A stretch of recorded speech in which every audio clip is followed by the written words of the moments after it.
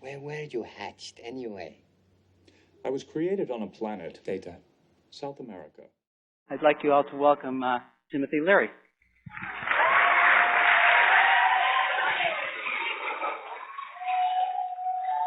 Terence McKenna means a great deal to me.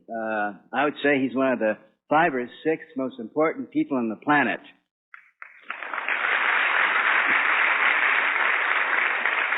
I can't even think of any others.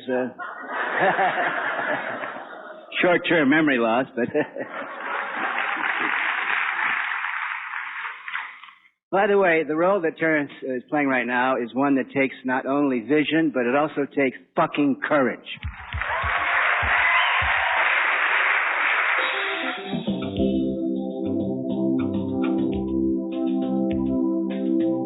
I'm a child of the 60s, born in 1946, went to Berkeley as a freshman in 1965, did the India circuit, did the LSD circuit, went to South America.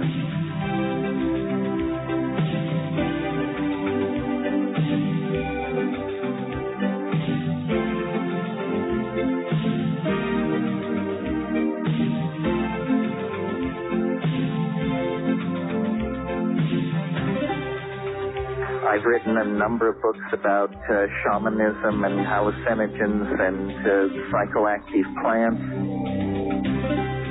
And I share an idea, which is that the world is moving at an ever greater acceleration towards some kind of complete redefining of all aspects of reality.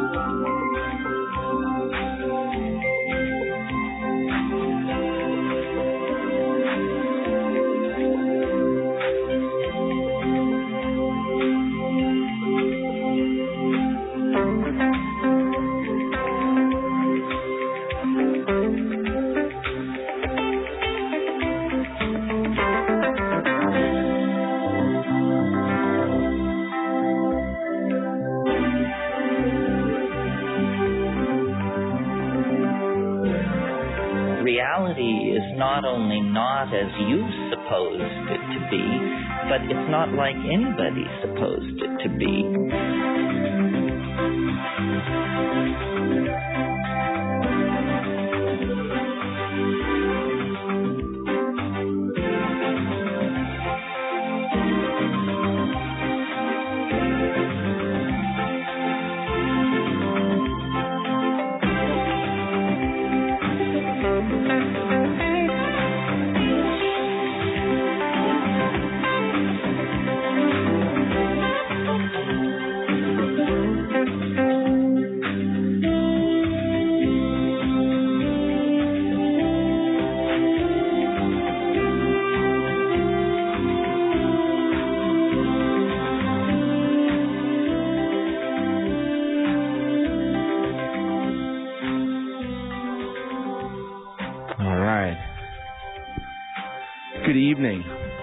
Good morning to you. Wherever you might be, this is Mike Hagan. You're listening to RadiOrbit. It's Monday night, the 3rd of April, 2006. And I'm glad to be with you guys here tonight. It's a special day. It's a special show. And we'll get right to it here. All right? Okay, listen, a big thank you, first of all, to John Lash for a wonderful program last week. John, of course, amazing, intelligent, very well-spoken, and a wonderful program. So big thank you to John, and thanks to Martin Lind as well for providing the music for the show last week. Tonight, as I said, it's April 3rd, and it is a special day in my world.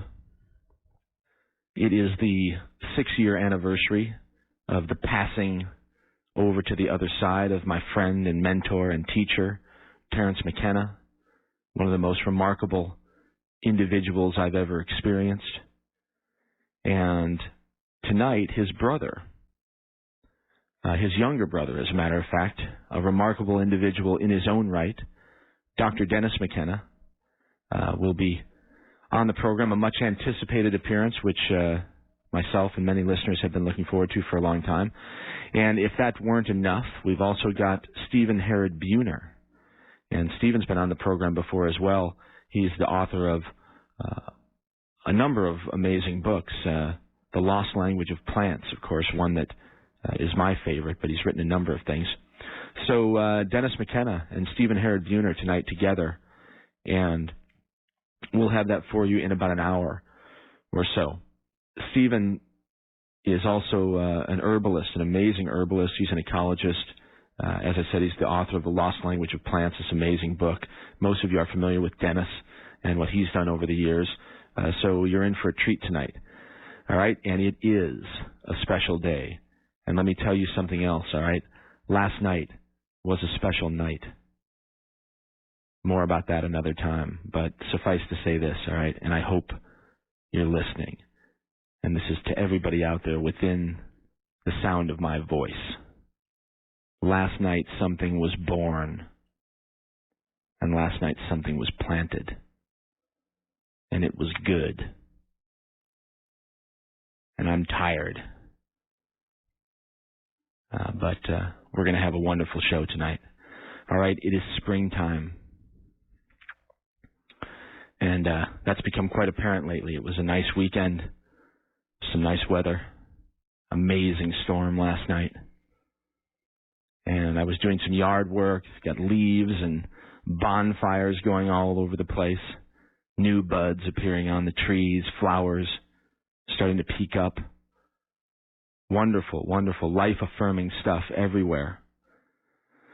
So, with that in mind, I think that I will read a poem, do something a little bit different for the beginning of the program tonight. It's a poem that's sort of been with me for the last few days, and it's called Flower Chorus. It was written by the magnificent Ralph Waldo Emerson sometime in the mid-19th century. Not sure exactly when. But it goes like this.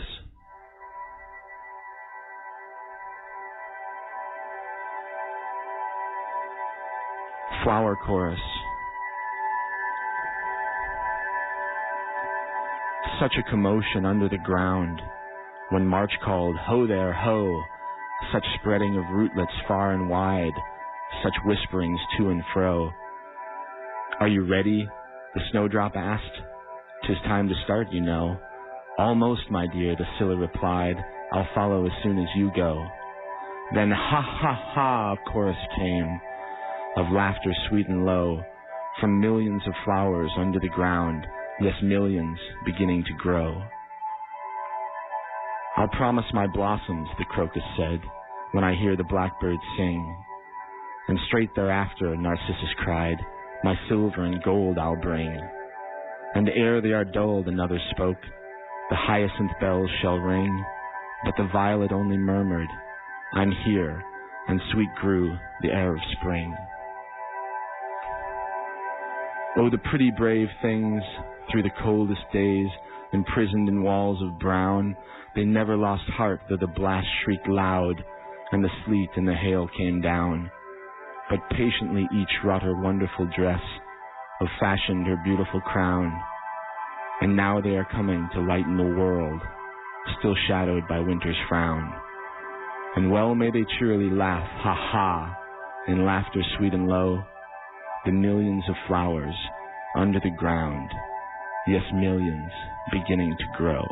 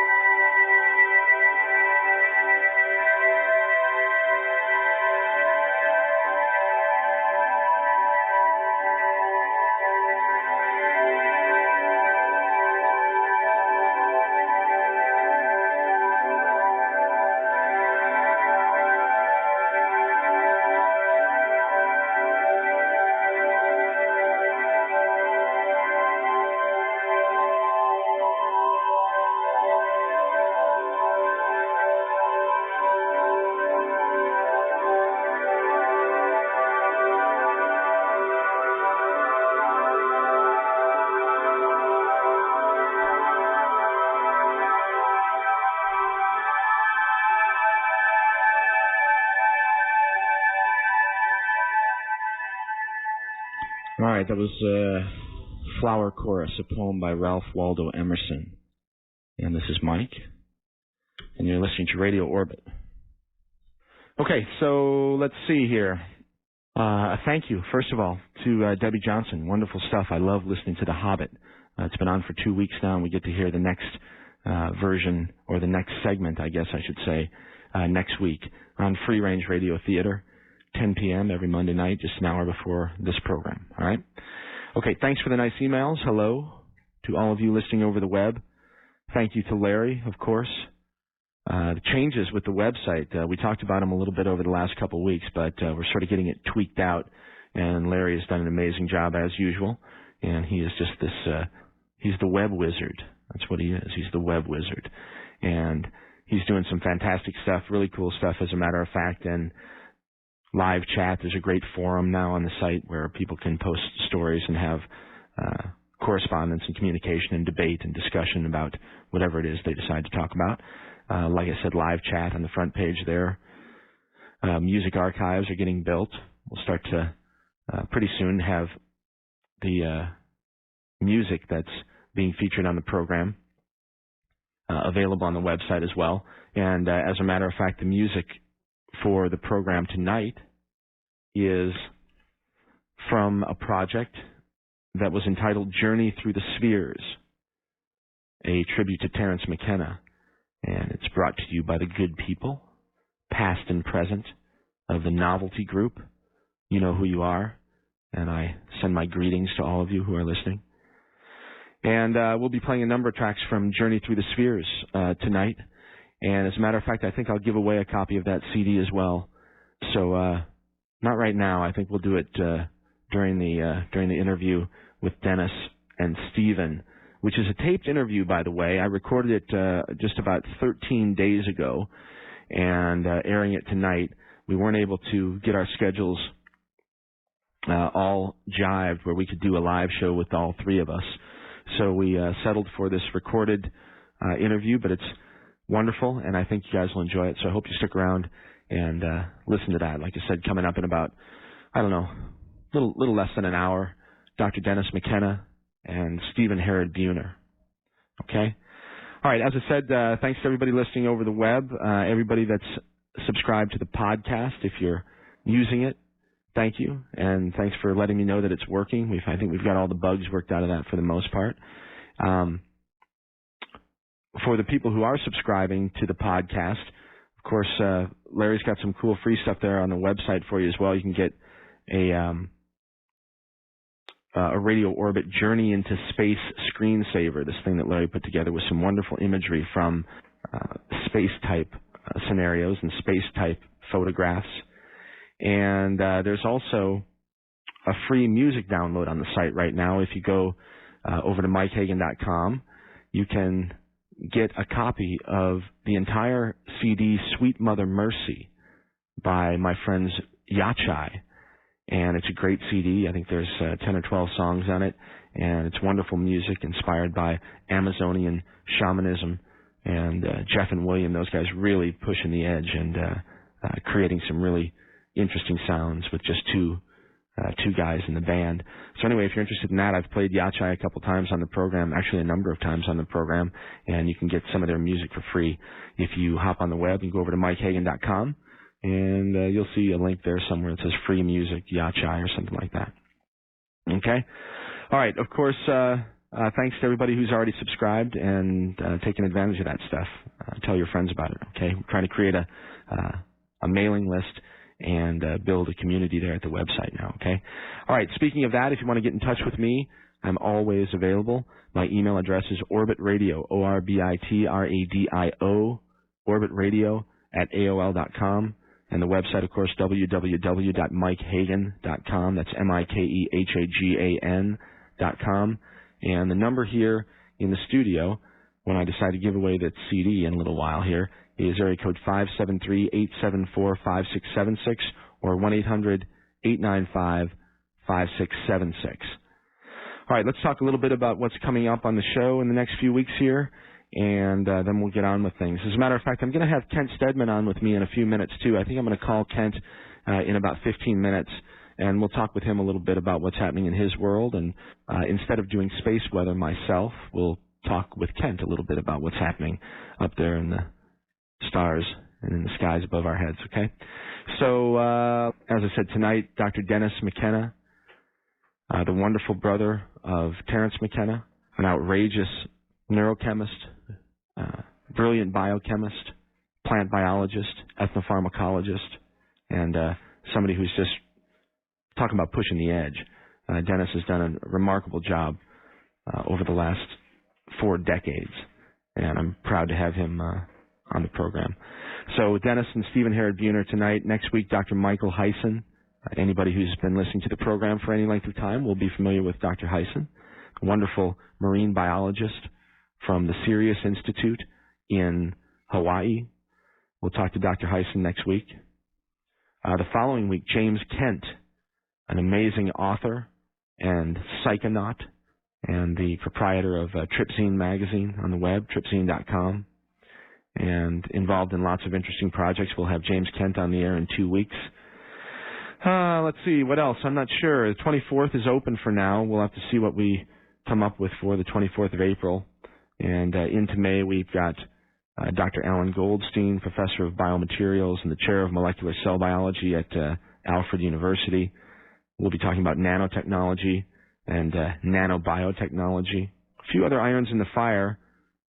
But on the 22nd of May, Rian Eisler, the remarkable author of The Chalice and the Blade. I can't wait to have Rian on the program. She's just wonderful, and that will be a privilege and a pleasure. So all that stuff coming up over the next few weeks and months, so keep coming back and join us, all right? Okay, as I said tonight, I'll give away a copy of Journey Through the Spheres in just a little while, and we'll hear another song from that. We'll do that right now, I think, and then we'll get Kent on the horn here. Come back and talk to him for a few minutes, okay? All right, this is Mike. You're listening to Radio Orbit. We'll be back in just a few minutes.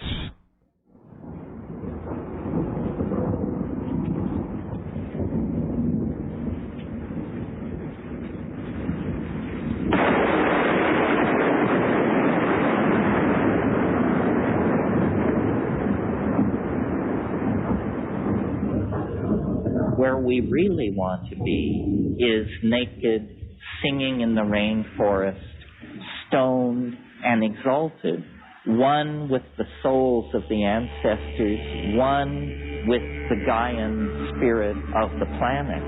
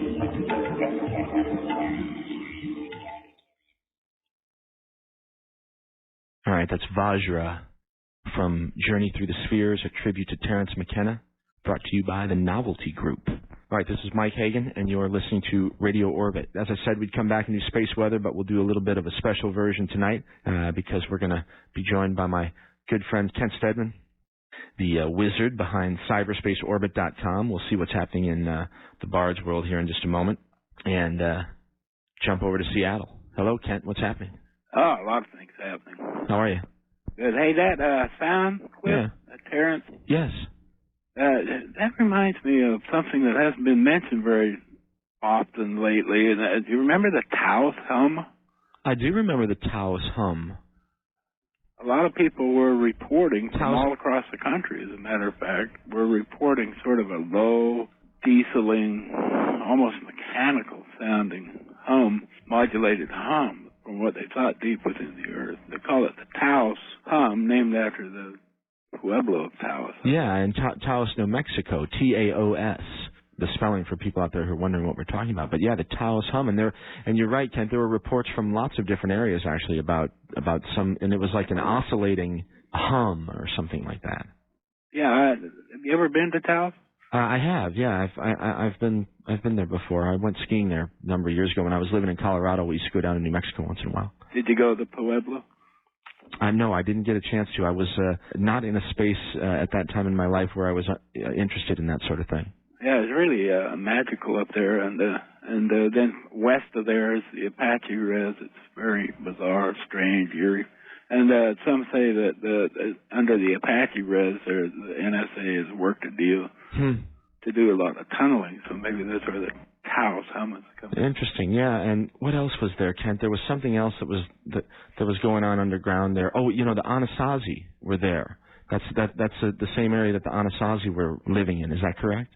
Yeah, that's correct. A really amazing place. I guess the Anasazi around Chaco Canyon, Pueblo Bonito, really developed quite an amazing culture. With Pueblo Bonito, for instance, has roads that can be seen by satellite that fan out like the spokes of a wheel going for hundreds of miles, centering on Pueblo Bonito and connecting to the other Anasazi city-states. They were city-states, It was quite a vast complex with lots and lots of people in it. And there are all kinds of rumors of ancient underground caverns around there, too. Mm-hmm. Interests me, these underground tunnelways. Yeah, we had Richard Sauter on the program just a few weeks ago, and he talks at length about that sort of stuff, although nothing really revealing, but just verifies more than anything that even in the public record, even in the stuff that we do know about, that there's a huge amount of this work that's been done and is probably ongoing, and who knows what's going on that we're not privy to. Well, they've been running on the Discovery Channel or National Geographic, I can't remember which one, but I've been watching about these underground caverns that they're scuba diving because they're filled with seawater. Yeah. And down in the Mayan kingdoms. And the interesting part is here these guys suit up and go diving at the great risk to their life because the tunnels are complex and then they'll go back, many, many kilometers, and so to explore them is risky. But the thing is, they'll get back in these tunnels with no air bubbles or anything, just seawater mixed with groundwater, different types of water. Mm-hmm. And they'll get back in there like 9 kilometers. I was watching this the other night, and there's a pile of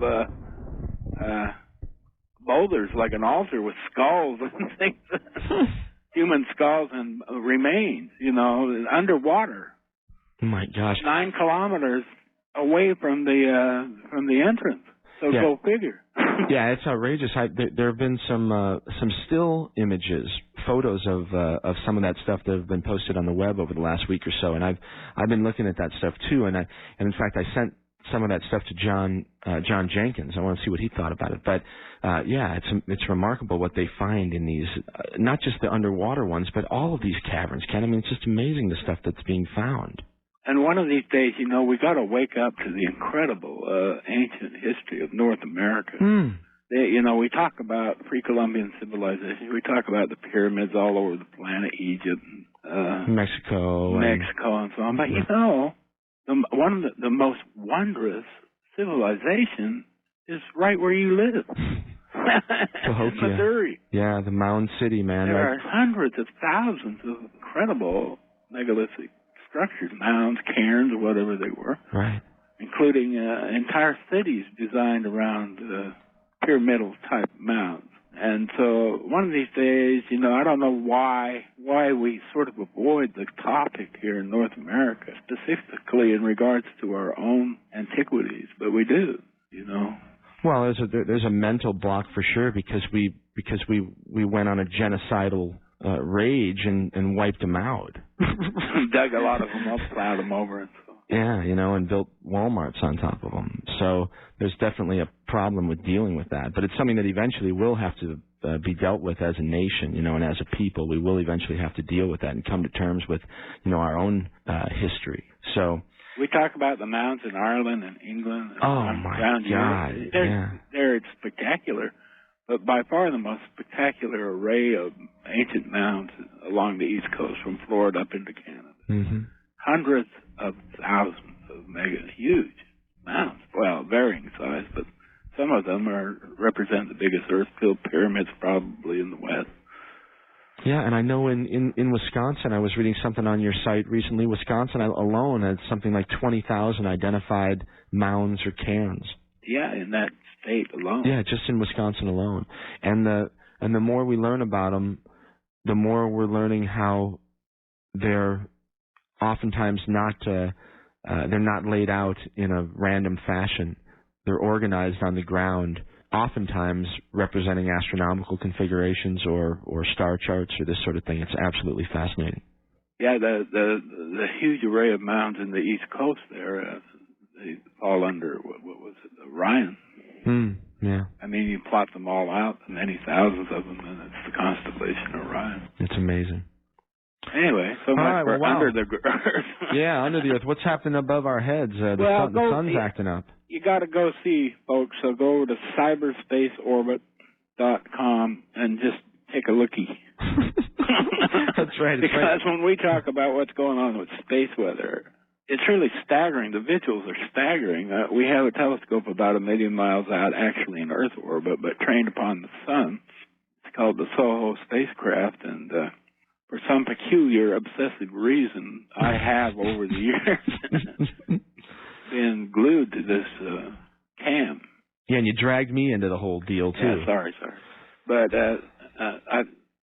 what's happened is my whole understanding of astronomy, especially solar astronomy, has totally been nuked.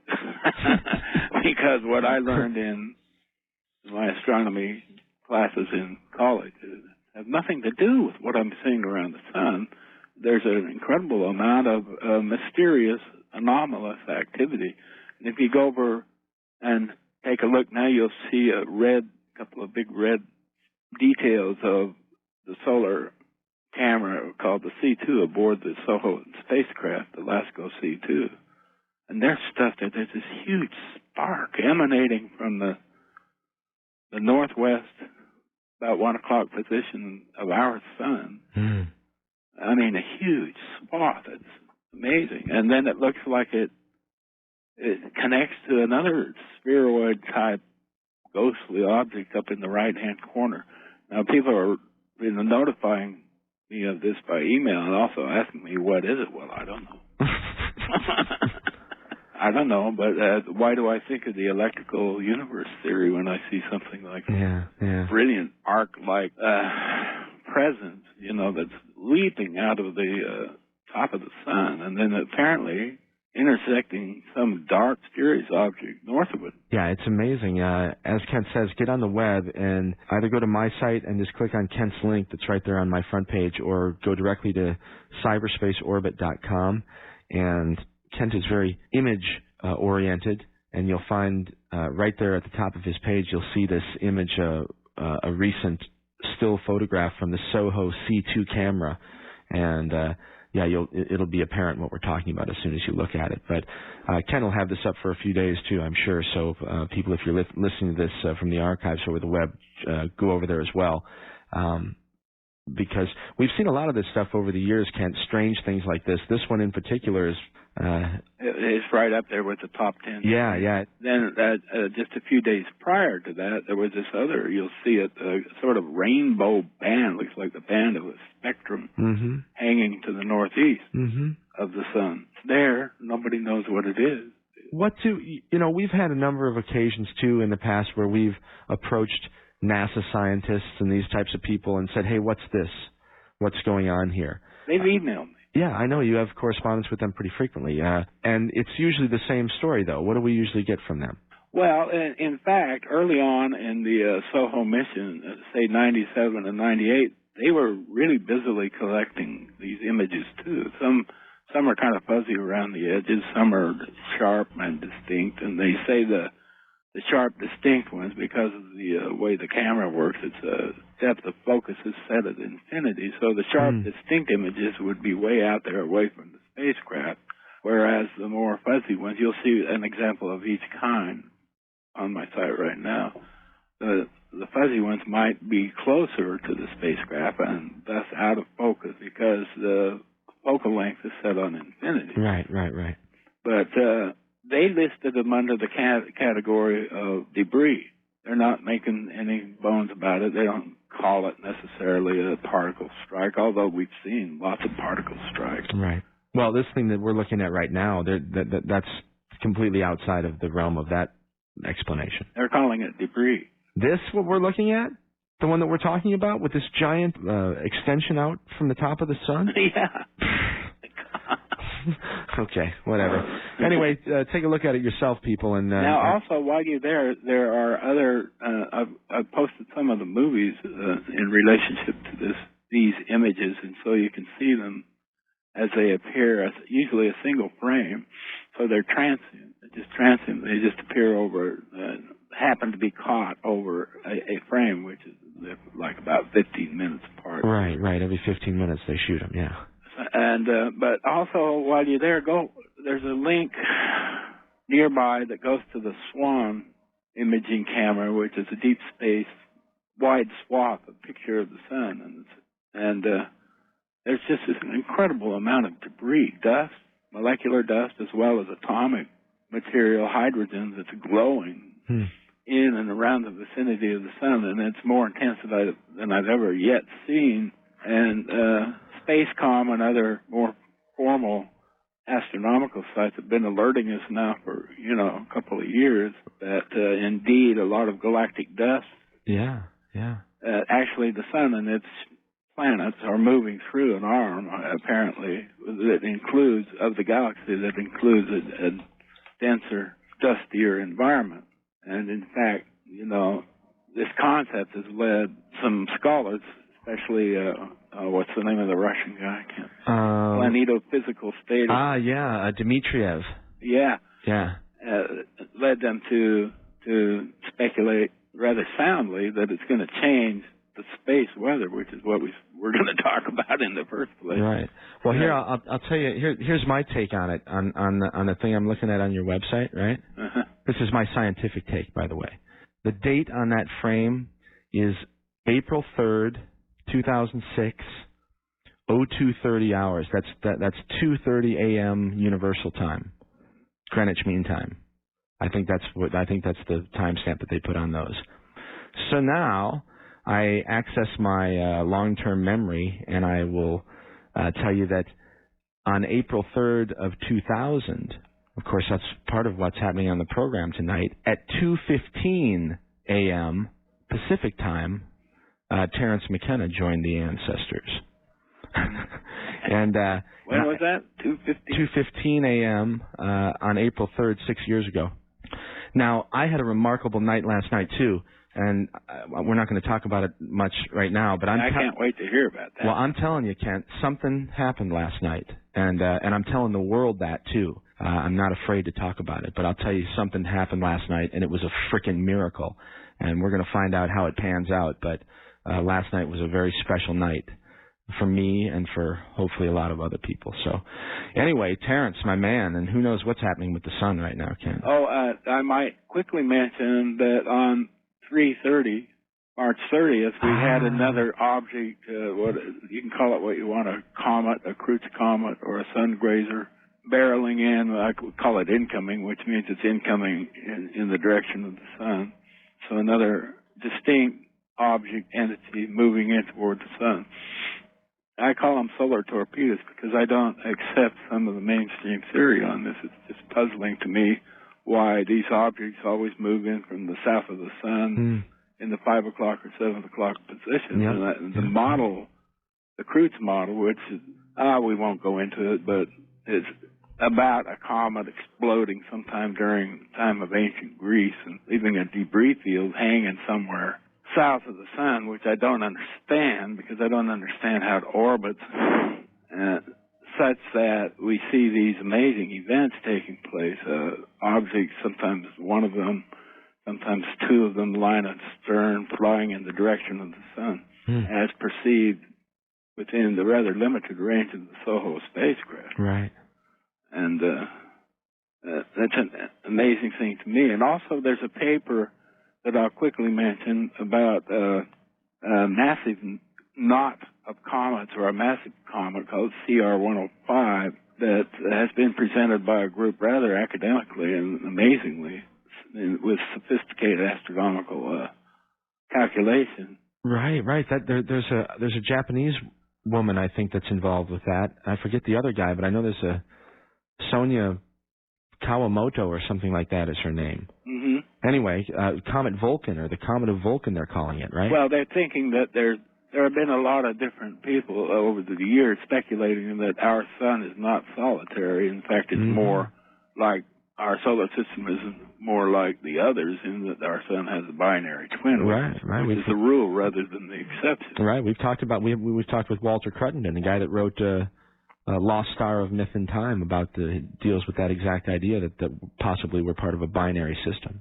And this binary companion has been called various names. It's been called Nemesis, also tagged as quote unquote Vulcan, Vulcan. But when you see a binary star system through the Hubble telescope, for instance, you very often see a plasma tether that passes between the sun and the big sun and the smaller sun, usually a large sun similar to our own, and then like a brown dwarf, right, or red dwarf, in mutual orbit around it, and you'll see this passage of plasma going back and forth like an umbilical cord between the two entities. Now, if we live in a binary system, it might explain some of this stuff we're seeing on SOHO in the fact that there's a plasma interchange going back and forth between our sun and its binary companion, right?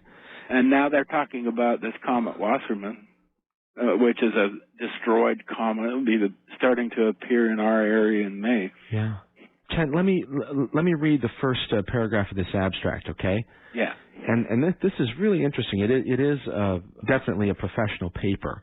And it's titled CR105, Comet of Vulcan, Astronomical Verification of Vulcan's Period by Dr. Herbert Kuhn and Barry Wormkessel and Sonia M. Kawamoto, Jane Yin.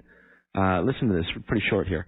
Others, including mainline astronomical investigators, have contended that our sun has a companion brown dwarf companion star. We do likewise based on multi-source data, and we call it Vulcan.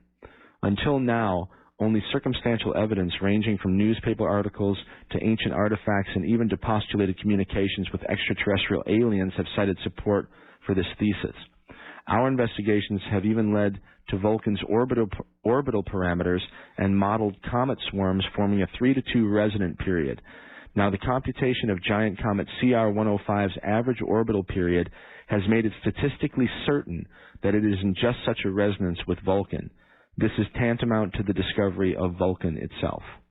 That's the way it starts. Astounding. Amazing. And it goes, and it's very, and it goes on for 100 pages or something. Yeah, it's very sound astronomical material with precise calculations, but it does what, you really hope that the scientific community will allow itself to do more often, and that's to expand out into mythology and so on. Well, there's quite a bit of interest in that area. Seems to be coming back, but boy, it's a tough sell in many cases. But this particular paper, I'd like to see what some of the Orthodox people have to say about this, because it is presented in a fashion that's very professional, Ken. Amazing. Okay, that's another one. Get on the web again, cyberspaceorbit.com, and it's just a hair down on the front page, and right below the links that say solar torpedoes that we've been talking about for the last few minutes, there's a link that says CR105, Comet of Vulcan. That's the link that you want if you want to read this. And I'll put a link up on my site too, Ken, to that one. That's a really interesting one. So, anyway, all right. Well, look, what else? Well, that's what's happening cosmically. Now, when I'm crazy old coot that with my background in the creative arts, that I like to expand into a lot of different areas. And we have a lot of really weird political things happening right now. And speaking of crazy old coots, there's this biologist. Oh, yeah. I know what you're to say. A population reduction biologist. Yeah, that's nice. Eric Pianka, out of the University of Texas, who's, he's saying things like he's giving formal academic lectures to his peers, saying that we'd be better off with 90% of the human population dead. He's talking about saving the earth with the Ebola virus and so on, and he's getting standing ovations amongst his peers. And it's,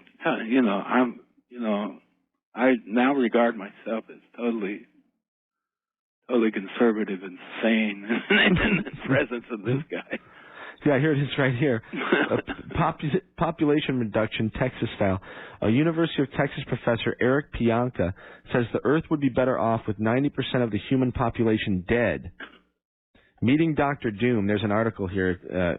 And he mentions that saving the world with Ebola. This is great. They want to infect 90% of the population with Ebola and kill 5 billion human beings.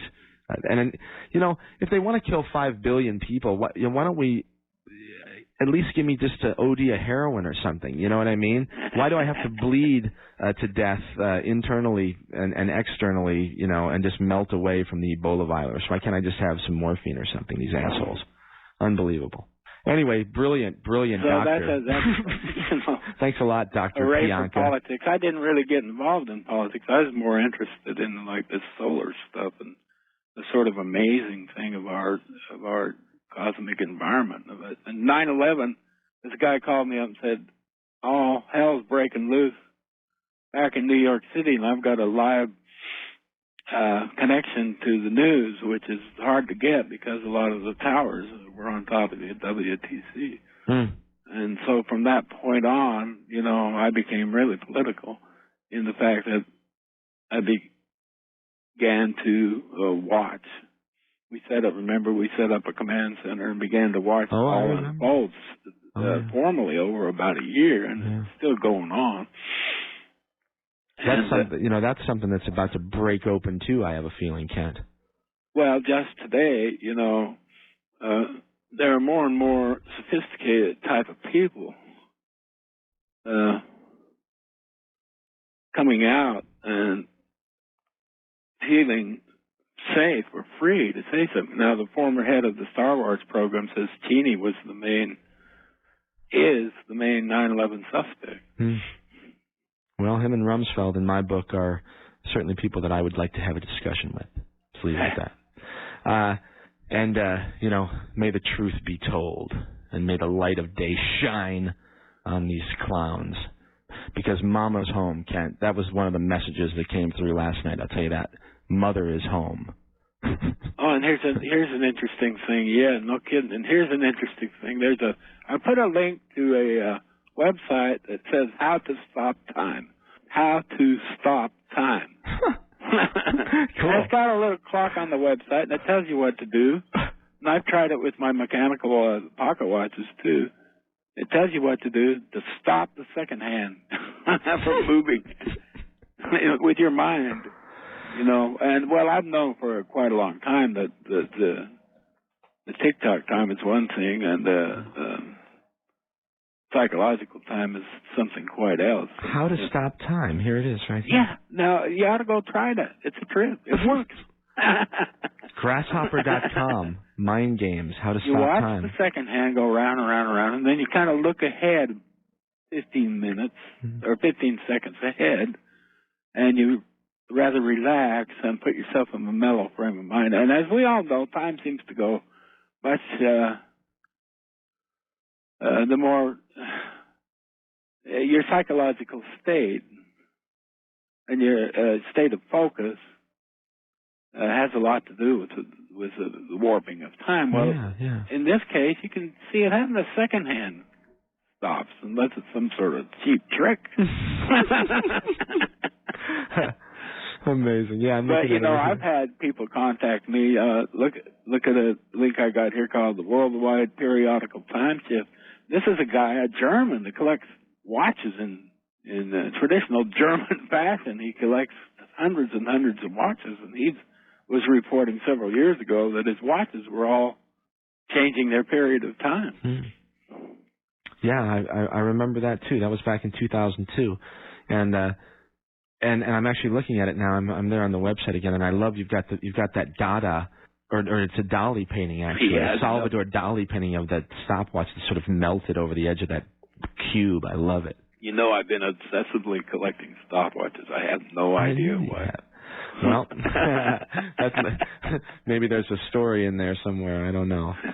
All right, Bartle, look, we've got getting toward the top of the hour here. I got a few things I got to take care of. So, well, it's great as usual. Yeah, thanks for and everything. I can't wait to talk to you about your experience the other night. Yeah, I'll talk to you about it, and I'll decide.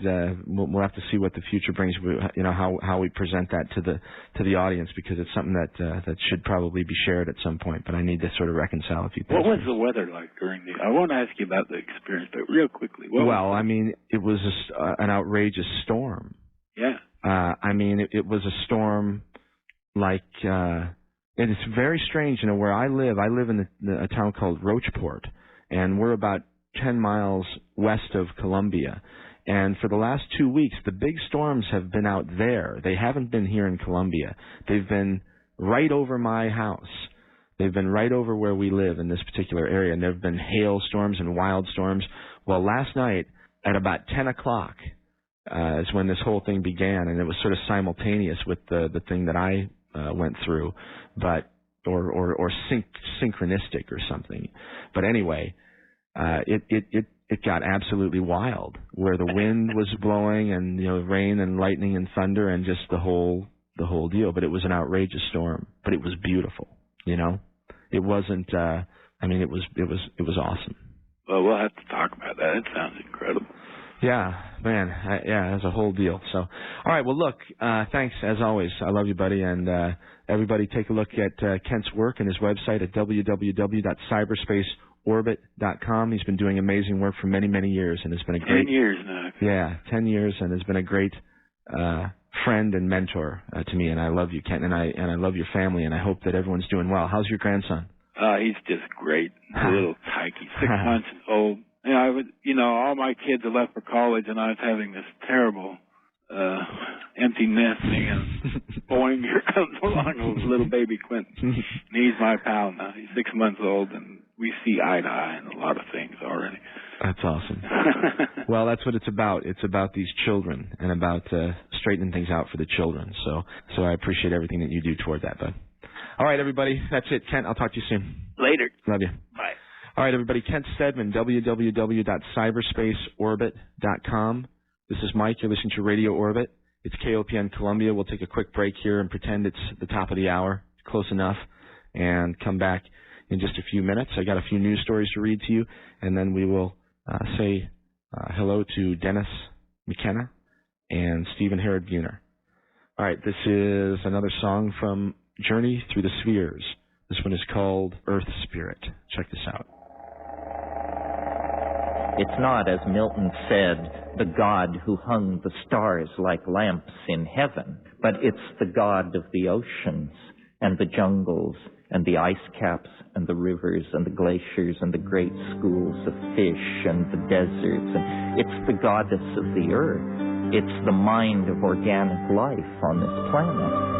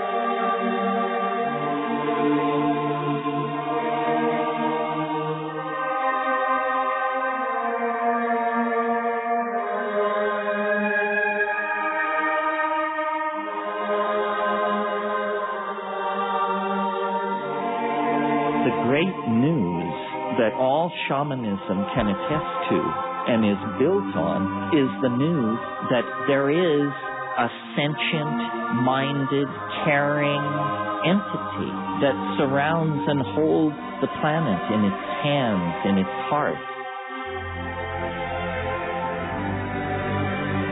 Call it Gaia, call it God, call it the spirit of nature. It doesn't matter what you call it. It transcends the rational apprehension of higher primates.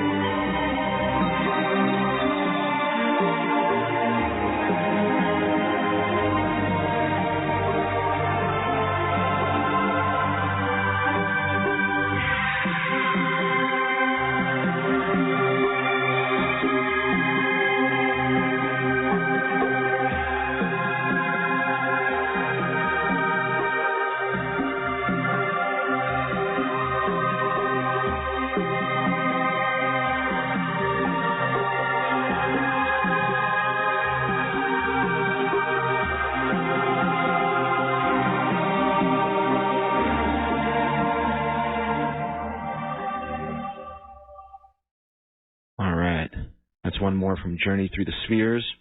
And this is Mike. You're listening to Radio Orbit. All right, let's do a few news stories here, and then we'll get to our interview with Dr. Dennis McKenna and Stephen Herod Buhner. All right, check this out. Brain cells fused with computer chip. The line between living organisms and machines has just become a whole lot blurrier. Actually, the correct English should be more blurry. European researchers have developed neurochips in which living brain cells and silicon circuits are coupled together. The achievement could one day enable the creation of sophisticated neural prostheses to treat neurological disorders, or the development of organic computers that crunch numbers using living neurons.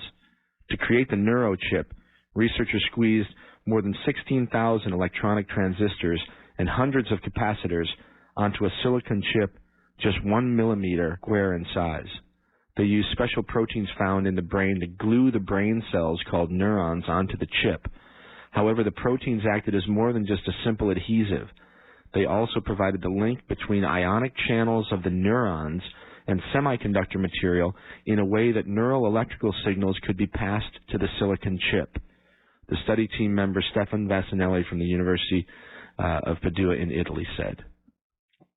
Okay, so now we're fusing brain cells with chips, with computer chips, and not only are they fusing them, they've actually got it to the point where there's a situation of interaction between the two.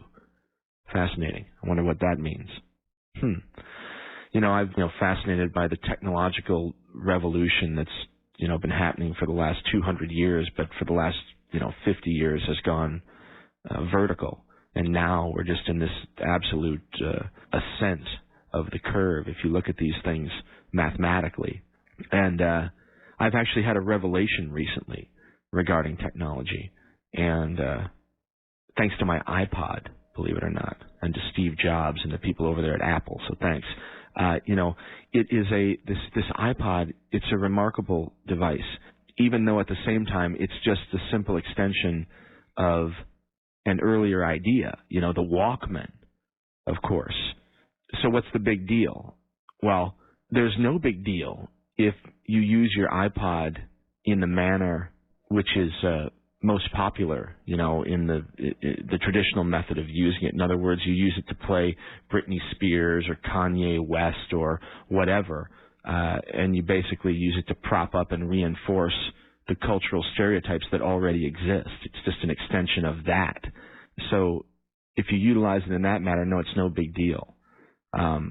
But if you decide to get creative with your iPod, then it becomes a very big deal, because you can turn it from a glorified Walkman into a trans-dimensional communication device.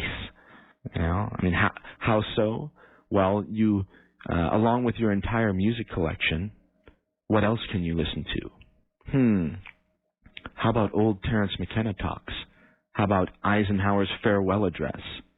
Maybe Jesus Christ Superstar? Maybe Radio Orbit archives? Maybe Macbeth? Maybe Sweeney Todd? Maybe Studs Terkel? Anything. You can have anything else, anything you can find on audio, including books, etc. And now video as well with these new little devices. And they can hold 40, 60, 80 gigabytes of data. It's everything that you have on your computer, most likely, including all of your music. So the iPod and technology in general, if it's not trivialized, if it's recognized for the powerful tool that it is, well, then it can be a great benefit. Everybody talks about how they don't have any time. Most of the arguments for people, including family members and friends of mine who don't listen to my radio program, and I say, why don't you listen to my show? Well, the number one answer is usually, well, I just don't have the time. Well, this is a solution to that for many people. You can use these new musical angels on the train, in the car, at work in many cases, as long as your boss isn't a control freak or jerk. So you can listen to whatever you like. You can put them on when you go to bed and listen all night if you like. But anyway, wonderful stuff, and the technology always walks down a two-way street. You know, it's easy to demonize it, but it's part of the world that we live in. Technology is nothing more than an expression of humanity, of human nature. We are nature, you know, even though the vast majority of the people walking around on this planet don't think they are. We are nature. We are from the earth, and we are made of the same stuff of the earth. And technology is something that we did with our hands. And so technology itself is by definition an extension of the natural world. All of technology comes from the earth too. All of it. All of the metals, all the glasses, all the ceramics, all the minerals, all the funky little strange elements that are required to make your cell phone work. They all come from the earth. And this is something that's going to be made self-evident very soon, I have a feeling. Anyway, I love my iPod. All right, check this other one out here. The Inuit see signs in Arctic thaw.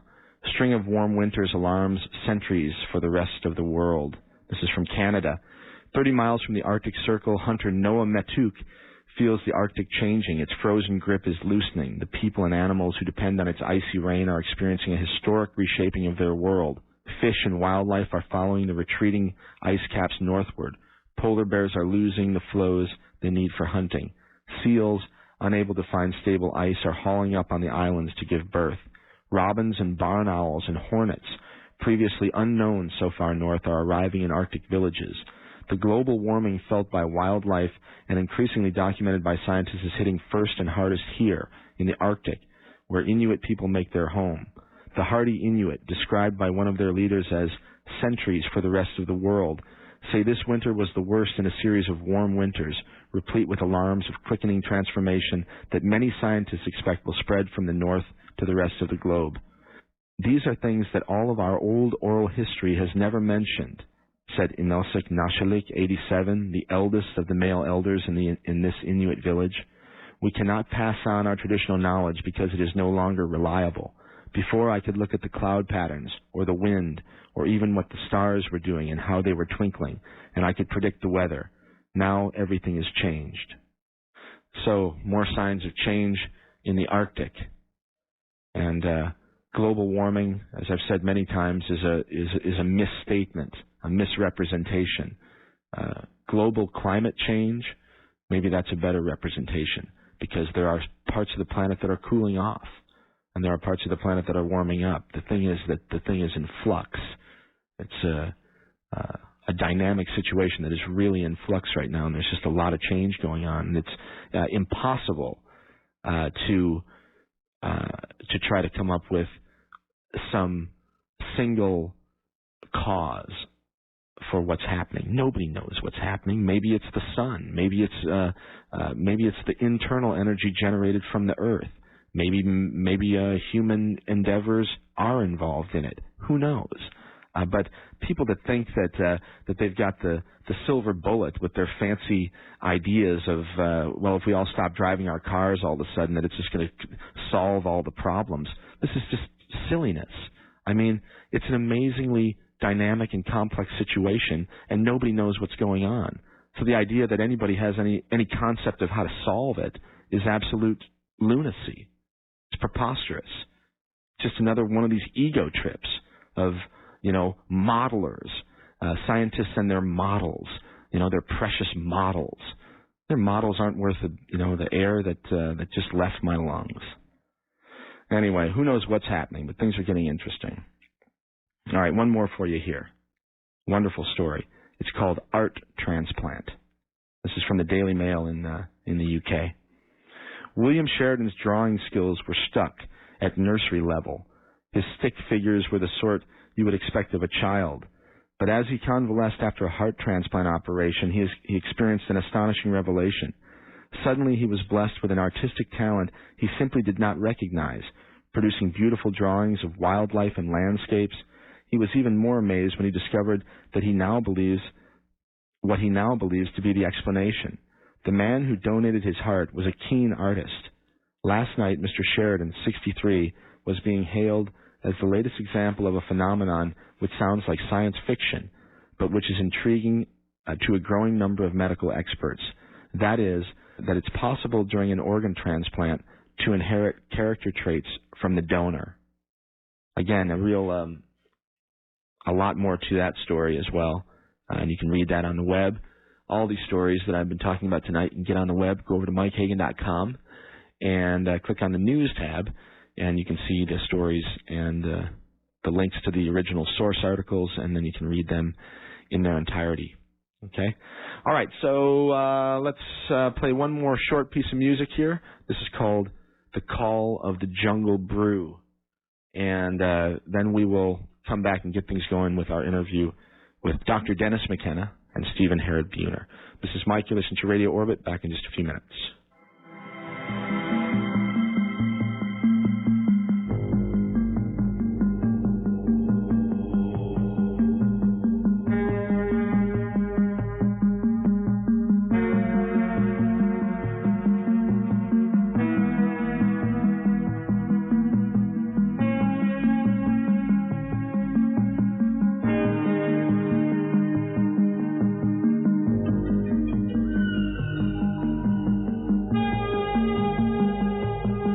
Here we are, once again, gathered to contemplate the forward rush toward the unspeakable, the historical ascent from the unknowable, and this very delicate moment of equilibrium, which is called the here and now. How are we doing? How are we doing in the here and now?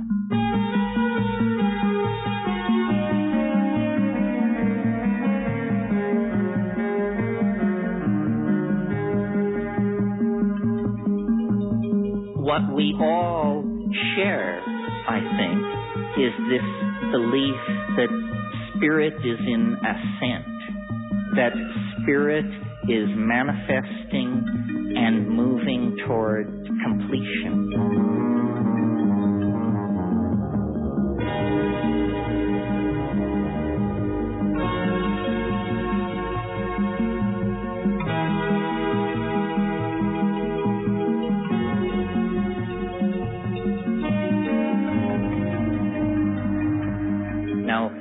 Some people don't like the word spirit. They think you have to have a philosophical and theological disputation going if you talk about spirit. Let's just define it here for practical purposes as consciousness. The feeling of being conscious is the feeling of the indwelling of spirit.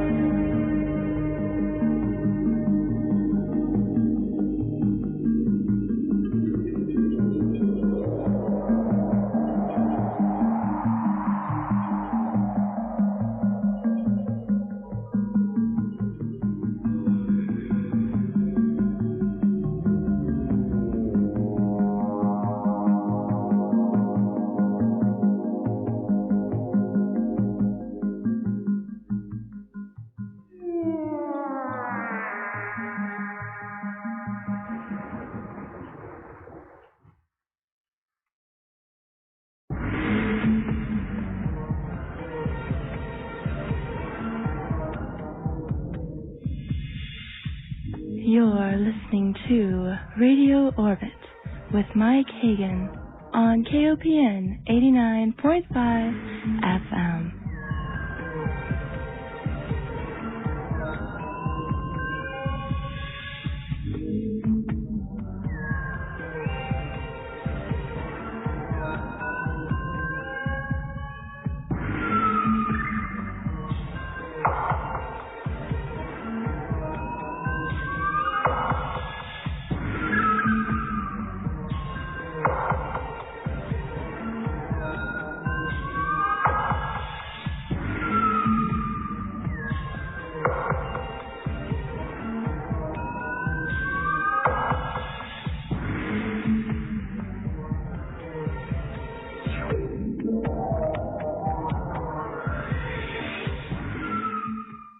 All right, this is Mike, and you're listening to Radio Orbit.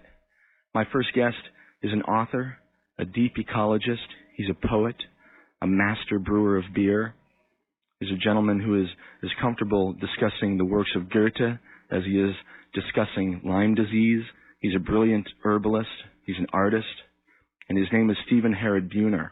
He's been on the program once before, and we welcome him back. My second guest, also returning to the program, is a world-renowned ethnopharmacologist. He's a brilliant biochemist and neurochemist.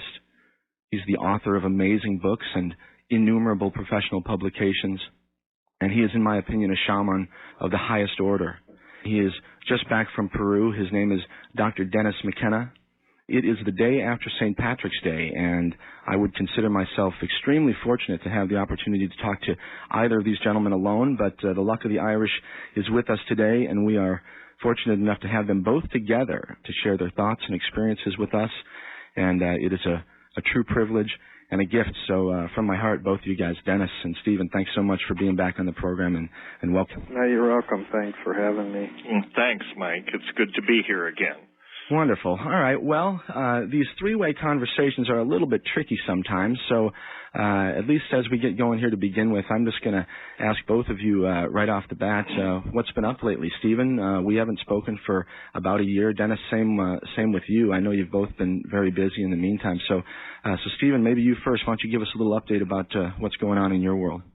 Well, a couple of things that in just terms of my own research and stuff I've been working on that's been fun for me. I've been really interested in emerging diseases for a long time because, they're kind of freaky and I think they're really interesting. And I like really watching how emerging diseases move through human populations and how plant populations begin to follow those along. So that's one of the things I've been working on. And the second one is I've become really intrigued by how different ego states, like in the developmental stages that human beings have, like the 9-month-old infant or the 2-year-old or the 4-year-old, that each of those developmental stages, there's a particular ego state that goes along with them. And then learning how to cathect or put energy into one of those ego states and let it kind of come forward so that you see the world through that part.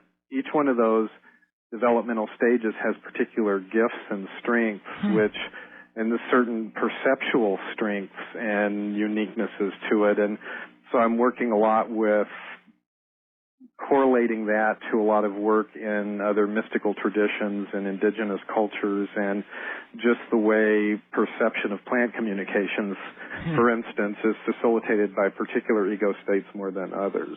Wow, fascinating. I'm living it in real time. I have a 2-year-old son. No, that's a great way to learn about that.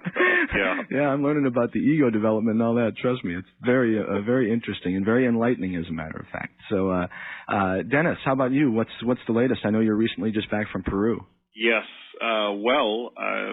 Yes, I've been away in Peru for 5 weeks, and I just got back about a week ago.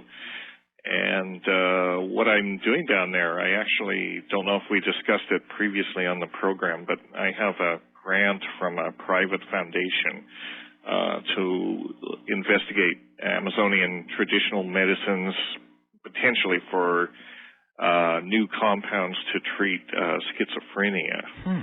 And so, this is really classic ethnopharmacology in the sense that it combines looking at literature, looking at what's known about some of these plants with interviews with traditional healers, and trying to tie together a number of threads to identify plants that are not so well known in terms of their chemistry, but have a pretty good folk record of being used to treat these kinds of things. And so through that process, we've identified about 250 species that we're trying to get our hands on. And so far, we've gotten about half that number. So we're not really expecting to get all of them. So I was down there basically on the second phase of this project, and did some more collecting, Interestingly, when you go down to South America to do this type of field work, you find that you spend as much time as in government offices trying to get permits and get the bureaucracy under control as you do in the jungle. And so, we've been trying to be very sort of straightforward and honest about all these intellectual property issues and trying to export these things, and that's a process that's been going on for the last couple of years. Finally, this time, we seem to have worn them down, basically. So they finally decided to release all the specimens that we've had in storage for a couple of years. So I'm very happy. We've got 2 big boxes of collections on the way. If they're not intercepted in some way, we'll have a lot to sort out in the lab in about a week or so when they get here. So that's what I've been doing, hanging out in the jungle a lot. Big news, though. That's great news that they released your samples, your specimens. Yeah, it is. All right, well, good. And very frustrating. I imagine, but it sounds like you had. 125, even though maybe it was half of what you were looking to collect. It seems, at least to me, it seems like a lot. It seems wonderful because knowing the power of some of these things, if you have 125 of them, maybe there's 125 miracles there or something. Well, I doubt that, but we've settled for one. That's right. Out of the pool, if we come up with just one new compound that looks interesting, I think we'll be happy. All right. Well, Stephen, this relates directly to your work, of course, as well, because Stephen comes from a long line of healers, and of course, his interest in emerging diseases and the things that he brings up originally certainly must be related to this work. What do you guys think about the connections between Dennis's work and Stephen, your work in emerging diseases and trying to come up with solutions for some of these things? Well, it's interesting. Dennis actually, his first book that he wrote with Terrence, The Invisible Landscape. I got a copy of that back in 1979 and when I was working on my degree in transcultural epistemology and basically looking at the shaman as an archetype for human contact with the sacred. And I wrote him a letter, and he was really nice. He wrote me back this long letter, and so it's kind of neat to be able to talk with him today. That was in the era when we had time to write long letters. Exactly. Yeah, we were both just babies back then. Right. Well, it's funny, you guys, because I told Dennis off the air that it's sort of the closing of a circle because I was familiar with Dennis's material as well and had read Invisible Landscape and lots of other things that he had done and things that Terrence had done. But not until I had spoken to Dennis last year was I familiar with you, Stephen. He introduced me to you and told me that he thought that you were doing wonderful work, and that's when I went out and got The Lost Language of Plants, which was a stunner to me, and then went on to read The Secret Teachings of Plants, and then got in touch with you, and then we talked. So it's wonderful to have have you guys together. Really fun.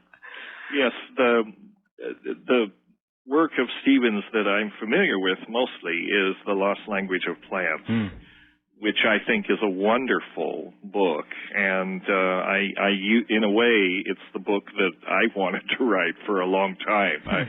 He very beautifully explains the way that these ecological systems involving plants and everything else in the ecosystem are so carefully regulated by plant chemistry.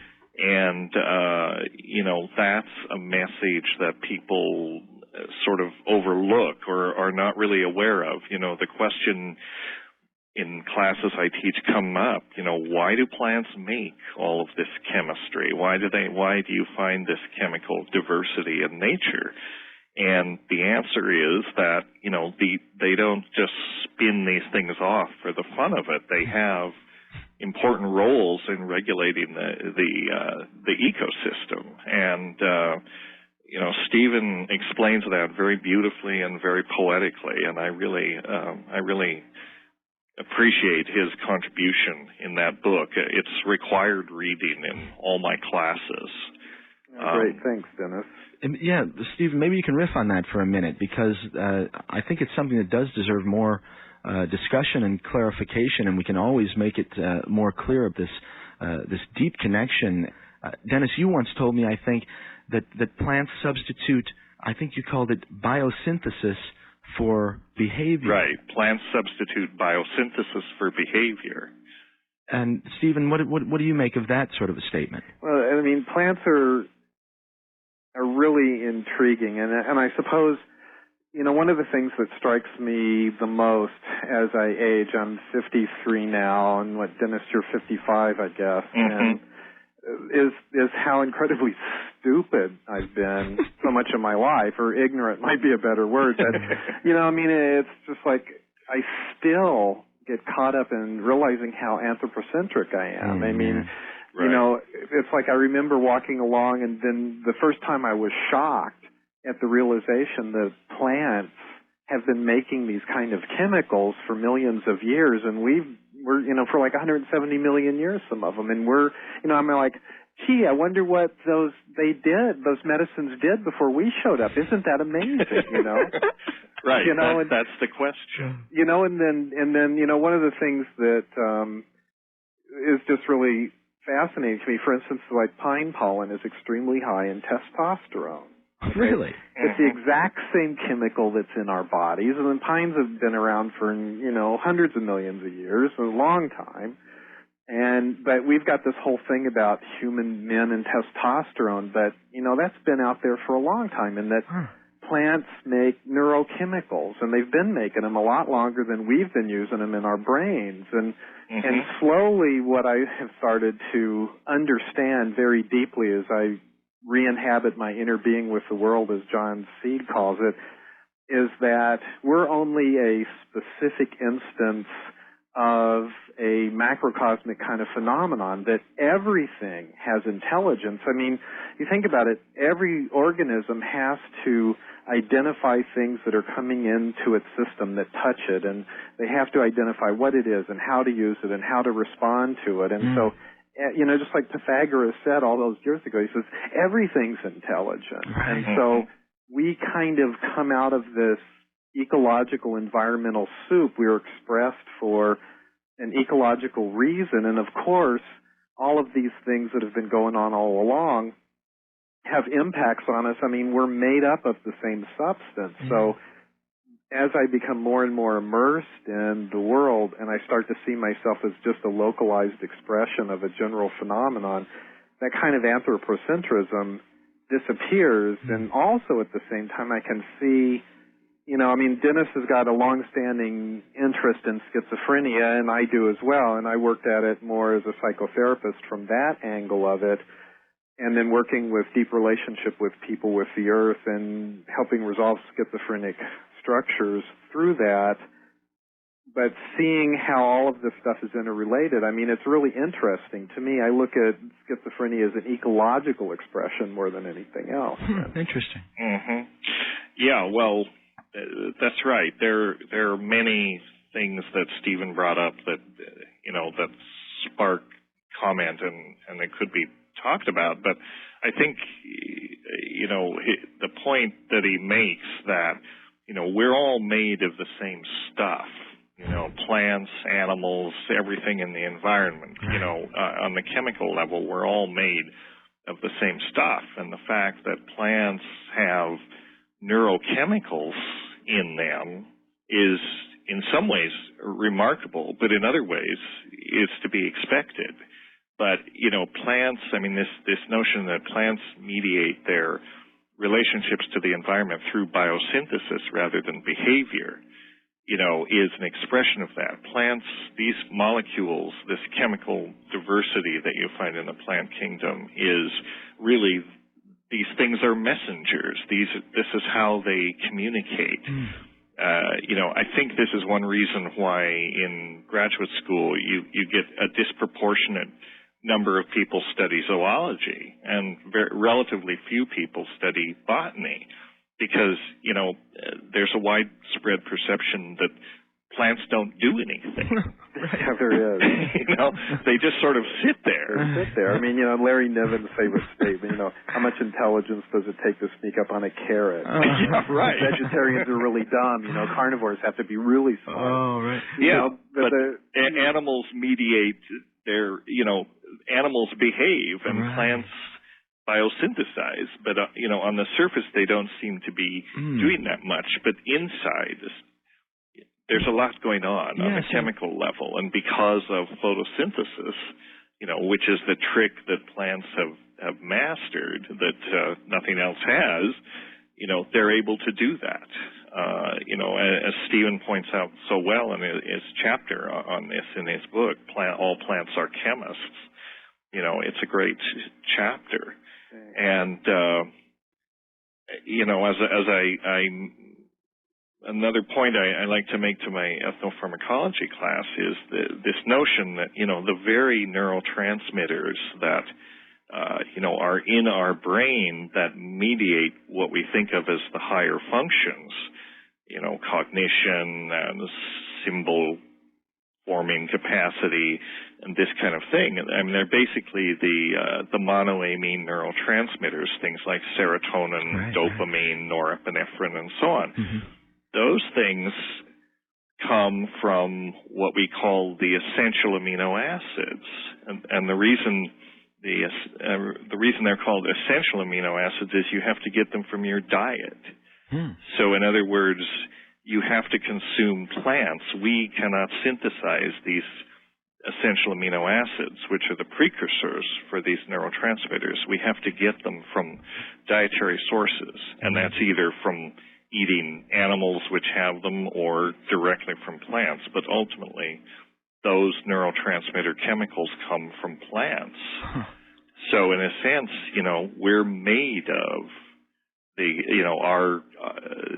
compounds that mediate consciousness are plant products. I mean, we're made of these compounds, which if we encounter them in the ecology, we'd identify them as drugs, and in fact, they are drugs. Right. We are made of drugs. So, we can just abandon the notion of the drug-free America because, organisms themselves are made out of drugs. Right, and some which are really interesting, as a matter of fact, too. I mean, certainly the DMT, dimethyltryptamine compound, comes directly to mind, and, we've spoken about it before, but it's in human metabolism. It exists within our system, and yet it's a Schedule I drug, at least classified that way. That's a political classification. It has nothing to do with, its actual place in nature. Right. The example of DMT is interesting because it's interesting that it's, so widely distributed in nature, but on the one hand, that's, in a way, it's not surprising. What's interesting to me about something like DMT is it's 2 steps from tryptophan, 2 trivial enzymatic steps. So, in other words, tryptophan is one of these essential amino acids. It's one of the 20 amino acids that goes up to make a protein. So, tryptophan is in all organisms. We haven't found one yet that doesn't have it, and if we did, it would be very unusual. By 2 very simple modifications, tryptophan can be converted to DMT in 2 steps. I don't know what that says about nature. Maybe nothing, but maybe it does. Maybe you can read into that fact something about the intelligence that's inherent in nature. I mean, is there a message here? I don't know. Stephen, let me ask you a question about something that's a little more esoteric and not as scientific. I had this experience years ago when I was living in Colorado, and we had this vine that grew on our deck, and it had these big leaves, and in the morning when the sun came up, the leaves would look toward the sun, and then as the sun moved, it did this all day, and it turned out I learned about it. It's called heliotropism, they call it, right. And it's this turning toward the sun. But I didn't know anything about any of this stuff back then, but my initial intuition was that plant knows where the sun is. It's obvious. There was an intelligence of sorts there. Oh, it's not of sorts. They're an extremely keen intelligence in plants. And, you know, I mean, some of the things, you know, Goethe would say stuff. It's like we discover so much only because we've forgotten so much, you know. And I look back in like Jagatis Bose's research from the early 1900s, late 1800s, and in his examination of the nervous system of plants, he found that plant nervous systems are in some instances as sophisticated and rapid as ours, and in many instances approach ours. And so, to me, you know, he found ways to measure that and look at it, and that plants have a lot more movement than they're credited with having, and a lot more sophisticated nervous response. It's just it's not in a form that we're used to seeing. And so, of course, it makes perfect sense to me that they make neurotransmitters, not just for all of the other reasons neurotransmitters can be used for in the plant kingdom, but also for their particular nervous system functions. And then I start looking at, of course, these more entheogenic substances that are present in the plant kingdom and move throughout plant ecosystems at various rates. You know, we tend to think of ourselves as so incredibly unique with our intelligence, our mobility, our cognition, but the older I get and the more I've removed myself from that kind of bias, the more I see that we're only a specific example of something that's been present there for a long time. So, you know, it's taken me a long time and a lot of experience to get to the place where I perceive plants as equal kindred and of equal intelligence. They just do a different thing with it than we do. Amazing. Than people do. Right. Remarkable. Well, let me ask you guys both a question then that's sort of related. There's a question that came in from the listening audience, and they're asking about these ideas of entheogens, and certainly they're talking about the mushroom and perhaps some of these combinatory things that involve DMT, Dennis, or whatever. But there was an overwhelming thread that came through email that I received before I spoke with you, and it was sort of like this. How can the listening audience help to integrate these types of ideas of intelligence in nature, symbiosis, gnosis, entheogenic investigation, and how can we help to get people to accept that these ideas are more approachable and not this whole, you know, this is your child on crack image? Oh boy. I mean, I guess maybe that's a question that we've been struggling with for 40 years, Dennis. I don't know. Yeah, I mean, I'm not sure. You know, I think in this culture, it's difficult, you know, because we are, for one thing, we're estranged from nature, and we're, you know, most people don't live in a situation that they're exposed to nature, and, you know, we're sort of trapped within this culture of, you know, of civilization in a way, and, you know, as a result, we experience nature at one step removed. I think and so when it comes to, you know, in a sense, all of these conundrums about drugs and drug regulation and what should our relationship to it be, in a sense, these are all sort of meta aspects of the you know, ongoing process of human-plant interactions or human interactions with plant secondary compounds. I mean, our, you know, policies with respect to drug regulation, tobacco control, all of these things are, you know, an expression of human behavior in response to interactions with plant secondary compounds. Right. But, you know, it sort of diffuses out into the area of law, jurisprudence, all of these things. If you go to a more indigenous type society that sort of lacks these overstructures that, you know, come with civilization, you can see it in a much more raw form. You know, in a lot of the societies in the Amazon, for example, even though those traditions are threatened, they still persist. And in indigenous villages, they don't have drug laws. They don't have this type of regulation. They have, the people and nature, and then the role of people like shamans becomes very important. What they have is wise people, who are the mediators of this relationship.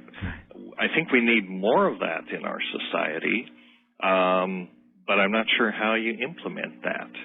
Hey, Stephen, this sort of makes me think about some of the work that you're doing on ego development and this sort of thing, because this is obviously a function of ego, some of the cultural phenomenon that we're in the middle of that Dennis describes as so difficult to get over.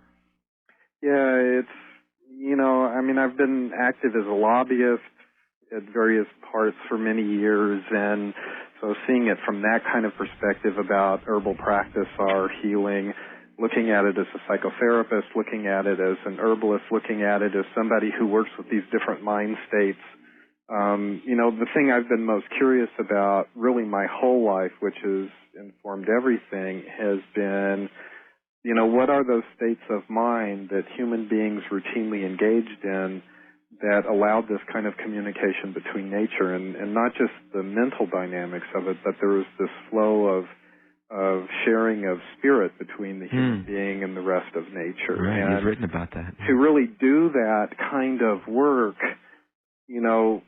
I've always been fascinated by experiential anthropology. Theoretical anthropology is ridiculous to me. So, and I love Thor Heyerdahl because they said, well, no, the Egyptians couldn't have sailed there. And he goes, let's find out. Yeah, get in a boat and do it. And so Joan Halifax, to me, was an experiential anthropologist. And there's many people like that. And I want to know, what is it like inside that world, and how does it shift my paradigms I was raised with? And so I'm constantly confronted with the American cultural paradigm, and then what happens when you move out of that, and the impacts it makes on the psychological self and the structure. And, and the subtleties of ego state expression become very paramount. One of the things I've noticed with the few indigenous peoples I've met and other cultures is that, and also from reading what people who met them hundreds of years ago said, is that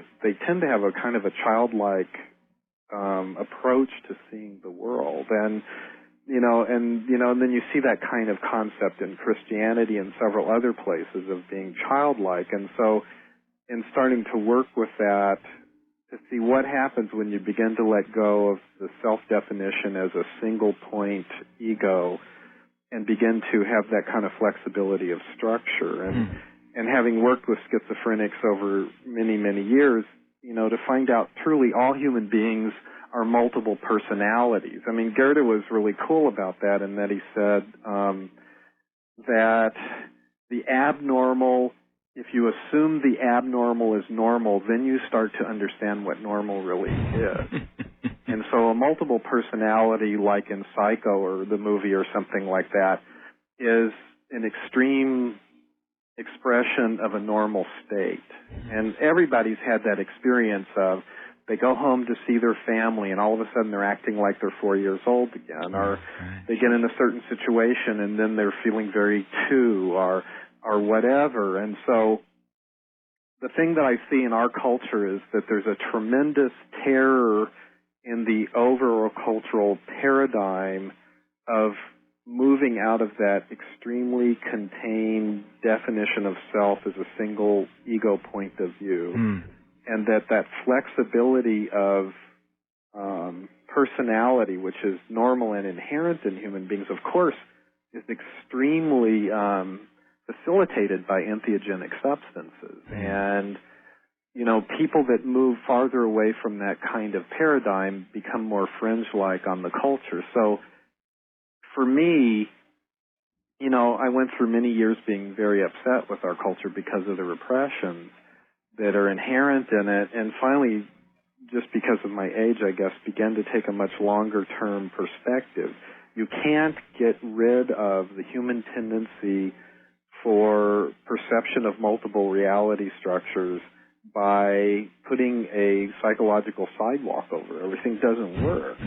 That, like, they put sidewalks down and dandelions still break through them. That's and right. so the capacity of the human being has to have expression, and it continues to have expression because it's there for a reason. So that's why I look at schizophrenia as an ecological expression, not a biochemical breakdown necessarily, or a disease process. It's it's more of a cultural, ecological expression to me. And so I like preaching to the choir, because there's more and more people that feel inside themselves that something isn't quite right, and that as we talk to those parts of people, those of us who know about these other ways of being, it encourages them to allow their full humanness to express itself, and that's where the real juice is. Fascinating. What do you make of that, Dennis? Well, he's covered a lot of territory, but I basically agree with what he's saying. I think there is, in Western culture, there is this dynamic tension always between sort of the impulses of the individual and the motivation toward direct experience, and direct experience that is not necessarily mediated through cultural filters like the entheogens, for example, or other types of mind states where, the verbal scaffolding, the verbal filters, and the cognitive filters that we usually apply, are temporarily disabled to allow direct experience of, this energy web, this chemical web, all of the energetic influences that, tie us to the world. The idea that, the West is very invested in the notion that the self and nature are separate. Right. That the ultimate Woody Allen comment, nature and I are two. Yeah, but that somehow the skin is a barrier, that somehow it defines the boundaries between the self and nature, but that's an illusion.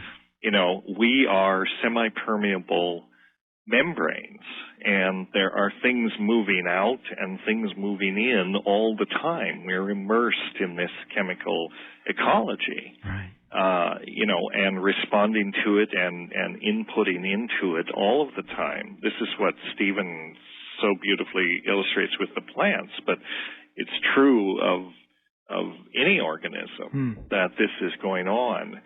And, recognition of this is somehow threatening, I don't know, this perspective is somehow threatening to Western power structures, which are much more invested in the notion of control.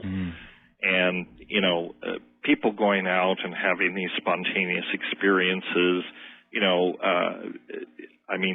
it doesn't subserve the control corporate agenda very well, because they may not be content to go back to their cubicle after things like that, And so I think in a sense the effort to control substances and humans' relationship to substances, and I deliberately make that a very sort of broad topic that's not just about drugs. It's about nutrients, it's about herbal medicines, it's, the whole issue of, who should own nature, who should patent these plant substances. It's really a expression of the sort of the paranoia of the Western worldview that nature is something to be controlled, and people's relationships with nature should be regulated and controlled. And if they're not, it's very dangerous. It's perceived as dangerous by the power structure because people may have thoughts that are inherently dangerous, and actually they're right. They're right. That's the thing. They have it right. Right. They understand what it means to their particular endeavor. Well, I kind of have wondered too about this, that whole kind of approach. It seems to me, in looking back at it historically, that it really emerged from, in part, and I think fairly strongly, from the kind of unique dynamics that were going on between early Christianity and Roman pagan approaches, and that the Christians were very oppressed, and any group that is oppressed like that when they kind of get on top, they tend to oppress others that they viewed as their oppressors. And so that kind of movement away from nature as a living force that was more clear in Roman and Greek tradition, and moving way away from that to that there's nothing in nature, and if you start looking at how the whole scientific paradigm began to emerge out of Christianity itself, and they were kind of curtailed in what they could say and how they could say it to get along with Christian perspectives. And Christianity's really influenced scientific work a lot more than I think most people realize. And we kind of get to this place where, there's no living intelligence or soul in nature, and that actually reconnecting with that thing is considered very dangerous, as Dennis was saying. And so I tend to look at it as not so much just civilization, but this particular kind of heavily Christian-influenced civilization structure that we have, that there's a lot of sense to it, and that there's some things in it from that. And so, yeah, it is dangerous to that perspective, very much so. Well, yeah, I think that's interesting that you should bring that up, because definitely sort of the Christian perspective has definitely very much influenced the evolution of Western civilization. And what's interesting about the influence that Christianity has had, it's essentially devalues nature, and it devalues or even actively suppresses biology. It's sort of based on the notion that, nature is, part of this world, and the Christian focus is always on the next world. So nothing in this world has, intrinsic value. So, you can get, on the further fringes of Christianity, for example, that perspective leads to some of the revelation, some of the left behind perspective that, the world's going to go down the tubes, and won't we be happy when that happens?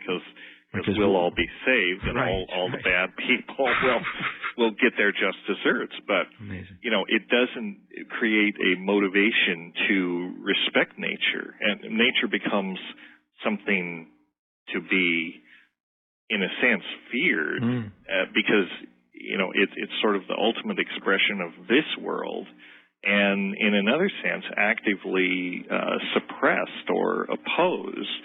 This phenomenon of sort of what I've sometimes called, or what I sometimes think of as biological totalitarianism.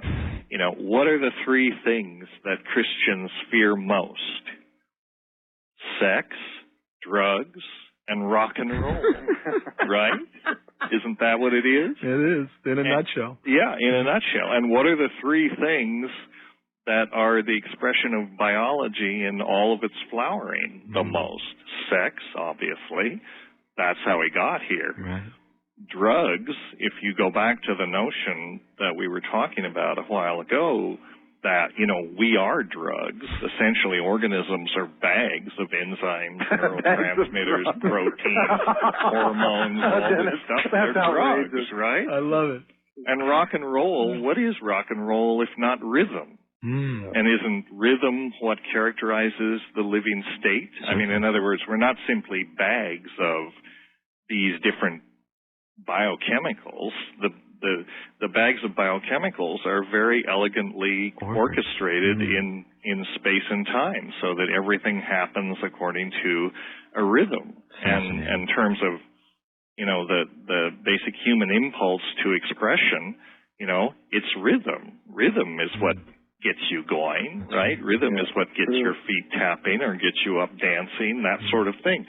It's biology. Right. It's biology that these sort of, that this sort of authoritarian version of Christianity most fears. Right. And Dennis, certainly the rhythm idea is really taken to the place where you can see it in the indigenous drumming ceremonies and this sort of thing. Well, they're sort of the opposite of this. I mean, they celebrate all of these things.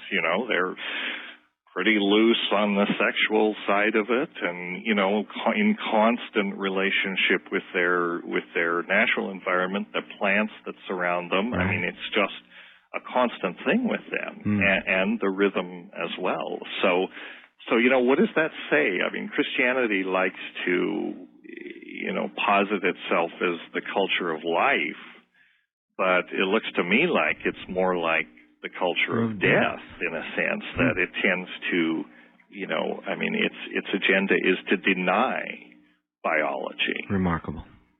All right, Stephen, Dennis, that's a good place to take a break here, so let's do that. We'll come back in just a minute and talk some more. All right, this is Mike. You're listening to Radio Orbit. My guests are Stephen Herod Buhner and Dr. Dennis McKenna. You can find information about Stephen at www.gaianstudies.org. That's GAIAN studies.org. And you can also find out information about Dennis at www.hefter, HEFFTER.org, hefter.org. And with both Stephen and Dennis, just put either of their names in a search engine, and you'll find much information as well. All right, this is Mike. You're listening to Radio Orbit. Back in just a few minutes with Stephen and Dennis. And right now, a little more music from the spheres.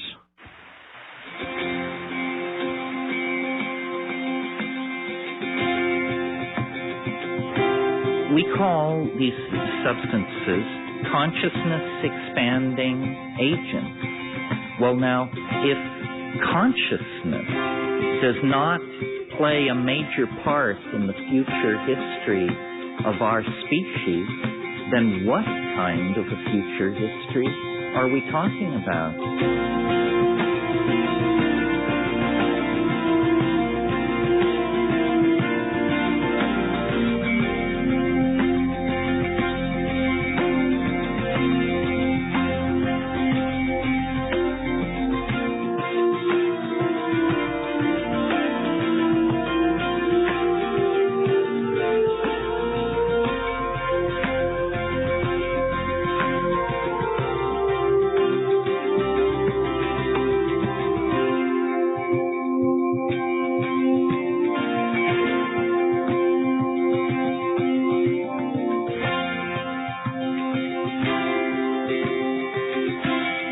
Are we going to become stupider, duller, more animal-like? I don't think so. Consciousness is our defining quality, and it must be nourished, encouraged, catalyzed, never more so than now, because we have a planet in peril.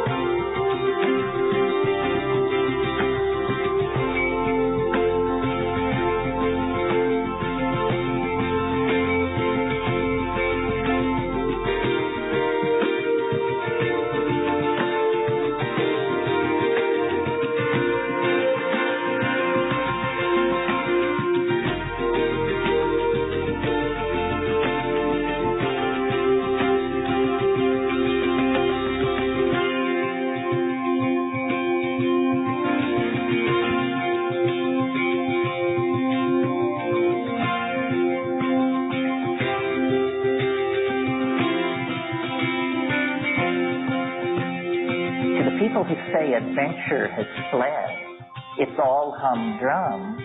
I just know, that they have forgotten the 5 grams of psilocybin sitting in their refrigerator.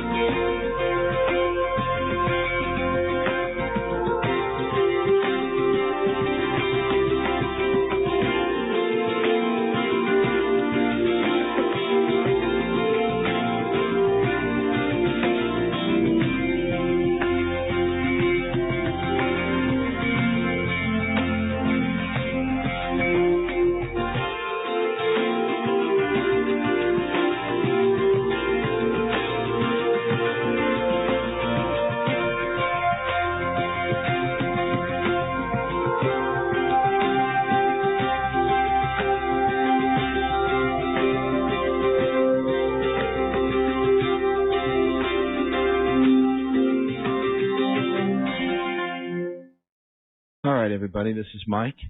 You're listening to Radio Orbit. We'll get back to that interview with Dennis and Stephen Herod Buhner in just a moment. I've got a couple things I'd like to mention here real fast, okay? First of all, Dennis mentioned early in the interview that he was awaiting the delivery of his plant samples from Peru, and they did arrive safely. He received them just a few days ago, as a matter of fact. So anyone who's wondering, that's the update. Everything's cool. Dennis got the plants, and the work continues. The websites, www.gaianstudies.org for Stephen, www.hefter.org for Dennis. As soon as we go back to the interview, the first person who calls me, I'll give you a copy of the CD that you've been hearing tracks from tonight called Journey Through the Spheres. It's a tribute to Terence McKenna, and we're talking with Terence's brother Dennis tonight. And so call me at 573-874-5676 when we get back to that interview, and you can get a copy of that, all right? And I'll give you a copy of the program, too, if you want. Let's see, one last thing here. Anybody out there who is into astrology or planetary alignments or this sort of thing, I'm interested in what was happening last night. Special alignments, anything particularly special that was happening in the sky last night about midnight Central Time. So that would be midnight on the 2nd of April. Just rolling over to the 3rd of April. All right, so about 24 hours ago, 25 hours ago, as a matter of fact, from now. If there was anything special going on last night in the sky, I'd like to know about it if anybody has that sort of knowledge or information. Okay, one last thing here. I'm going to read a poem that Stephen wrote because I think it's appropriate, and he's a wonderful poet as well, and I want to try to introduce more people to Stephen Herod Buhner because he comes from a wonderful tradition, and he's an amazing guy who's doing outrageously cool work, and he has a lot of different gifts, and this is one gift that he's given to us. This is called Flowers by Stephen Herod Buhner. Semen is Latin for a dormant fertilized plant ovum, a seed. Men's ejaculate is chemically more akin to plant pollen.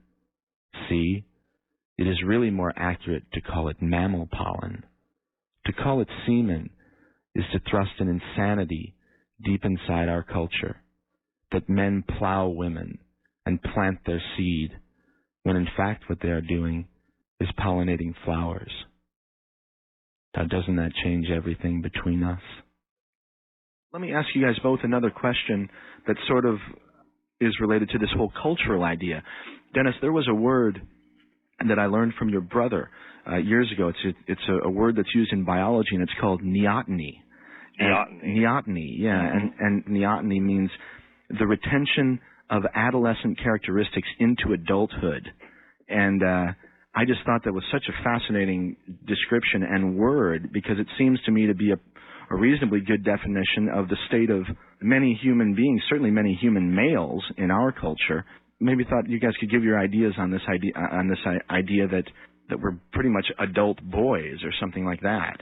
Well, I think that notion of neoteny, as Terence used it, actually it wasn't his idea. It was I think it was Gregory Bateson who came up with this idea. The notion is that evolutionarily, we have a prolonged childhood, right, in the sense that, we're born essentially in a larval state, and evolutionarily we have to be because the head has got to be able to, emerge from the womb.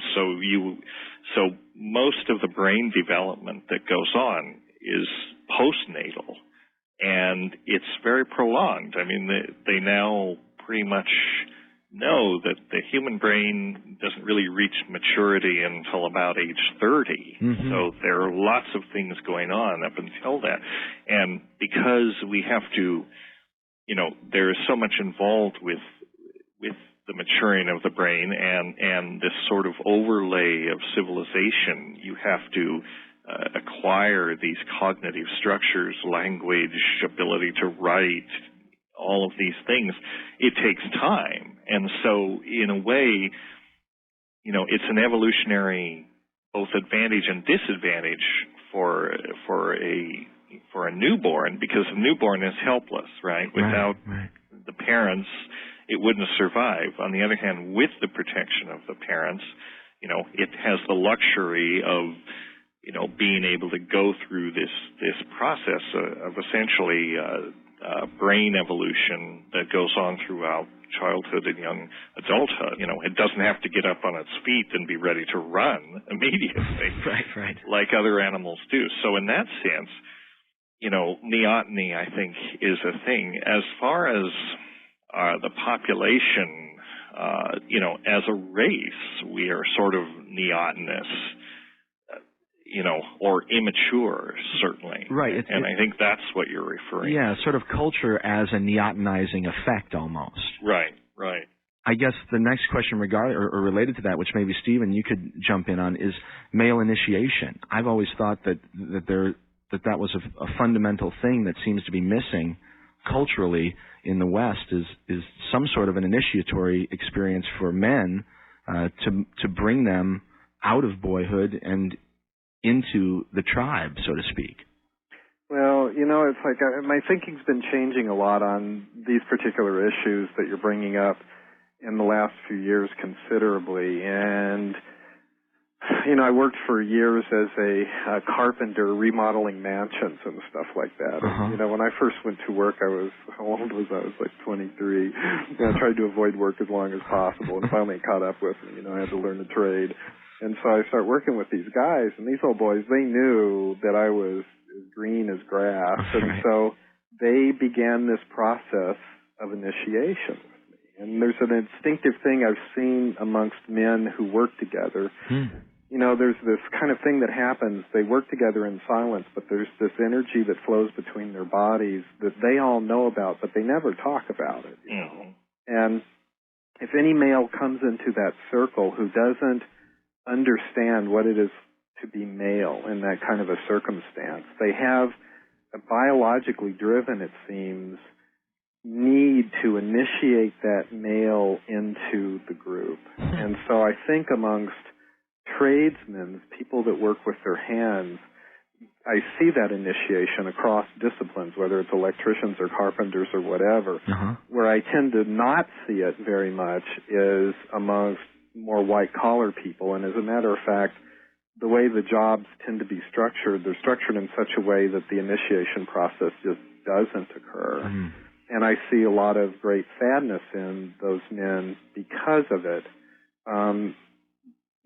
And then there is that tendency for the American culture to be fairly youth-oriented, very adolescent, which as soon as I started moving into middle age, the first time, because guys, we learn to say with our eyes when we see a woman that's, attractive, and we say it with our eyes, oh, you're attractive, and the woman will say back, oh, thank you, and you're attractive too, and we're not going to do anything with it. It's just this very minor social flirting. Right. But when I moved into middle age and I saw a woman and I did that, and what her eyes said back was, you're old enough to be my father. And that's the moment I became middle aged. Right? And then all of a sudden maturity dawned. I started seeing there's this other state of being that we move into, that middle age is truly an archetype of its own that has its own kind of identity and quality and perceptions and character to it that we're biologically intended to move into. And Bly used to say things like, he said, you can't understand what I'm talking about until you're at least 40. It really pissed me off. I go, hey, wait a second, But then now I go, well, yeah, he was actually right.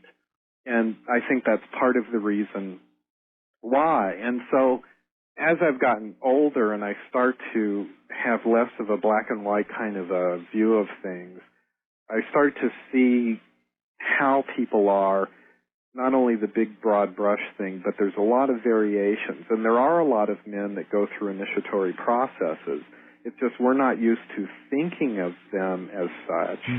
And because the men don't talk about it very much, most people aren't aware of it. And, of course, those kind of trades are of less and less importance each year as we go more into a kind of an information society. So, yeah, I feel like I was initiated, but how many men percentage-wise are, I don't know anymore.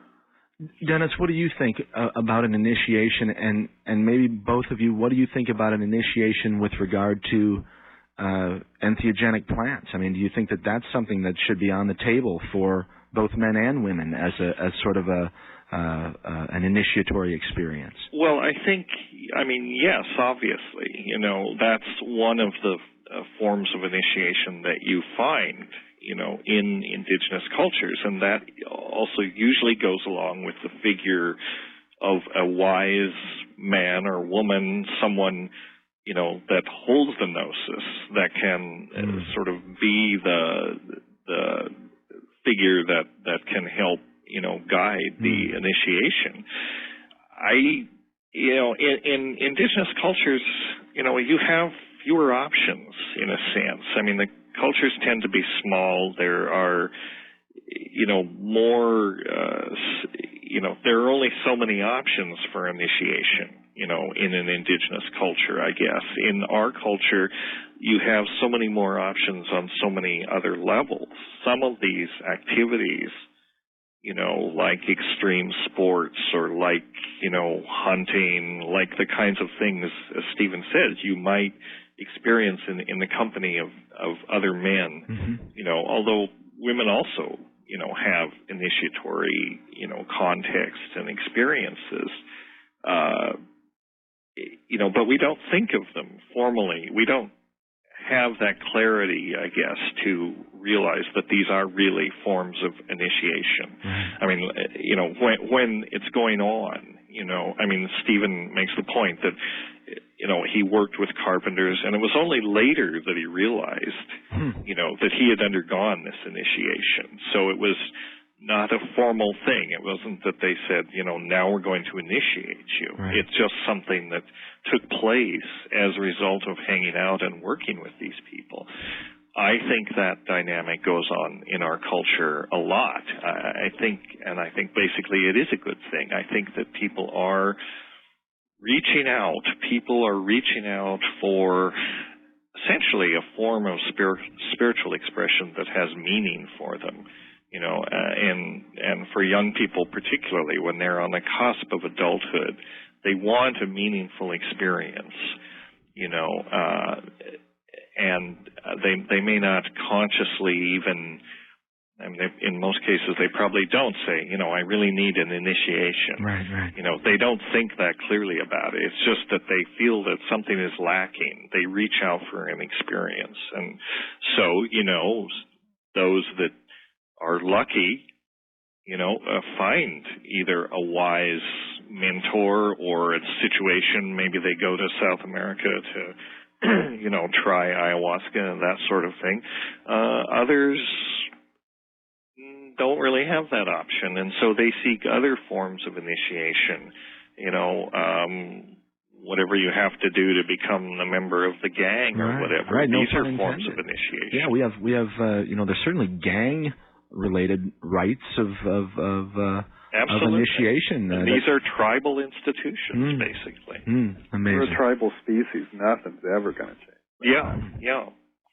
An interesting comment for sure. Yeah. And the thing about, you know, entheogens, it's been my belief and experience with myself anyway for a very long time that those kind of teenage years, there's a tremendous drive in human beings for some sort of a visionary experience that, as Dennis was putting it, that will sort of set the tone for the direction for their life. And I think there's a tremendous hunger for that. And to me, you know, psychotropic substances, they belong in that category. I mean, that's was one of the major influences for me back in the 60s. And it really helped set the structure and tone and direction for my life and all of my subsequent research. And, you know, I mean, I've known a lot of people that did LSD back in the 60s, you know, lots of them. And, you know, not that many of them that I know really had significant visionary experiences. For a lot of people, it was just it was like, drinking, but more fun, and Right, a lot of right. laughter, and it was great. And so, no real intent. I mean, I think with psychotropics like entheogens,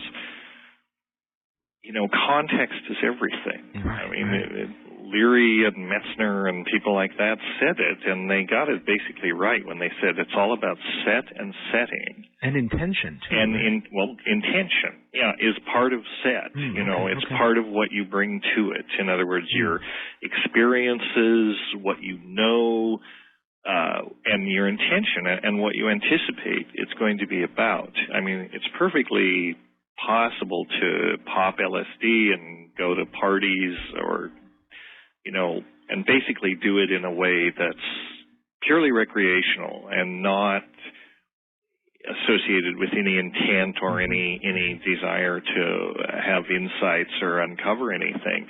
I don't say that's even illegitimate necessarily. I mean, that's, recreation has its place, but, I think that it's also possible to use it in a very different context where there is an intent and there is sort of an expectation that you're going to learn something, you're going to discover something about yourself, perhaps. Our culture, I mean, in indigenous cultures, this is pretty much the context in which these substances are approached. In our culture, that isn't even permitted. I mean, that is part of the answer to the so-called drug problem, with young people. I think if you could, if you could create contexts in which people could have these experiences,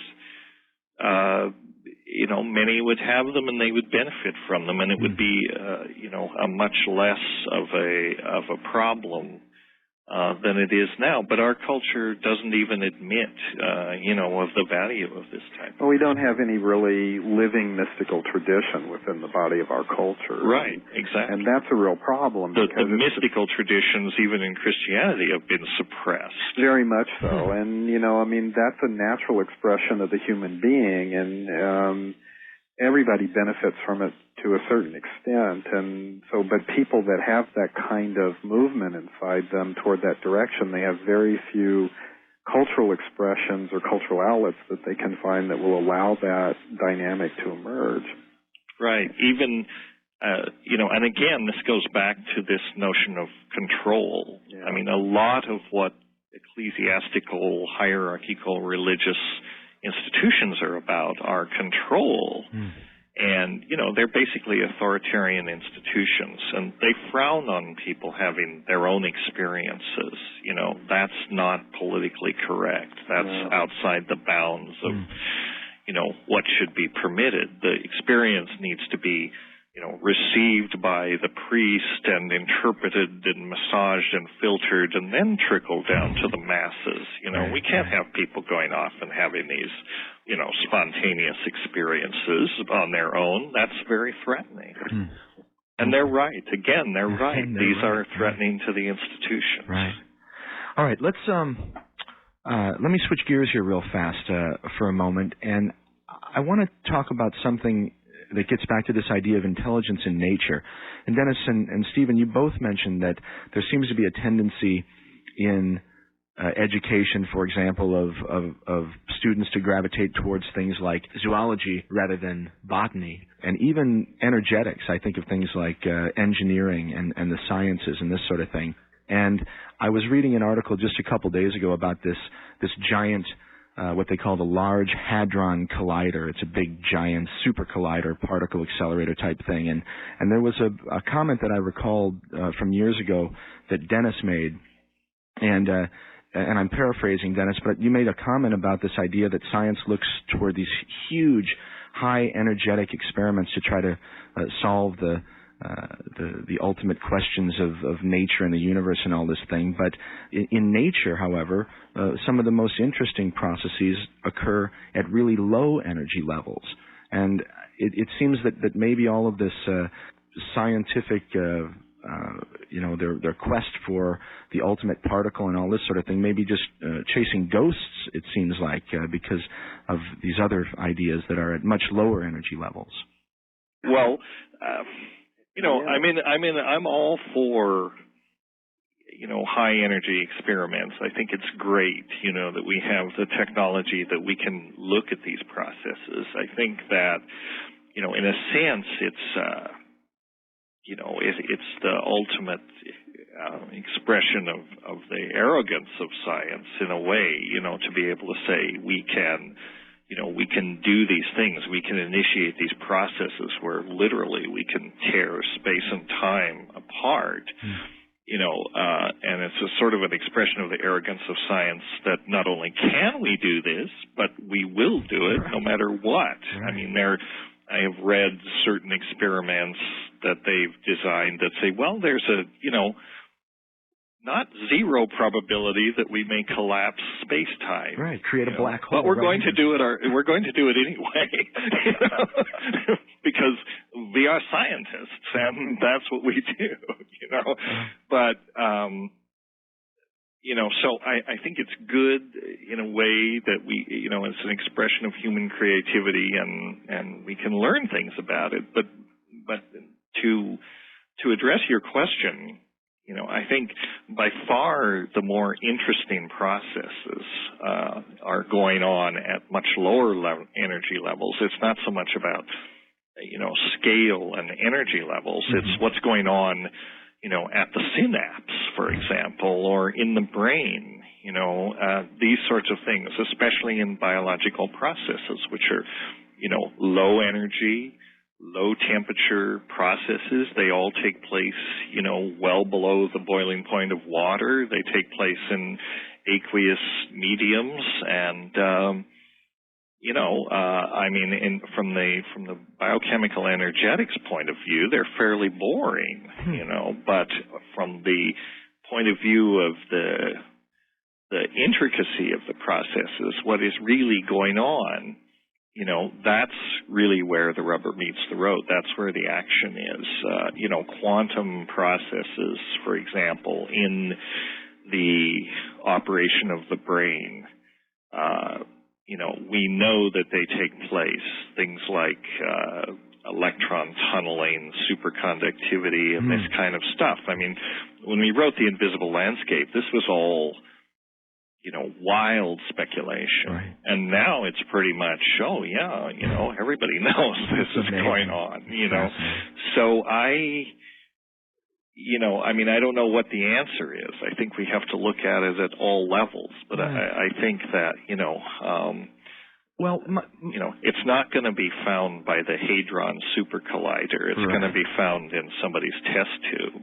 All right. Well, the purpose for my question was really for people who are listening, to get a feel for the fact that there are other things that are out there that are very interesting that may not have the flash, no pun intended, of the Large Hadron Collider, but there are very interesting things happening in botany and in at the microscopic levels as well. So. Absolutely, and I think I think that will come around. I mean, I think that as we begin to focus on these extremely small scale phenomena, which come up in the area of nanotechnology and this kind of thing.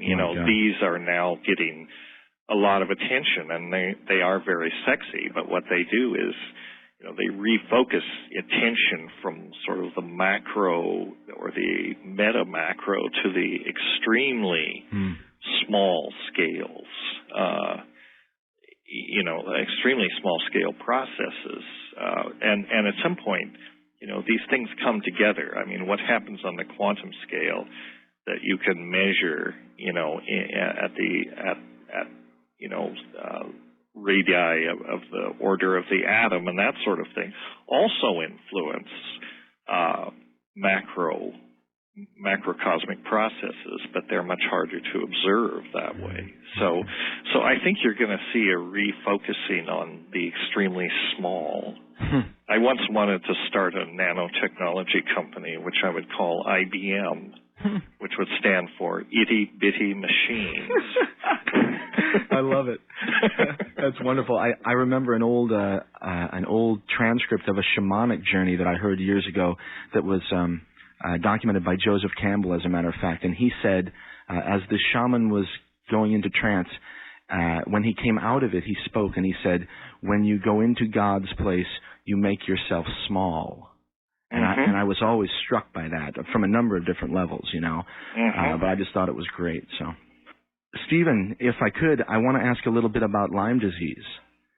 Oh, that's the one of the emerging diseases that I've been interested in for a long time. It's a really intriguing disease, and you know, I think there's nothing sexier than a good emerging disease like that. You know, and, we got plenty of those these days, it seems. Yeah, plenty of those, and you know, I mean, people consistently forget one primary fact, that human beings are designed to be biodegradable. You know, and we're trying to escape that destiny. You know, so. You know, these kind of large-scale disease patterns that move through systems are really intriguing to me because it kind of brings us back down to our inescapable destiny. But the other thing that's fascinating to me, too, are the plant populations that move with them. And, for instance, Lyme disease, as it's been moving up to in the East Coast and in that pattern kind of through there, the one primary plant that's been accompanying it, there's several, but one of them that is really intriguing is Japanese knotweed, which is considered to be an invasive botanical and should be exterminated, you know.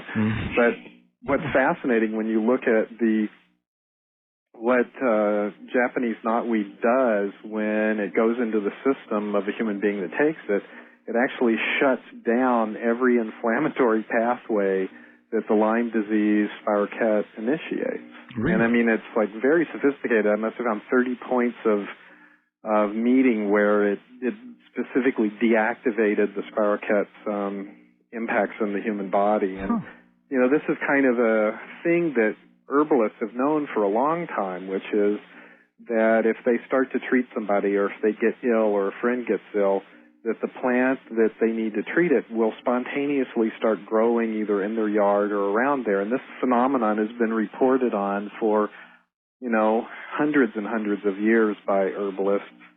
And so I love seeing that kind of dynamic. And it's, you know, one of the things I talked about in Lost Language of Plants, too, how these plant populations tend to move in response to needs that they pick up of the other ecosystem members. And anyway, so Lyme disease just happens to be one of the newest ones that I'm looking at because it's such a kind of a freaky, interesting disease.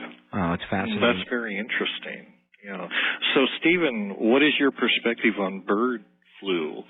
On bird flu, it's just like, well, it's like Robert Heinlein summed it up best years ago. He said human population problems have a horrible way of solving themselves. So is that what you, I mean, do you think inevitably there'll be this mutation in the flu virus, then that'll then allow human-to-human transmission? Is that? Well, it's inevitable that something like that's going to emerge. I mean, flu is one of the best candidates for it because, well, for a zillion reasons. If anybody's been reading the paper, the experts kind of go over the reasons for it being a much more important disease than malaria or something like that, for instance, because of its person-to-person transfer, and it just can spread around the world pretty quickly. And but the thing is, once it crosses that threshold, but so far it hasn't done so. No, well, it has. It's kind of playing around the edges of it, and you know, there's maybe 15 diseases that are all kind of becoming sort of candidates for emerging like that, and I mean, part of the problem is that is environmental. You know, we've already exceeded the carrying capacity of the Earth, and you can't. There's a point of no return that we're hitting. So, for instance, like one of the major things about peak oil, which is kind of you know, the herb of the day topic these days, is you know, what most people aren't looking at is what that's going to do to the healthcare system, because almost all the pharmaceuticals we have are made from oil. So we've basically erected a barrier around the human species using technological medicine, and each year we have to put more and more energy into the technological medicine we use to keep that barrier in place. And sooner or later, it's just the way ecosystems work. Sooner or later, we're not going to be able to have the energy. We just aren't going to be able to do it to keep that barrier in place. And when it goes down, the gyrations that are going to occur from disease influx from this kind of temporary period that we've created since 1946, before the system equalizes, there's just going to be a lot of devastation. And that's, just because we have an opposable thumb and can print books doesn't mean we're immune from, these kind of systematic processes. And so, and when that happens, probably cultures that, indigenous cultures that do have a reliance on plant medicines, they'll probably do all right. They'll do a lot better. But, see, one of the things that are really interesting to me is that over the last 40 years, there's somewhere between 200,000 and 500,000 herbalists that have trained in the United States. And see, I speak at a lot of conferences, and for years I'd ask this question, I'd say, well, why did you all decide to train to be an herbalist? I mean, it's a profession you can't legally practice. Right. And yet all these classes are filled, and the 90% of the people would say something like, I don't know, I just felt like I had to. Wow. And to me, that's an ecological expression, of the human species knowing there's this skill they're going to need before too long. Right. So in a sense, this is a collective expression of the anticipation of this crisis. Where, I think so. And, people and most will turn to their local herbalists. Right. And 90% of them are women disguised as housewives in suburbia. And then all of a sudden, at that point of need, that knowledge base is going to still be there. Very interesting. Ultimately, that's a good thing, but there will be a huge wrench. A huge wrench. Of course, when the disease comes in like that, they've run simulations of this, and it always is the same because of how the system is set up, is that the first people that die are the EMTs, the ambulance drivers, the nurses, and the doctors, right? And then because that's the people where they concentrate the disease, and that's just it. It shuts down the whole system after that. As well, another worry I have about those things, inevitably I think that these mutations, will take place, and how virulent they are and how quickly they spread remains to be determined. But in the meantime, all of this concern about it does serve the totalitarian control agenda very well. No, that's true. There's nothing like fear to keep that stuff going. Yeah, you could get away with a lot in terms of quarantining people, moving large segments of populations to places they don't necessarily want to be. People will tolerate that if they think, it's an epidemic, right? We have to do this for public health reasons. They'll put up with a lot more than if, it's being done for some political agenda. Yeah, that's right. And Dennis, you guys, that's one of the reasons why I'm glad we got Stephen's opinion, because I've always had this little skeptical thing in the back of my mind that says, I wonder, how serious these pandemic quote-unquote things are, or are they just being used as another manipulatory device, as a control mechanism? I think the answer is both. Well, Dennis, we haven't spoken much about mutations, but this idea that there are all these hidden herbalists and things like that, and people that are learning to understand these things, it seems to me almost like an intelligence test. And you have to be able to pass go, otherwise you don't make it to the next phase of the game or something. And then I begin to think again about the endogenous tryptamines, and if they play a role in some future advancement of the species or something like that. Well, I know that's a question that's unanswerable maybe, but I know you've thought a lot about it. Yeah. Well, yeah. They do and they don't. I think. I don't know if you read my essay about ayahuasca and human destiny. I did. I didn't pick the title, by the way, but what I expressed there, I used to be sort of all gung-ho about the notion that ayahuasca could be used to treat alcoholism or drug addiction. We should develop a standardized extract. We should do clinical trials, et cetera, and basically we should develop it into, a pharmaceutical or a quasi-pharmaceutical.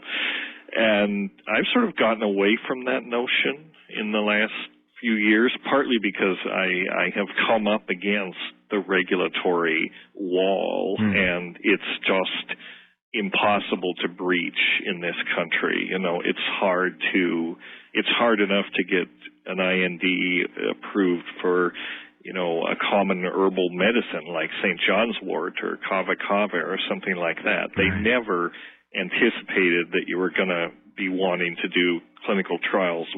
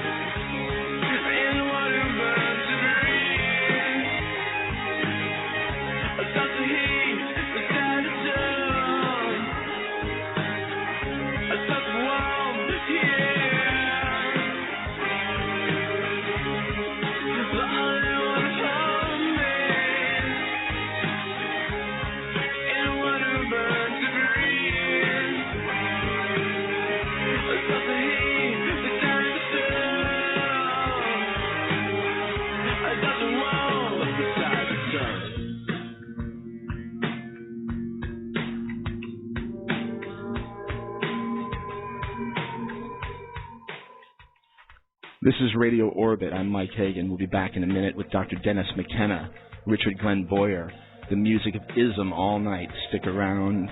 It's going to be awesome.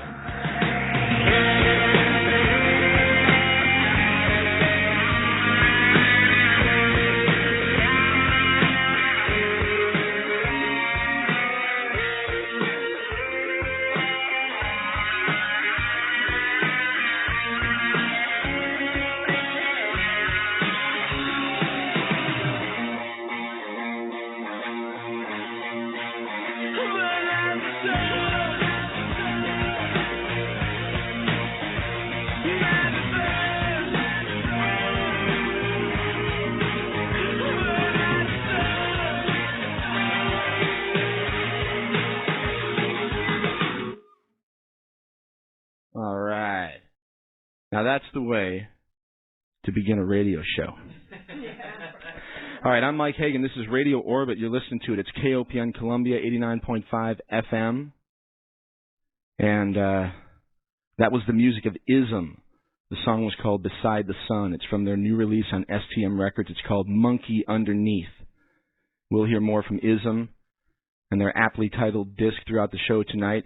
And what a show it's going to be. Aside from the rhythms of ISM, we've got Dr. Dennis McKenna, live from his home in somewhere around Minneapolis, St. Paul. Richard Glenn Boyer from his place in California. A little more about that in just a minute, but just first let me do a quick thanks to Ken Stedman for spending some time with us last week, to Lizzie West and the White Buffalo.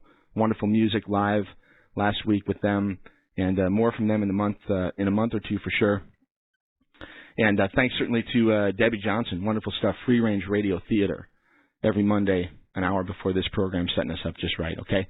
All right, so let's get right to business here. We're going to be trying out a couple of new things tonight, so here's what's going on. We've got Dennis and Richard on the phone with us. We've got a studio full of a diverse group of individuals loaded with questions. We've got live chat going on at the website.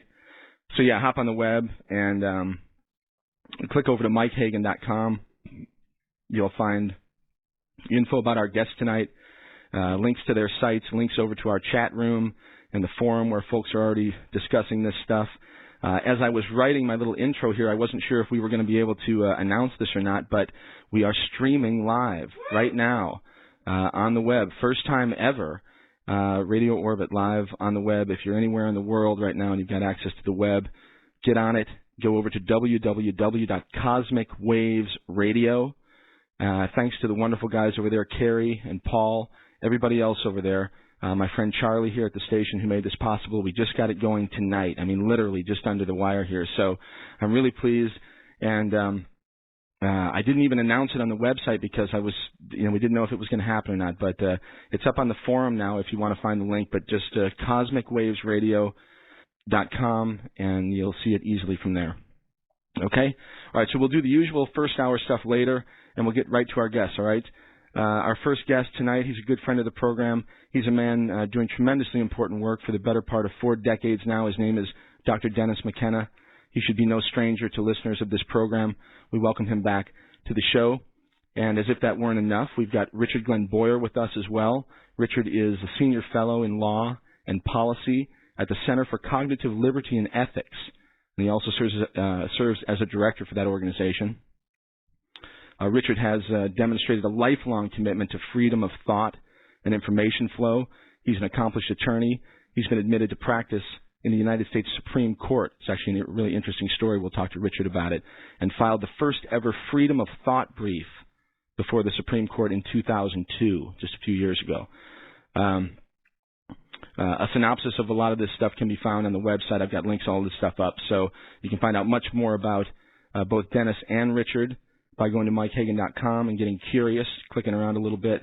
And so without further delay, Richard, welcome to Radio Orbit. Dennis, welcome back. Thanks. Great to be here. All right. Good to be here. Thank you, as always. Okay, well, gosh, an exciting night for us here, and I couldn't think of a better way to introduce this program to the World Wide Web live. Of course, people listen to the show through the archives for a long time, but this is the first time we've been live, you guys, and I'm so pleased that Dennis, you and Richard could be the ones to share it with us. Great. Let's hope it works. Yeah, let's see. Yeah, I know. Yeah, it's like we're swimming in the dark right now. So, all right, a couple things out of the way real fast. The website's Dennis, www.hefter.org, HEFFTER. You can also go to arrowid.com or arrowid.org, I guess it is. Arrowid.org. Yeah, .org, and there's an interesting page there with a lot of information and links about Dennis and his brother. Richard website, www.cognitiveliberty.org. And Richard also has a website at convictionfree.com. That's his law firm. So, all right, before we get too busy here, Dennis, the first thing, we spoke a few weeks ago, and I've got a few emails with questions. Everyone was pretty pleased to hear that you had safely secured some of your botanical specimens from South America back here. And I know these things are kind of slow, but at any rate, people are interested if there's any news on that front and sort of what's the latest at Hefter. Oh, well, as far as the Amazon project, yeah, we were able to get all of our samples out from South America. We're finally getting things hammered out with the Peruvian government as far as permissions to export these things.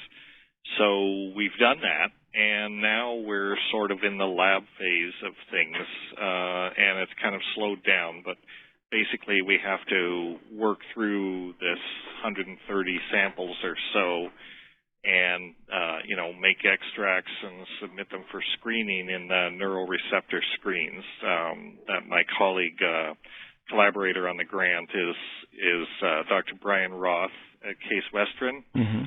So that's what we're doing. It's not tremendously exciting. It's just, we're just cranking through them. The classic grind and bind scenario. And just looking for something special. Looking for novel molecular structures that hit a certain range of receptors that we're interested in. That's the key idea. Okay. All right. So more about that, people. There's some a paper that actually I put up, Dennis, that you wrote a while back from the Peruvian conference in Iquitos that's called "The Future of Ayahuasca," and that's up on the website. And of course, if you go to Hefter, I'm not sure exactly what's there, Dennis, but I'm sure there's certainly some things there they can check out. So yeah, there's a lot of information about Hefter there. Hefter is, as your listeners probably know, it's a nonprofit organization. Basically, geeks, people like myself, Dave Nichols, Charles Grobe, other either neuroscientists or psychiatrists, or in my case, ethnopharmacologists. And basically, it's a similar organization to MAPS, which is the Multidisciplinary Association for Psychedelic Studies. We're just much less visible, and I think as a result, much more poorly funded. But our focus is on primarily on clinical research with psychedelics, trying to get these things used for various types of clinical or medical applications. Okay. So with that taken care of, Richard, thanks for being patient there. And Dennis has been on the program a couple of times, and the listeners are pretty familiar with his work, I think, but you are a little bit more new to the program. So perhaps a little bit of background, the Center for Cognitive Liberty, an interesting title, of course, for those unfamiliar. What it is, we'll have to define cognitive liberty even, I think, maybe where we might start. But tell us a little bit about you and the website and the mission for the Center for Cognitive Liberty and Ethics. Okay, well, first, thanks for having me on, and it's an honor to be on with Dennis, whose work I've admired for a long time. But the Center for Cognitive Liberty and Ethics is a nonprofit that was formed in the beginning of the year 2000 to try and look at the way that human rights were going to evolve over the next century and beyond. And what we think is going to happen, and what we hope, and what we're sort of placing our bets on and helping to usher along is an evolution of human rights which will come to move beyond the rights that have been associated with the body and recognize that there are, in fact, rights associated with the mind and with thinking. And this is very ripe right now in the world of law and in the world of just social policy, because there's, besides psychedelics and entheogens and the whole drug war thing, there's a lot going on with the development of both hard technologies like new forms of deception detectors, kind of lie detectors that read brain waves. Brain fingerprinting, this whole thing. Brain fingerprinting and then a whole bunch of pharmaceutical type drugs that affect everything from SSRIs to something like modafinil, which just recently has been looked at as a possible drug to treat cocaine dependence or to help people to kind of come off of cocaine. There's a lot of developments in a range of areas that we think are calling upon the law to fast forward itself and develop explicit protections for what can a person do with their mind, with their brain. How, the brain's clearly related to thought, but yet the law has so far kind of ignored that interface. And so the Center for Cognitive Liberty and Ethics was designed and continues to probe that area and do little projects that we think are going to move things in a direction that we're interested in moving them. How long have you guys been in operation? We started in the year 2000, and it just took off like a rocket because that happened to be sort of the end of the dot-com boom, and a lot of the people who had made lots of money at that time really liked this idea and were excited about it and funded it in a way that gave me very unrealistic, grandiose ideas of how easy it would be to fundraise. And welcome to the real world. Oh, yeah. You know, the PayPal thing's not working out for me so well, you know. Yeah, well, you know, I probably decided that's just not my bailiwick, and so now we only do projects that the funding kind of comes very easily because I don't like going around with my, you know, hat out and so on and so forth. So that's how it works. All right. Dennis, how were you introduced to Richard and his work? Well, I'm not sure exactly. We've been sort of traveling in the same circles for a long time. It was probably one of those infamous Friday night dinners or one of those kinds of things. Quote-unquote dinners. Right. Well, no, they were dinners. Excellent, by the way. But I've known of his work for some time, at least since 2000, and I have great admiration for what he's doing because I think, you know, this notion of cognitive liberty, he's really cut to the chase here in the sense that the war on drugs and that whole issue is really just a small subset of the issues that he's trying to address, which basically comes down to, you know, freedom of thought. And, you know, it seems to me that there is always, probably throughout history, there's always been this dynamic tension between, you know, the government or the authorities, whether it's the government or religious, ecclesiastical authorities or some combination of these, you know, has vested interests in controlling people's behavior and especially what people are thinking. And all of the techniques of propaganda and media that we see brought to bear today are basically being brought to bear to influence how people think. Right.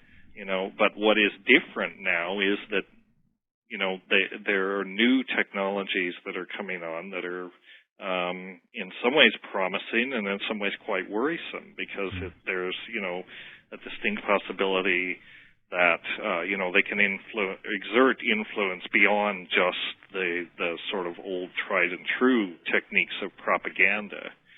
And Richard has identified this problem and is standing up basically for the freedom to think. You know, you wouldn't think that you'd have to, but apparently we do in this day and age. So, you know, he's taken the lead on this. It's very important work. Well, Richard, let me ask you a question about that. You know, we talk about human rights all the time, and I think about in this country, you know, the Constitution and the Bill of Rights. You know, we name it that, and we have certain rights that are afforded us. The right to practice religion, the right to the freedom of speech, the right to you know, freedom to assemble, all these things, to ask for redress of our grievances, which doesn't work out very well, actually. But where does it talk about freedom of thought?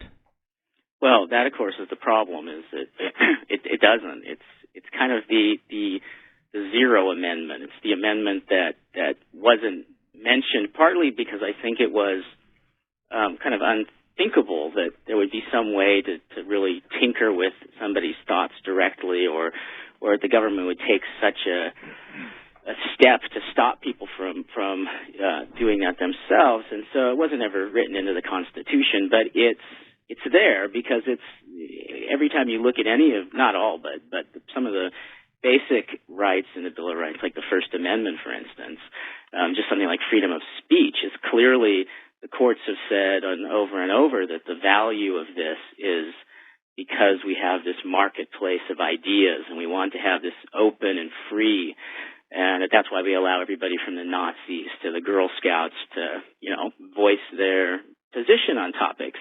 Well, obviously, if you can undercut the First Amendment quite easily. Rather than targeting speech, you actually go straight to the thought. And if you stop a person from being able to have a particular thought, whether it's by prohibition, which limits people in experiencing certain states of mind that they may not be able to induce in any other very reliable or safe way, right. or whether it's actually creating a thought in a person by making them take a drug, which the courts will do it sometimes.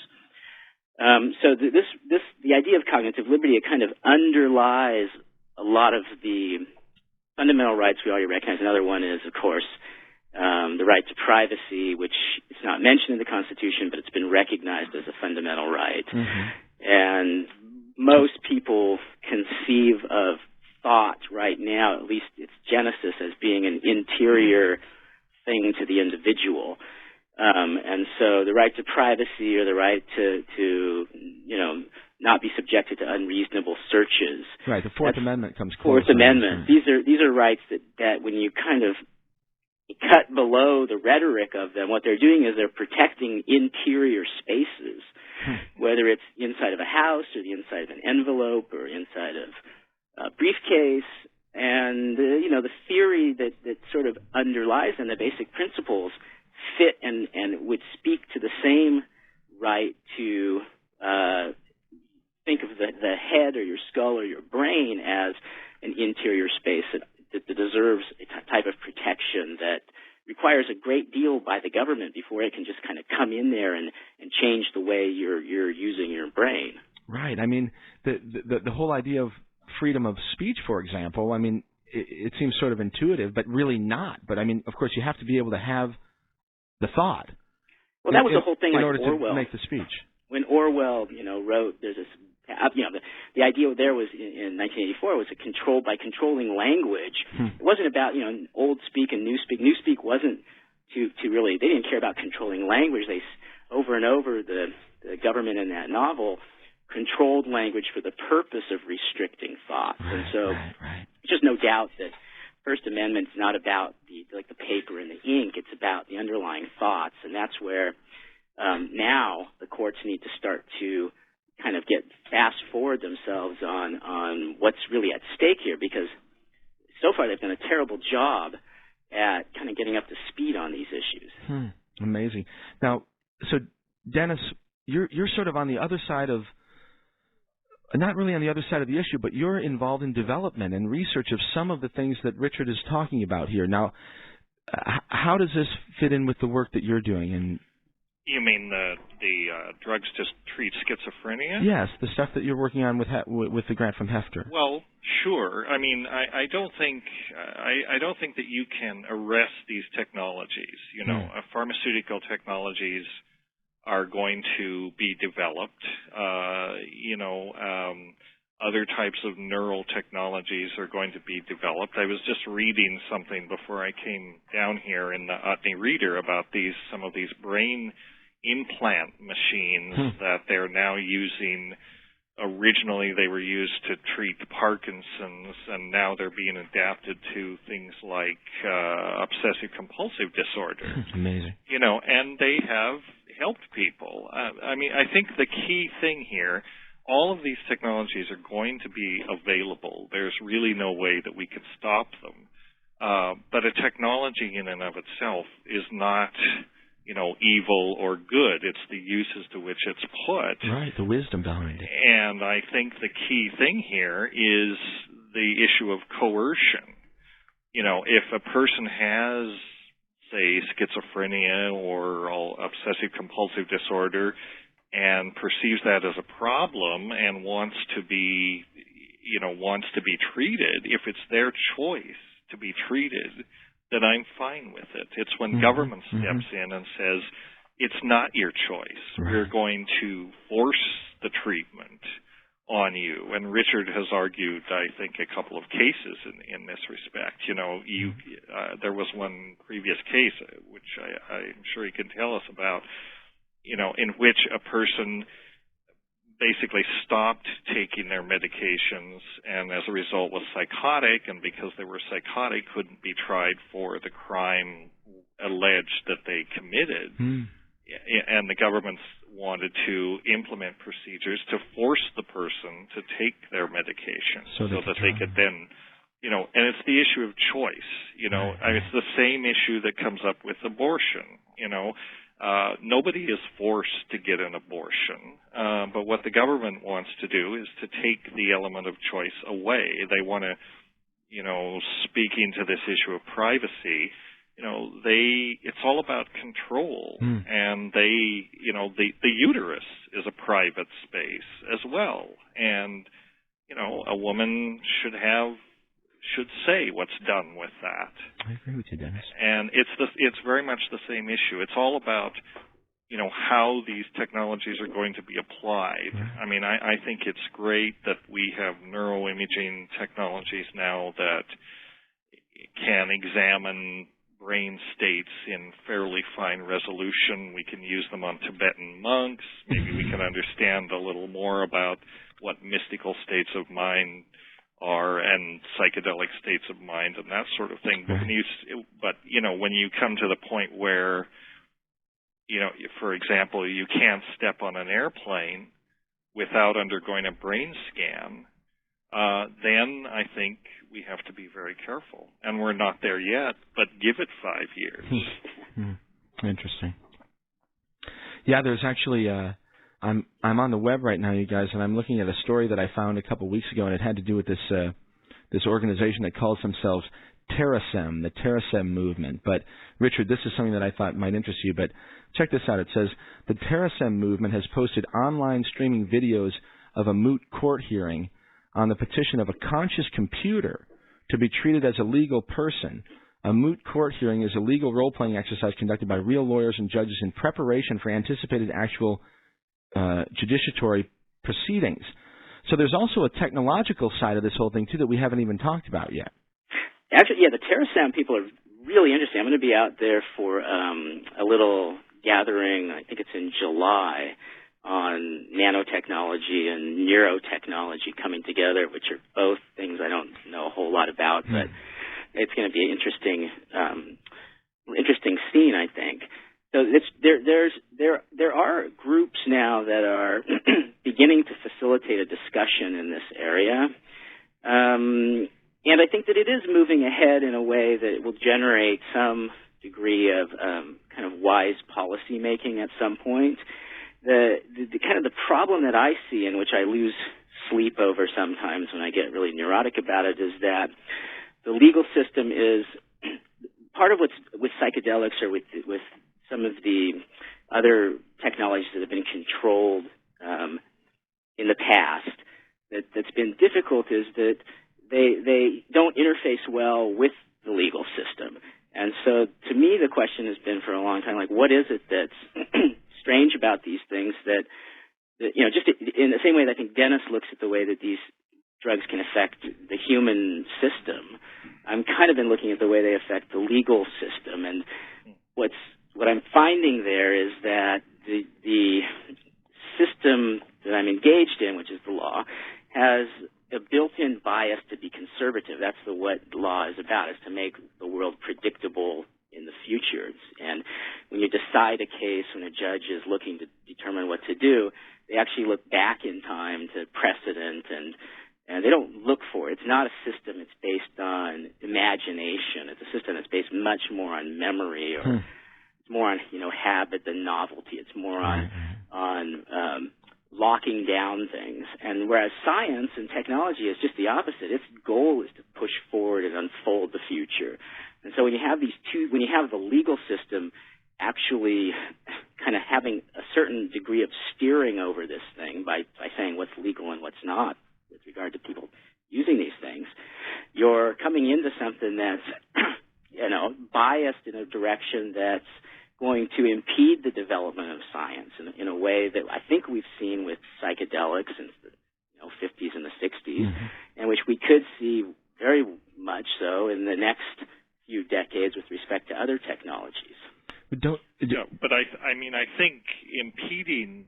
I'm all for science and pushing the envelope, but I do think that what Richard said about wise policy making. This is the thing, and this is what the legal system can help us do is to formulate wise policy. And God knows we need to do that. If we had formulated wise policy, for example, with energy 30 years ago, I mean, we knew what the issues were. We knew what the problems were going to be, but we didn't deal with it. And now we're in a heap of shit. Am I allowed to say that?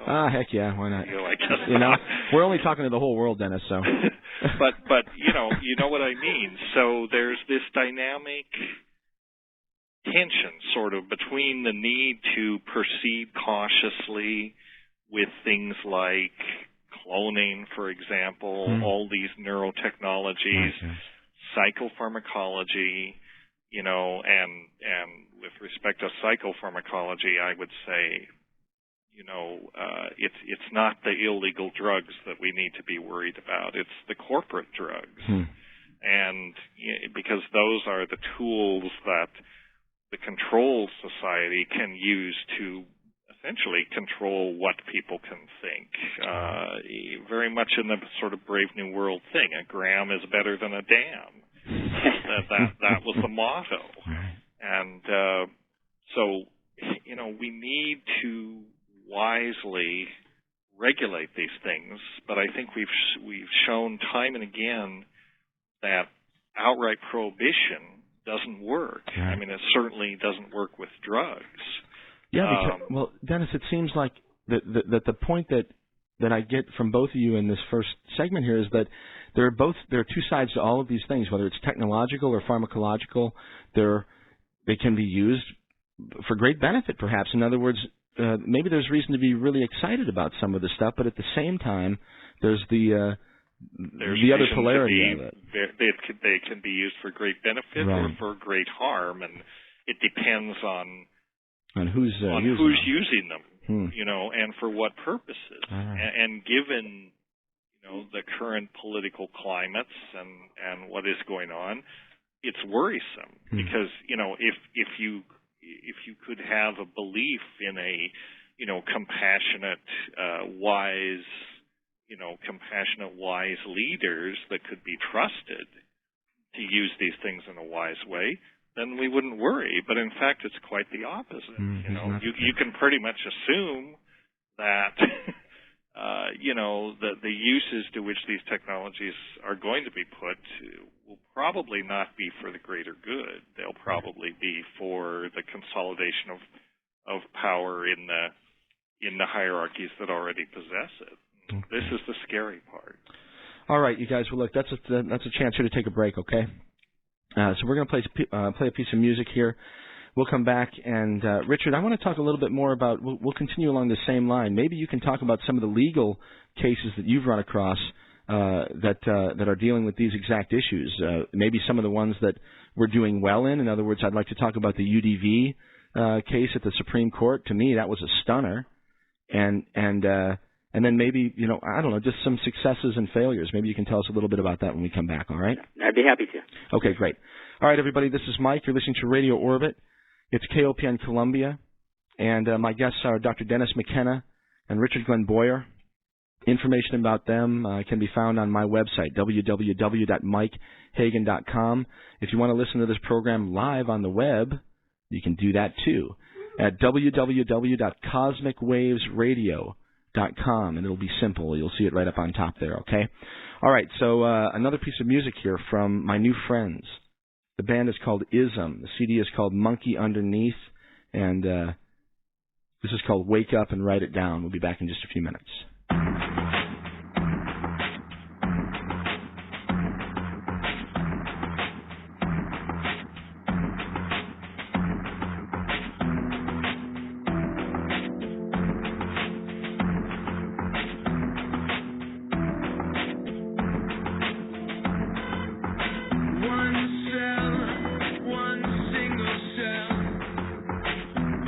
Together, it's human well.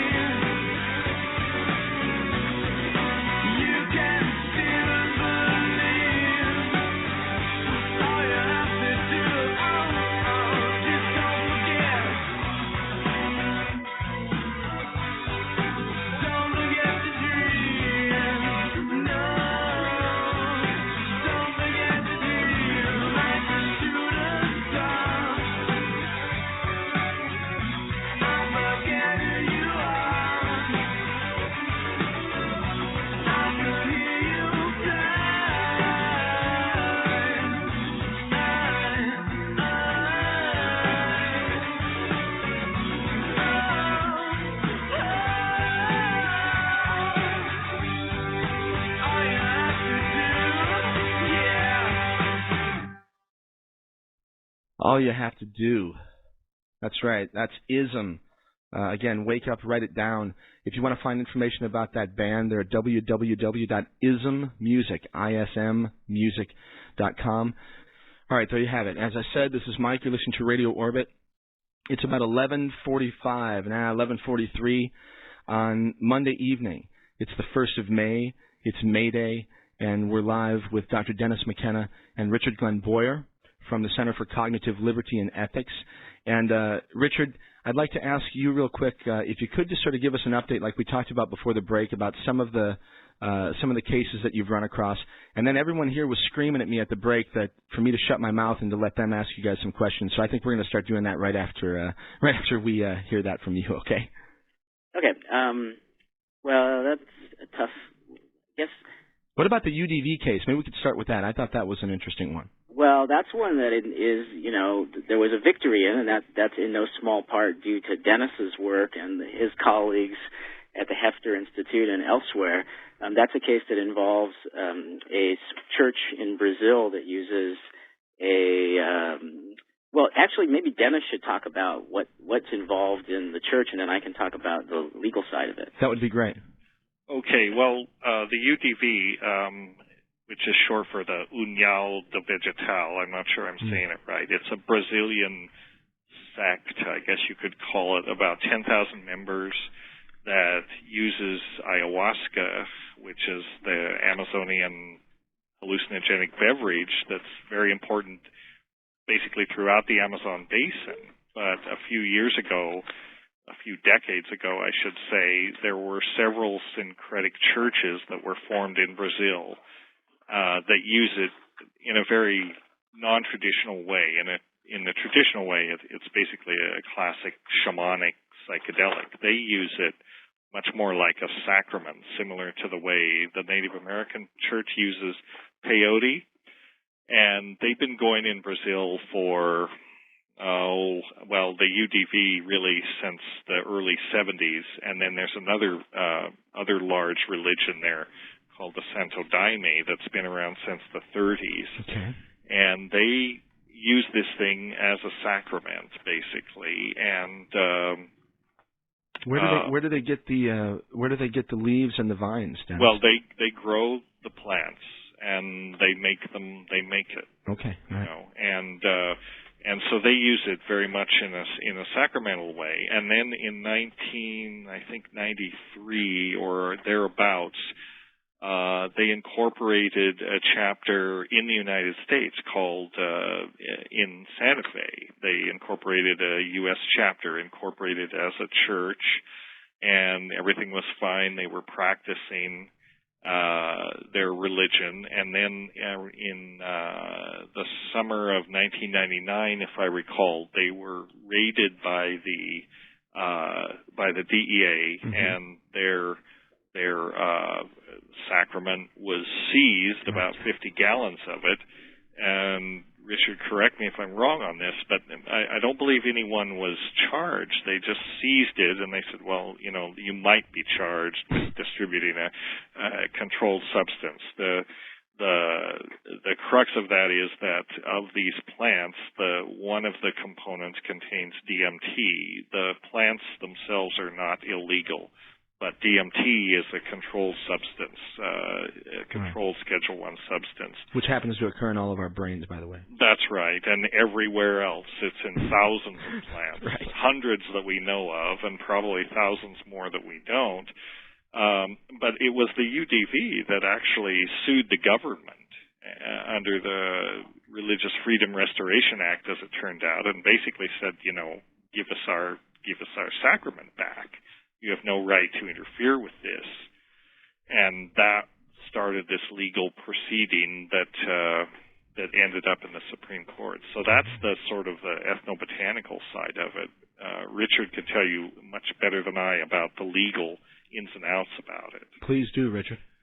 Well, the good news is the outcome of the case, which was decided. Wow, I can't. I guess it was earlier this year. In February. Was a victory for the church members, which is relatively unheard of in American law to have a religious defense in a way worth to a drug case.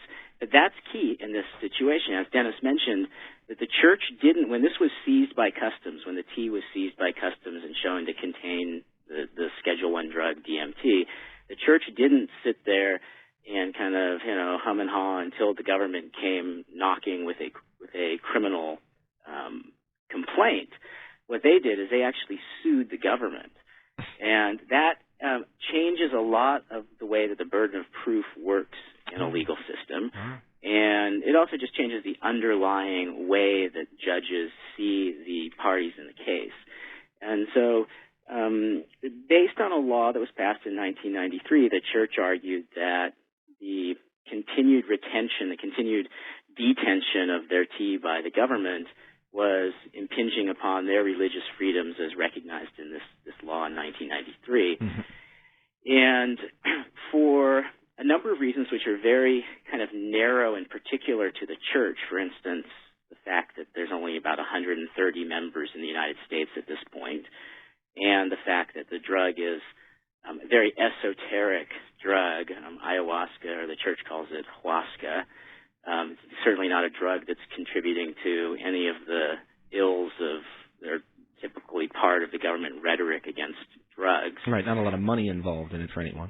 I don't know if there's any money to speak of. Not for the UTV, I don't think. Yeah.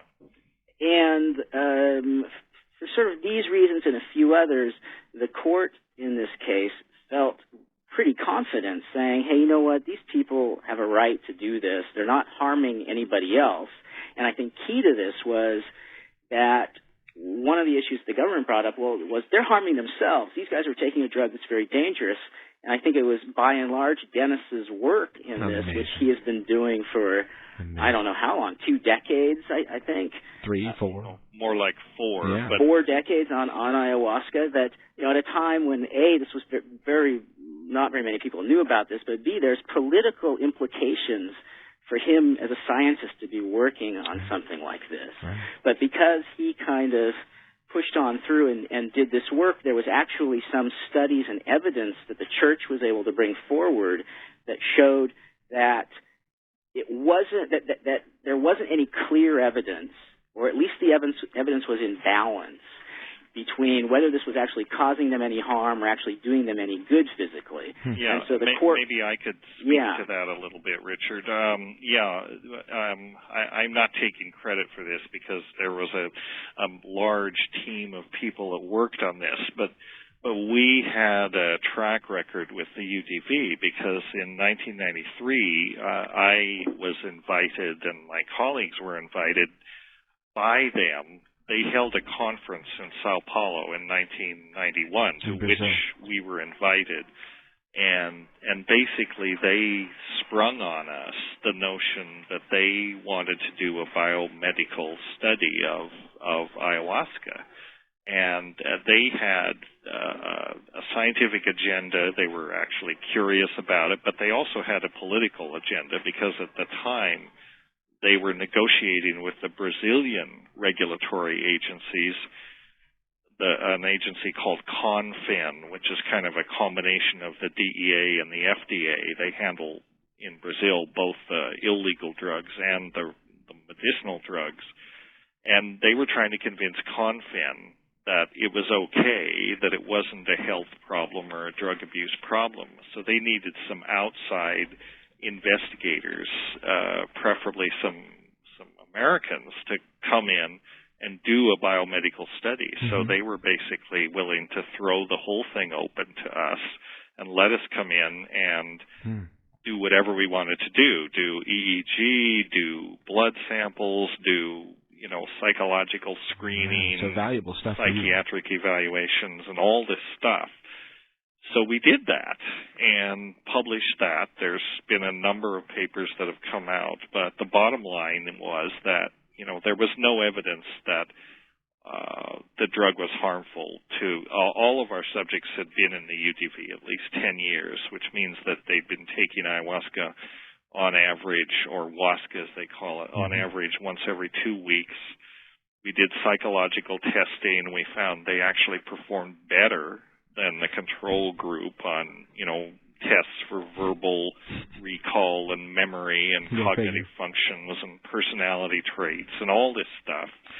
No evidence of physical harm. So there was, in a sense, it wasn't a clinical study, it was an observational study, but there was this body of data that showed that, not only is the drug not harmful, it was probably very helpful to this group in the context in which they used it. Because probably the most telling thing from our point of view, a lot of these people who had joined the UDV were pretty dysfunctional when they joined.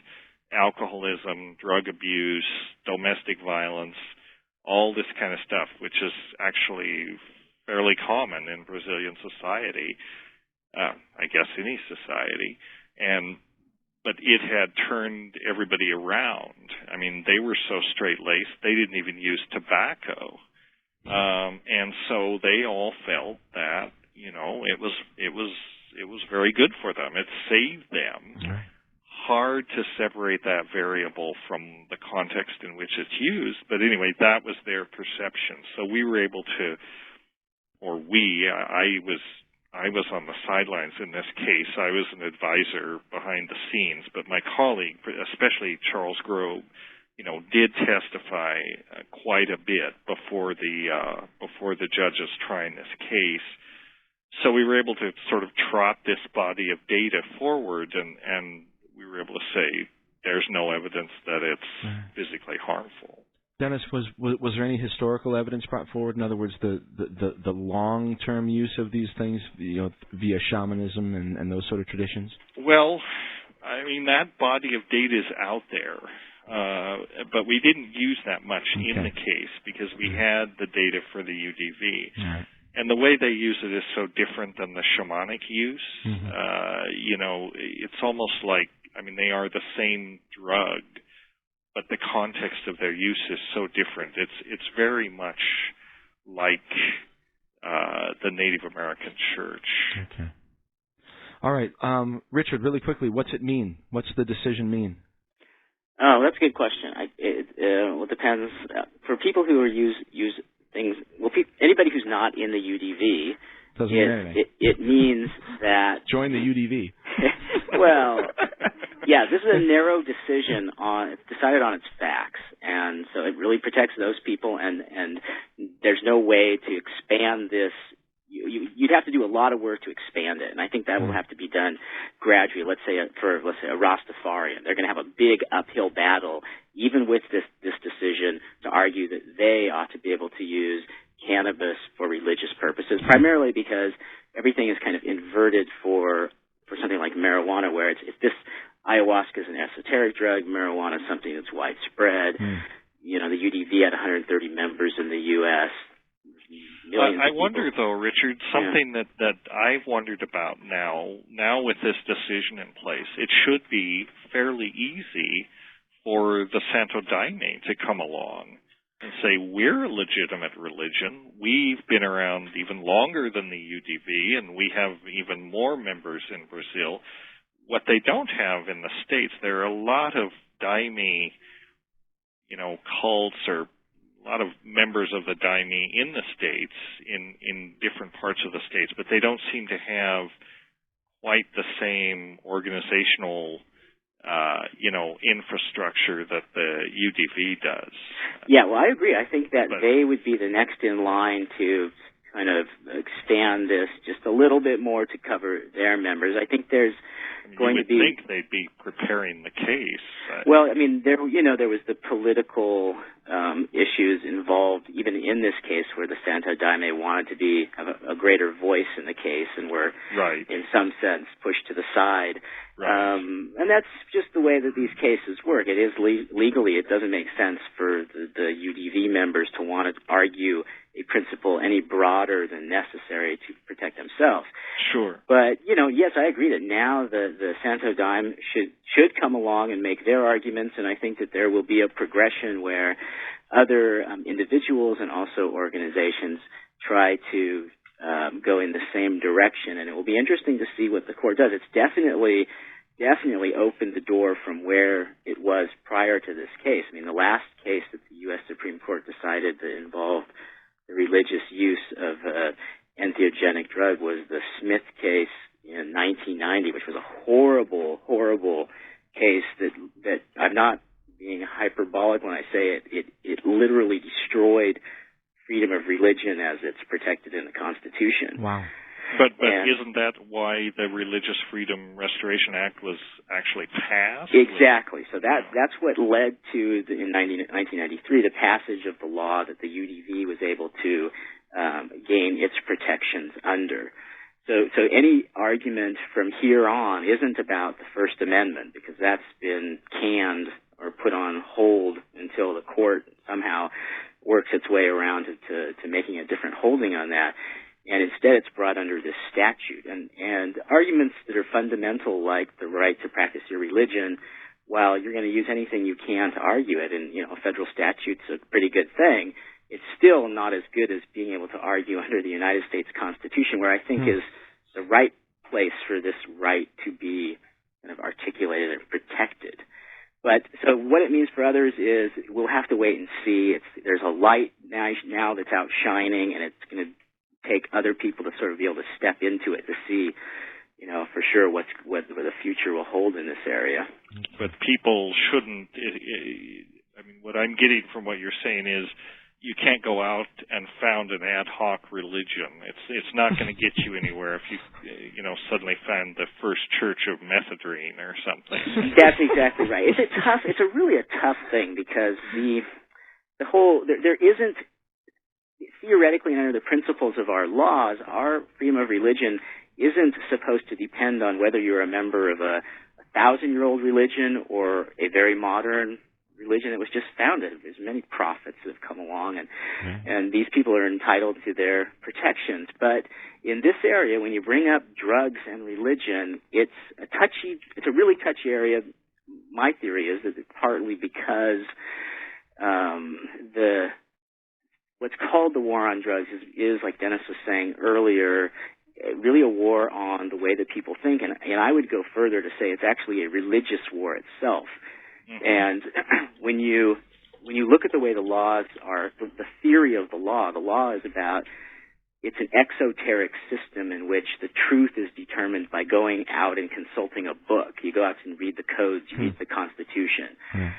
That's identical in its methodology to, these book-based religions where you consult the Bible to know what the truth is.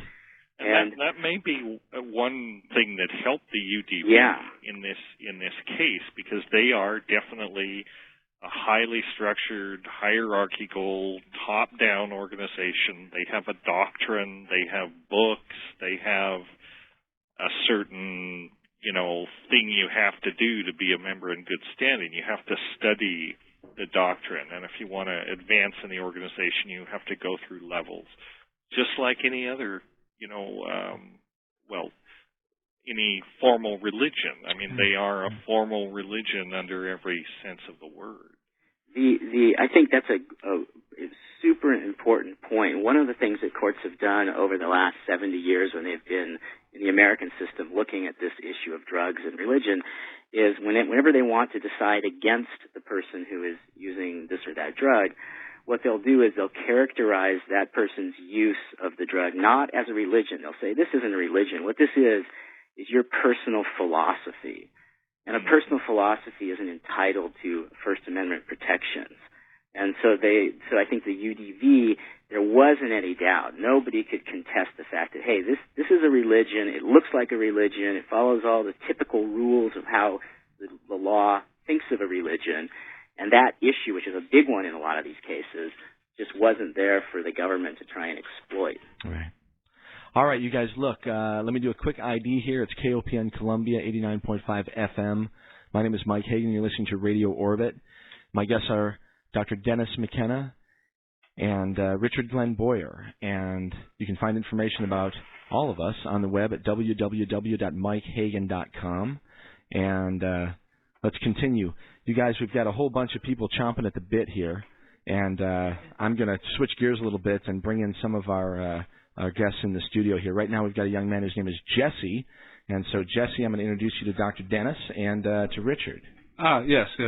And Dennis and Richard, thank you very, very much for gracing us with your presence. Glad to be here, wherever here is. It's everywhere. It's everywhere tonight, Dennis. It's right, everywhere. So it is. I was recruited by Mike to ask some pertinent questions, and earlier this evening I was actually watching network TV. I won't say which network, but there's this constant parade of ads from pharmaceutical companies, one after the other, trying to sell you on drugs to treat anything, from chronic constipation to acid reflux to PMS, anything. To man problems. Treating the symptoms and not the root of the problem itself. Now, maybe you guys can clarify this. I have heard, and I'm sorry I haven't done more research on this topic, but ayahuasca has, correct me if I'm wrong, been used quite successfully and adopted by, I believe, the Venezuelan government and a couple other places to treat chronic alcoholism and opium and heroin addiction with quite a huge success rate. Well, yes and no. I think it's Peru. Peru. There's not a lot of ayahuasca going on, but in Peru is sort of the hotbed of the shamanic use. And there are a couple of clinics in Peru that are using ayahuasca to treat alcoholism and cocaine addiction and that sort of thing. A place called Takiwasi, run by a physician named Jacques Mabit, a French guy, is kind of at the cutting edge of all that work. If you look at, in our UDV study, if you look at these folks that we studied, these 15 men, they all we did structured psychiatric interviews with them, and they all basically told the same story, which was that they were either alcoholics or drug addicts or both. And when they joined the UDV, they had their initial experiences were quite terrifying, but they basically turned them around. And they sort of saw where their lives were going, and they determined to change, and they did so successfully. What's lacking here, in a way, is that these are real world situations. We didn't do a clinical trial, and it wasn't a clinical trial in the sense that clinical trials are done here. For a long time, I've argued that we really need to do a clinical trial. We need to jump through all these regulatory hoops. Are there any concrete numbers on what the success rate is with this sort of therapy and this sort of treatment with ayahuasca? Not that I'm aware of. I mean, that's the thing. That's what's lacking. There aren't concrete numbers. There are no well-controlled trials. And so what there is rumor and anecdote and not to be dismissed. I think that it probably is very good, in the right context for doing that. But what is lacking is any kind of, definitive clinical study that mainstream medicine would accept. And, for a long time I was advocating that we should do this, that we should try and get a clinical study going in the United States specifically to treat alcoholism, because that seemed like the most obvious, first application. I've sort of come away from that notion, actually. We talked about that last time you were on the air, Dennis. Yeah. I mean, maybe it's partly a result of beating my head against the wall for 5 years and getting nowhere with the government. In order to initiate a clinical trial in this country, you have to do what's with an experimental drug. You have to file an IND, right? What's called an investigational new drug application, and you have to meet certain criteria. Well, the fact that ayahuasca is, number one, a controlled substance, which they really don't like. Is it a Schedule 1? right well, now? DMT is. Is that analogous? Is that part of the analog? DMT's in it. That's the DMT that's is the active in it. agent. Oh, okay. And the question of whether the plants are illegal because DMT is in one of the plants is up for grabs. I maintain they're not. They never have been, but I'm sure others would disagree with me. But we, I mean, the thing is, it's a scheduled substance and it's a botanical preparation, and those are kind of the two things that the FDA really hates to deal with. They don't like botanical drugs, and they certainly don't like botanical drugs containing controlled substances. Dennis, so the bar is really high to get an IND approved. Both Dennis and Richard, this is relevant here. There's a note that just came across on the chat room, and a gentleman says, Richard Boyer, could you please comment on if we could bring a case against the U.S. government about the molecule dimethyltryptamine in every human's brain? In other words, even the judges are carrying, Yeah, that's a fascinating idea. That's something that I've kind of thought around the edges about and haven't focused too much on. The way that the laws, it's a kind of a tricky thing because right now there are laws that outlaw the possession of certain drugs, and there are also laws that outlaw the use of certain drugs, and there are laws that outlaw being under the influence of certain drugs. And right now, possession... We're violating all of those. Yeah. It's a big party. Everybody is. Everyone is. Oh, my gosh. How crazy is this world? But there are little wrinkles to each one of those offenses that kind of fall apart or don't really apply to endogenous drugs. I mean, you made in your own body. So I think that would be something that would be a little too smart for the courts to kind of grapple with. They couldn't get it, huh? Yeah, I think there's a better argument. Like Dennis did some consulting on the UDV case. I did some early on also, and my little piece of the puzzle was to put together the argument that ayahuasca wasn't a scheduled substance because it's just not scheduled, and neither are the two plants that make it. And so that argument was put together and tried in the federal district court, and that court rejected the argument. But I think it's a valid argument, and that's like kind of one area that I think will get further play depending on what happens in this case and other cases. And the other thing that Dennis was saying, or the other thing that came to mind while Dennis was talking was that one of the things I find frustrating about the way that our system's designed to control drugs is that it only examines a drug through the lens of its medical use, whereas up until, the last 100 years, every society, all people had recognized, I think, that drugs aren't just medicines, but they have many, many other uses. And yet our society has decided that this is the one and only use, and if you can't prove a drug's efficacy and safety with respect to its identity as a medicine, then it can't possibly become any kind of legitimate part of our society. And I think that's something that in the long term should change. And I think that's going to change. I think it is changing. And I think that probably the pharmaceutical industry is going to lead the charge in some ways because they perceive, where do you cross the line between remediation or amelioration of some condition and enhancement?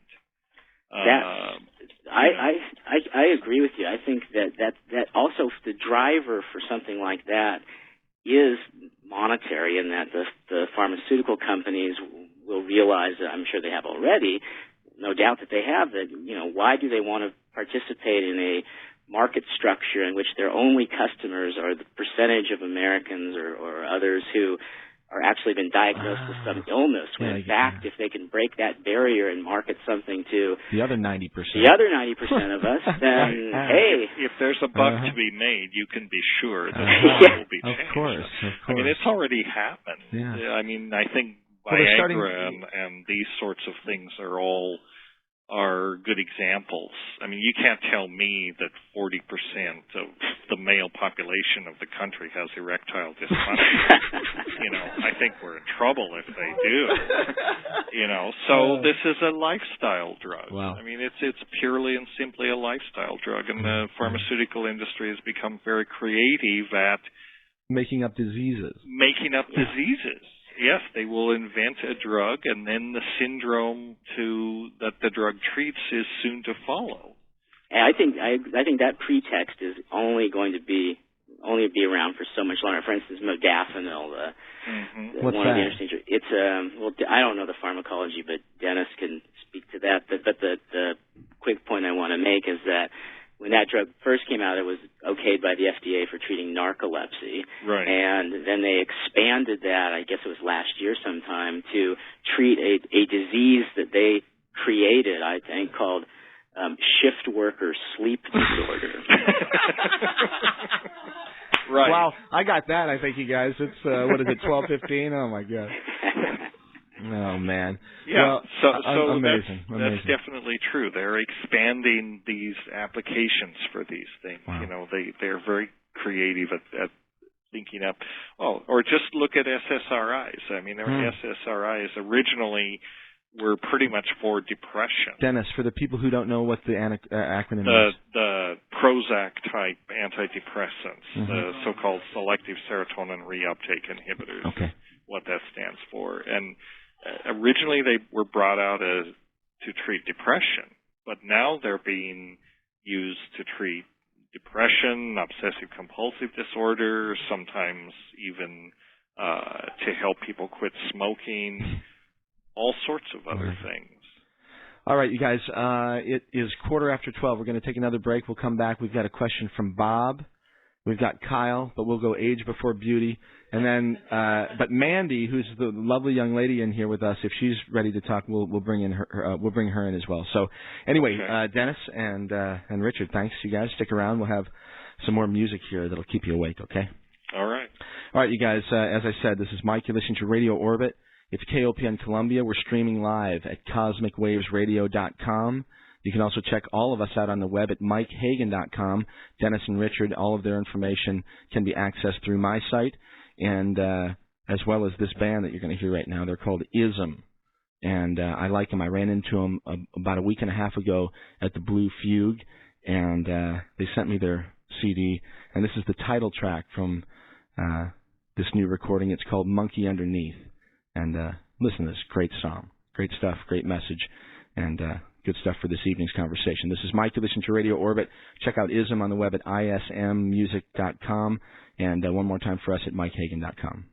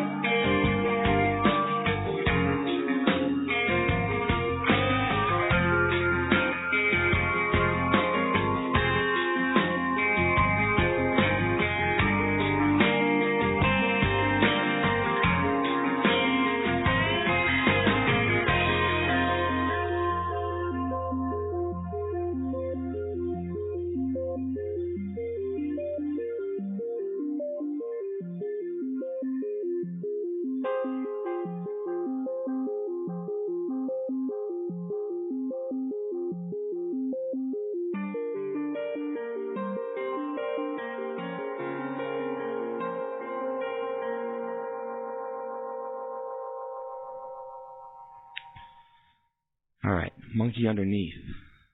One more time, that's ISM. And this is Mike Hagan. You're listening to Radio Orbit. My guests are Richard Glenn Bohr and Dr. Dennis McKenna. We're having an interesting conversation about drug laws and pharmacology and technology. And let's get back to it here. So, guys, first, thanks for sticking around with us. I'm happy to be here. We're still hanging. All right, I know. All right, Dennis, you're no old geezer. You told me you're an old geezer, and you're no old geezer. You'll be up all night, I think. So. Older than you. Well, you know, everyone else here is younger than me. Actually, no, we got people older than you here too. We got Bob who's gonna talk next. All right, look, we're all talking age. How old are you, Bob? Oh, hold on. I should turn on your damn microphone. All right. There you go. Yeah, I'm almost 70. Almost 70. So Bob Bolt. Okay, and you're still awake. That's good. Oh, yeah. I'm revving. Got the coffee going, you know. All right, Bob, you got a question for Richard or Dennis? Yeah, actually, this is a little more for Richard. I'm curious as to how optimistic you are about our chance of actually affecting change socially, politically for cognitive liberty. If so, where do we, the people, where do we fit into this? What kind of political activity? Where do we direct our efforts or something? Yeah, in terms of activism. That's a great question, and actually my thinking on it is totally dependent on my neurochemistry at any given moment. There's times where I think it's going to happen in the next instant, and then there's times which tend to actually be longer in duration where I'm very pessimistic about it. So right now I'm kind of on a little bit of an uptick because of the UDV decision.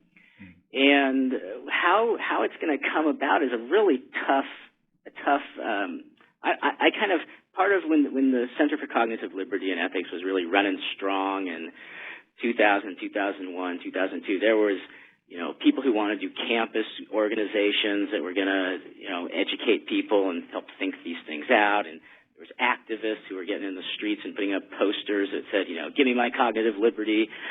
And, I just kind of felt myself to be incompetent at designing social change or movements or anything on that order. And so I'm afraid that I think it's, you have to do anything you can do, but how it's going to happen or what's going to lead to putting the point on this thing is kind of, I think, anybody's guess. And it may be that the change in this area, on one hand, I think it's going to come about gradual.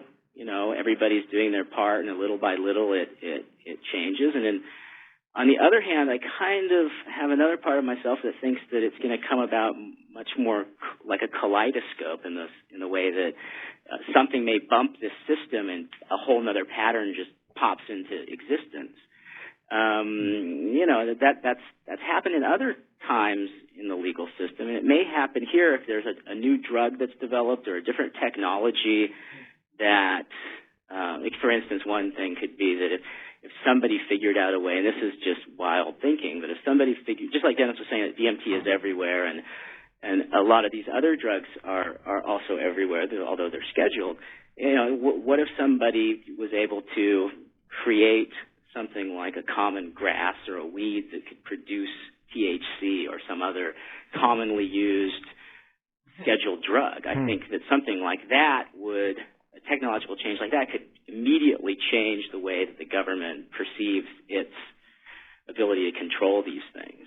And no one can really predict that, although I'm told people are working on that. I'm sure they are. Well, it's interesting that that you should come up with that idea. It's not only about drugs.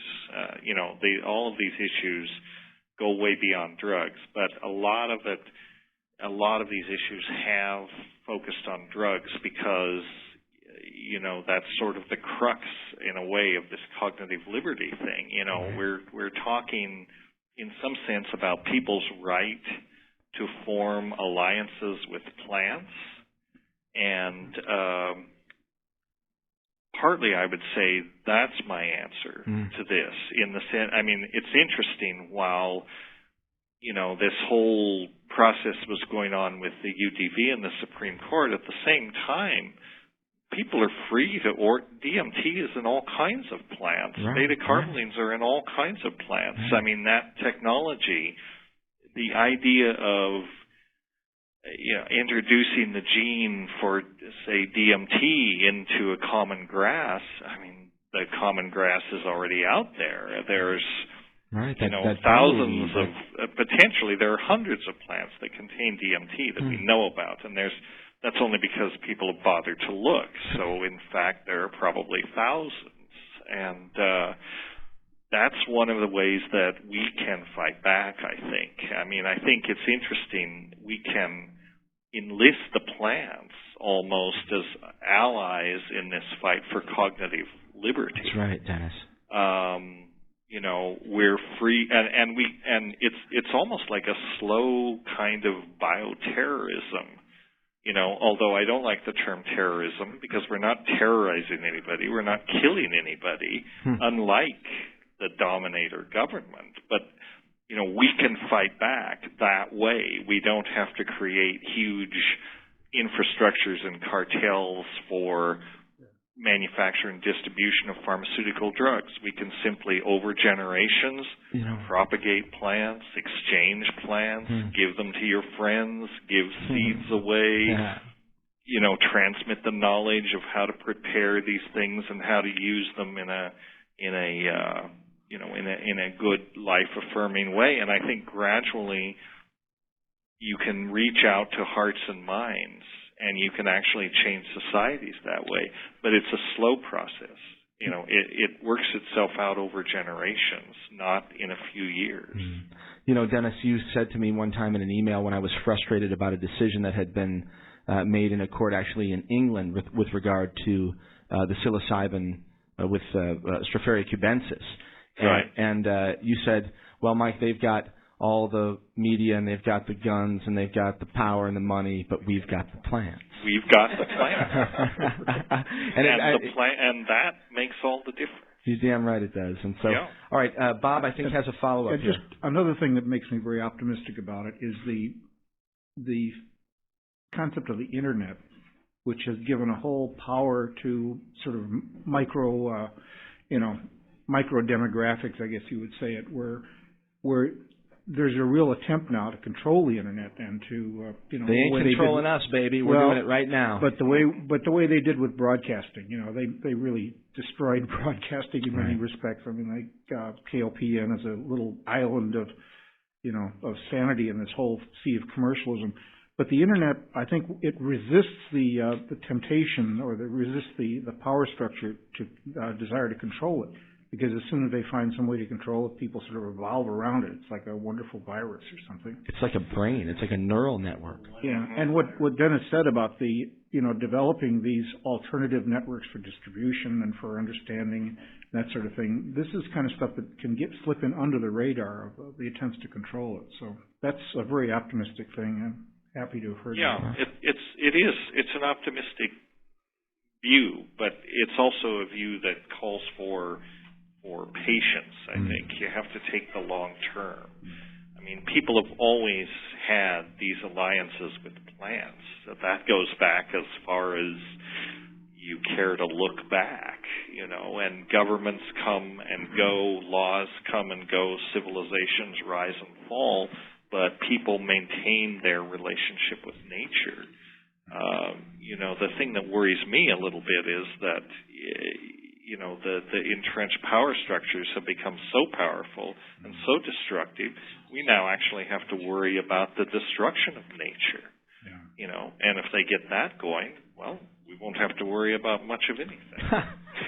All right, Dennis, thanks. Okay, let's see. Kyle, over here in the corner. My friend Kyle. Kyle Cook. I'm just curious. Whoa, hold on. I did it again. I got to turn the mic on there. Hello. All right, there we go. This is Kyle and Dennis and Richard. First of all, I'd like to thank you guys for being with us. I'm only 21 years of age, so I'm kind of ill-informed compared to everyone else. But, you got to start somewhere. My first kind of unanswerable question is you're talking about the dominating government, and we have been a lot. And I think we can agree that most of the people who make the decisions as far as what we can and can't do are the same ones who agree that God created this entire earth that we live on, our universe. And my first question is, did God make a mistake putting all these things all over the planet for us to find? Okay. And my second question is, how successful would the war on drugs be if we called it the war on nature? But kind of a real question for either one of you. No more rhetorical questions, okay. Right? I gotta bring it all down to earth for a second here, because these are the things that come into my brain.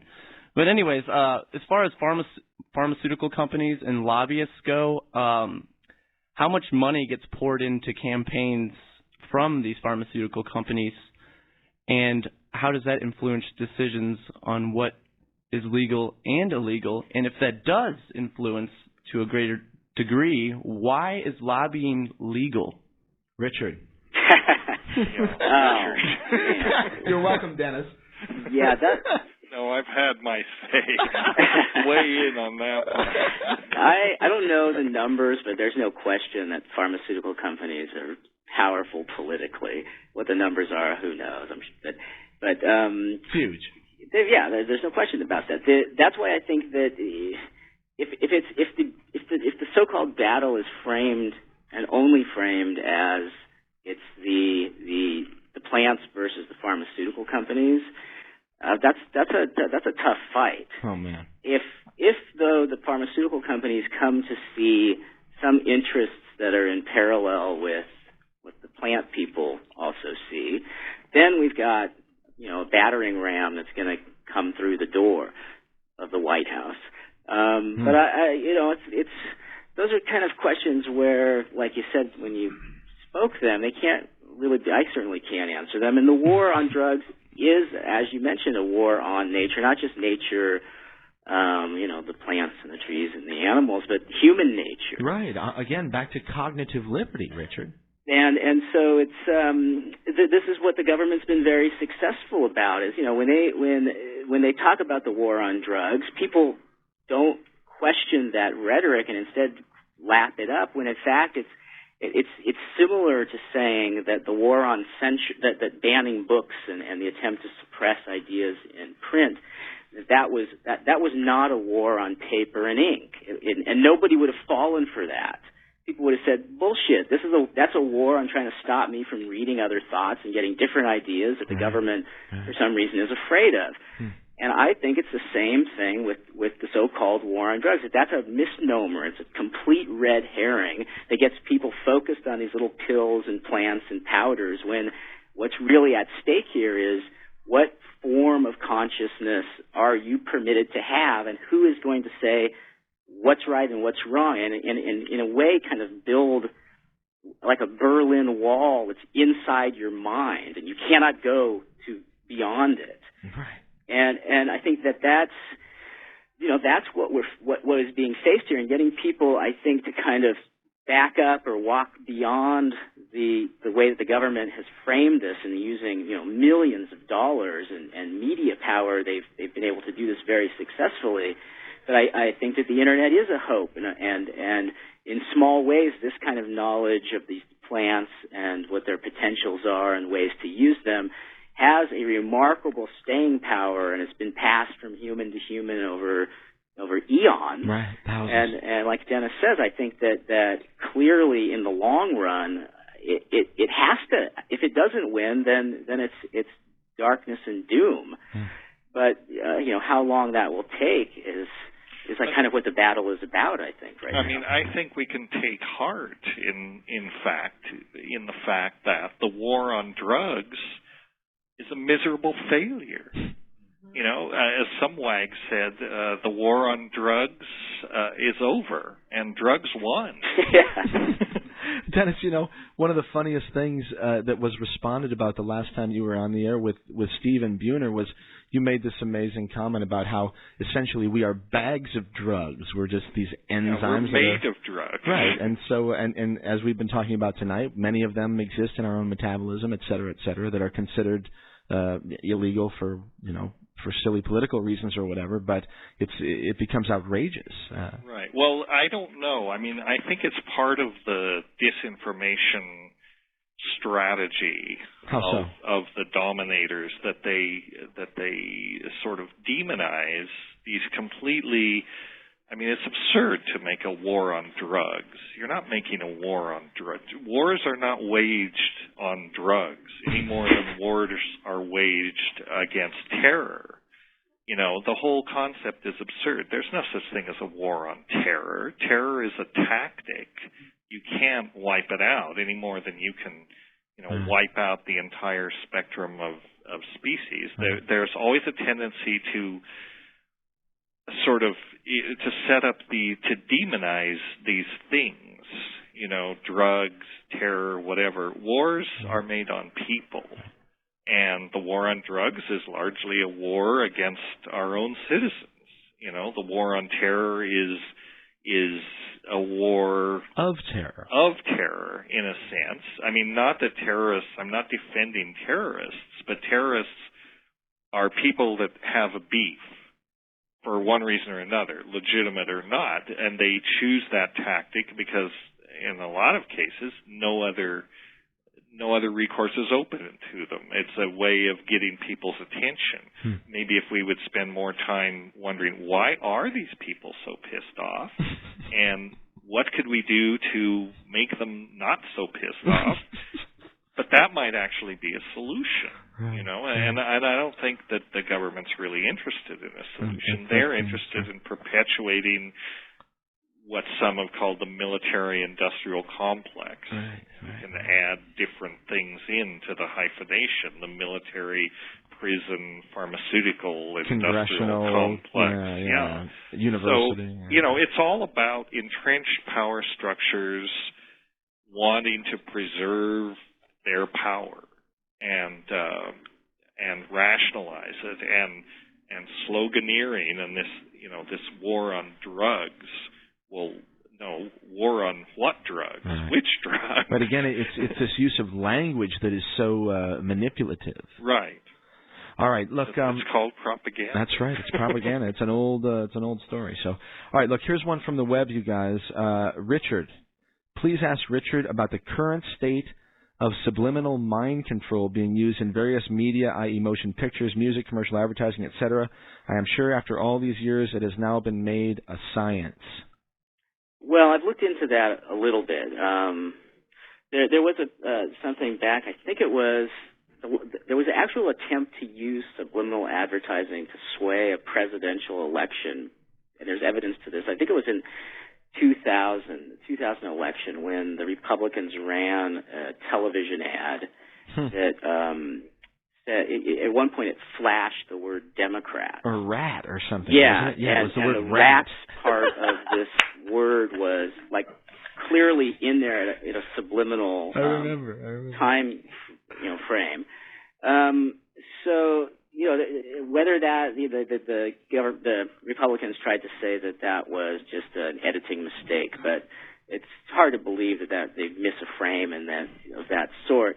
But subliminal advertising, I think, I don't know a whole lot about. There is a whole field now that's going on called neuromarketing, where universities, in fact, are allocating some of their sophisticated brain imaging technologies to examine the way that advertising affects your brain, and not just for objective kind of academic studies to see how that works, but in fact to tune these things up. There's something called the Bright House Institute, which uses university computers. I think it's at Emory. We have it on our website at cognitiveliberty.org.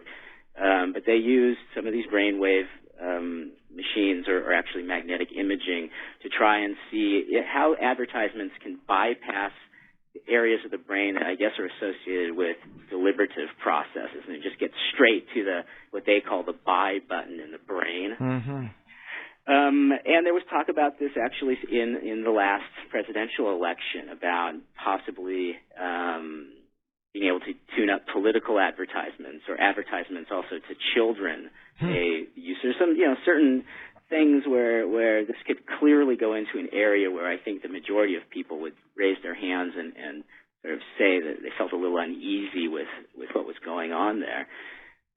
There's a lot of scary stuff, and it's one of those areas where I don't like to talk about it too much without having plenty of time to put in little nuances, because you can sound like a complete kook if you talk about some of these things in just short little phrases. Well, but it's a good example. This type of use of the neuroimaging technology is a good example of, here you've got a technology that's basically morally neutral. I mean, things don't have moral qualities, but it has the potential to be put to use by people. They make a decision and then they follow that decision up with behavior.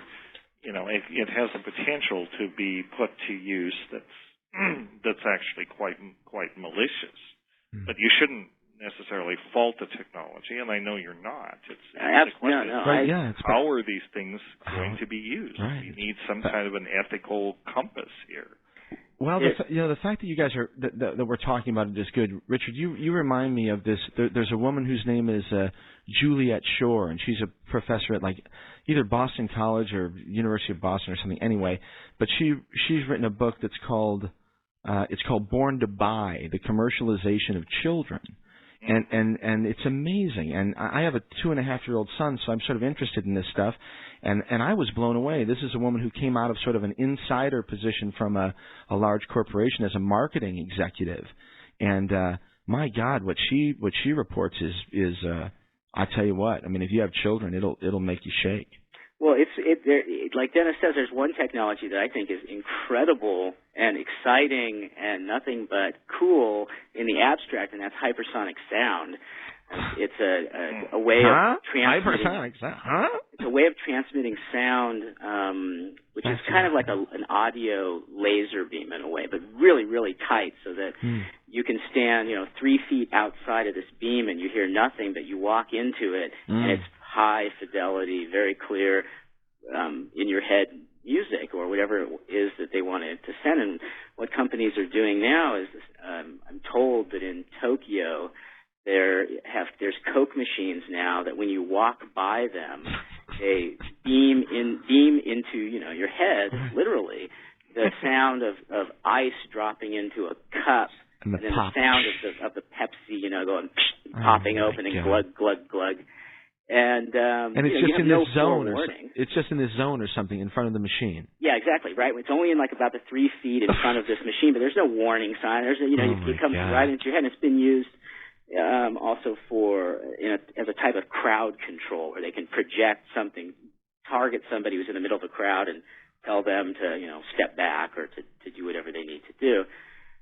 So all these technologies, like Dennis says, drugs, everything have sort of their good side, or their not the good side or the bad side, but the application And I think the way to tune that or to guide it, at least one way that I'm spending time working on, is by building back into this thing what we talked about at the beginning, the idea of choice and the right to either say yes or to say no, and not have any of these things forced upon you, nor to have any of these things taken away from you on threat of being a criminal if you use them, without causing harm to other people. Right. So it's both sides. In other words, don't be forced into using it, but also be allowed to do what you want with it. Well, that's why we have the cognitive liberty would be, be able to do what you want with your brain without causing harm to others. And there's also the concept of cognitive security, which is being able to have that decision or the autonomy over what's going to be introduced into your brain or is going to be used to directly change how you think. Mm-hmm. I mean, yeah, those are the issues. It's really about choice. I mean, it's about cognitive freedom, the freedom not to have these things foisted on you, or if you choose to alter consciousness, for example, with a drug, the key thing is, as long as it doesn't hurt anyone else, you should be allowed to do that. But, I've often wondered, or I'm beginning to wonder, maybe Richard, myself, people like us, people in our generation, maybe we're just 19th century old fogies. And this notion of privacy and the notion that, the state shouldn't have complete access to every thought, maybe these are just outmoded ideas.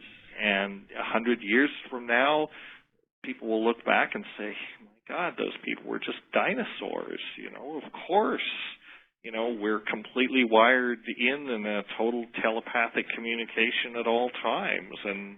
And the notion of privacy is just some quaint 19th century idea that will be swept away. I have no doubt that's going to be the case, and I think about that all the time. The reason I still argue for the notion of privacy with respect to the kind of stuff we're talking about is it works for what I see as the way I want to change policy, number one. And number two, our society, our legal system is built on what are clearly outmoded notions of the individual from the Enlightenment period. But those have been built into the Constitution. And so if I'm a constitutionalist and a lawyer in court, that's what I'm going to be arguing. And so until they change the Constitution and radically update it, these are some of the notions we kind of actually have on our side, if you want to sort of do it in that bifurcated way, to make the points we want to make. But ultimately, I agree. I think privacy is a notion that's gone. But I don't think the idea of consent is going to go away in any near time. And that would mean that you have free will and a certain degree of agency to jack into these different networks, I think, in the future. And again, it may not be privacy that is what you will argue in the future, but I think you will still have a position that's legitimate to say, hey, you know what? I want to opt out for a little while. I want to opt in. And that just may be something to do with just, again, the agency or consent that will be recognized, hopefully, in the future. Look, you guys, it is about 13 minutes before 1 o'clock. So here's the question: if we're gonna bail out at the top of the hour, then I won't take a break here, and we'll talk for 10 more minutes. If you'd like to stick around even for a few more minutes, maybe till quarter after, we'll take a break here, and then we can come back and take a couple more questions from some people here. So up to you, though. Fully up to you. Well, let's hang in. I'm good. My only concern is I'm on a battery-powered phone that I'm surprised has actually held out as long as it has. So I'm good until that thing decides to turn itself off. Okay, no problem. Then we'll take a break here, but we'll make it a short one, okay?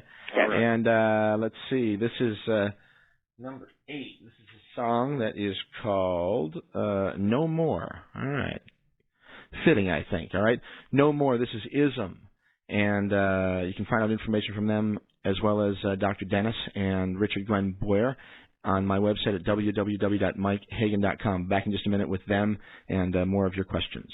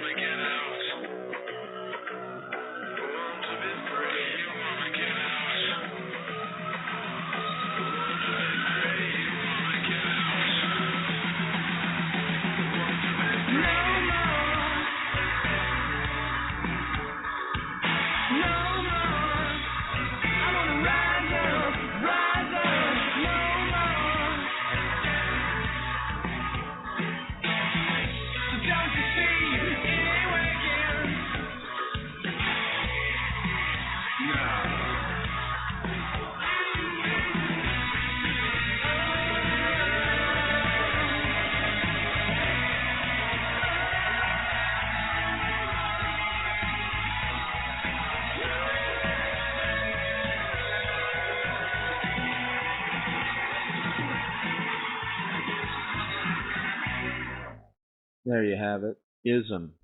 This is Mike Hagan. You're listening to Radio Orbit. My guests are Dr. Dennis McKenna and Richard Glenn Boyer. And they've been generous enough with their time to spend going on 2 hours here with us. So we're going to get right back here to them. And we have another question from Bob, who's in the studio with us here. And I've got a couple more on the web as well. So, Bob, what do you have for the guys? Well, this might be something a little more related to something that Dennis is involved in.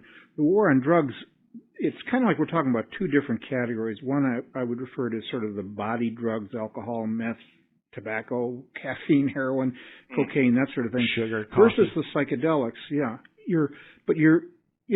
We're sort of talking about psychedelics here and the freedom to be able to explore mentally using these psychoactive substances.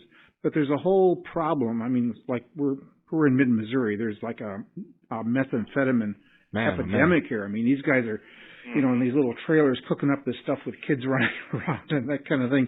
And clearly something has to be done to regulate it. I mean, I'm basically libertarian. I think if somebody wants to totally screw with their system, that's their business and the government should keep their nose out of it. But you're going to find a lot of people that are saying, we've got to have a war on drugs because blah, blah, blah, Well, yeah, I'm not advocating that drugs should just be completely unregulated. Right. I don't think that's practical, and that gets back to that issue about harm to others. Like the kids that are around the meth labs and that sort of thing. I think you have to regulate them in some sense. I just don't think, but the whole concept of a war on drugs is misinformed. If you look at, like I sometimes tell my students, there's no such thing as a bad drug. But human behavior with respect to drugs can be very bad. And what we're really talking about is regulating human behavior. And I think...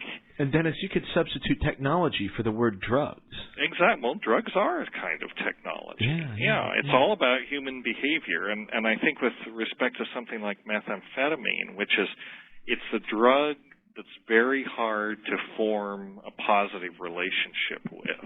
There may be people that do it. That's a nice way to put it. Yeah, but that's really what it is. There may be people that are able to do that, but they're few and far between. So, what if we were to legalize meth and make it just pick the worst drug you can imagine, okay, meth. Right. What if we were to legalize it and make it a prescription drug? Then people that wanted to shoot meth, they would have to go to a doctor and get a prescription. Every time they got their prescription, they basically have to have a conversation with a healthcare provider who would have an opportunity to say, well, maybe you should rethink this. Do you really want to shoot crank? And they can talk about all the reasons maybe why that's not a good idea. And if the person says, yeah, doc, I really want to shoot crank. Okay, here's your prescription. Right. But then they have to go back the next time and have that conversation again. So you create opportunities to basically intervene in a sense, not by preventing them from doing it, but by informing them that maybe there are better choices they could be making. I think that would be, a more humane way to approach it, and probably it would work better. What the situation that works now, it's just you have the total punishment model. Yeah. No opportunity to educate people that maybe this isn't a good idea. Okay. I really believe in education over coercion. That's the way to get people to make good choices. All right, I agree. All right, good. Richard, before your phone runs out, let's see, where was it? Yes, a gentleman asked, tell us a little about the Human Enhancement and Human Rights Conference from May 26th at Stanford. And maybe you and Dennis can talk a little about that for a minute. Oh, sure. That's a conference that the Center for Cognitive Liberty and Ethics is sponsoring along with Stanford's, not the law school. Well, it's at the Stanford Law School, but it's being sponsored by another organization at Stanford. and also the Institute for Ethics and Emerging Technologies. And the idea of the conference is to actually begin some kind of high-level scholarly discussion and critique of the idea of human rights related to human enhancement drugs. So we've got people who are everything from medical, PhDs and other people in the sciences to law professors to rhetoric professors, anybody who's got something to say and is willing to kind of, have other people pull them apart for 3 days at this conference about it is going to be there discussing this, and I'm really looking forward to it. I think it's going to spawn a lot of scholarly work in this area, and that actually, as much as academics kind of get a bad rap for being in their little ivory towers, in the law, that sometimes boils down to real change. And, again, that's kind of like my little contribution in this area, is trying to think through the way that the law might just evolve in this area. So the conference is going to, I hope, be a step in that direction, and people who are interested in attending this, it's at Stanford on May 26th through the 28th, and like I said, there's a link on the front page of our website at cognitiveliberty.org. Okay. Dennis, you got any comments on that? Sounds like a fascinating conference. I wish I could be there. I'm sure you have things going as well. Hey, let me ask you guys one other thing about with that conference. What is it? It's a 3-day conference? Yeah, it's 2 full days and like a Friday evening. And it's open to the public too? Yep, anybody who wants to go. There's a fee to get in, but I believe for students it's either waived or it's significantly reduced. Okay. Hey, I have a question, you guys, regarding sort of the technological side of this. We haven't talked about it a lot, but there's also the idea of enhancement, and the idea that some of these things, both pharmacological or technological, could be used to enhance us, to make us actually better, quote unquote, than we are. We really haven't talked about that much. Richard, what do you see happening there? I mean, we have all these things happening with nano-biotechnology and nano-neurology and nano this and that. Dennis, you should really start IBM, the itty-bitty machine company that you wanted to start. That's great.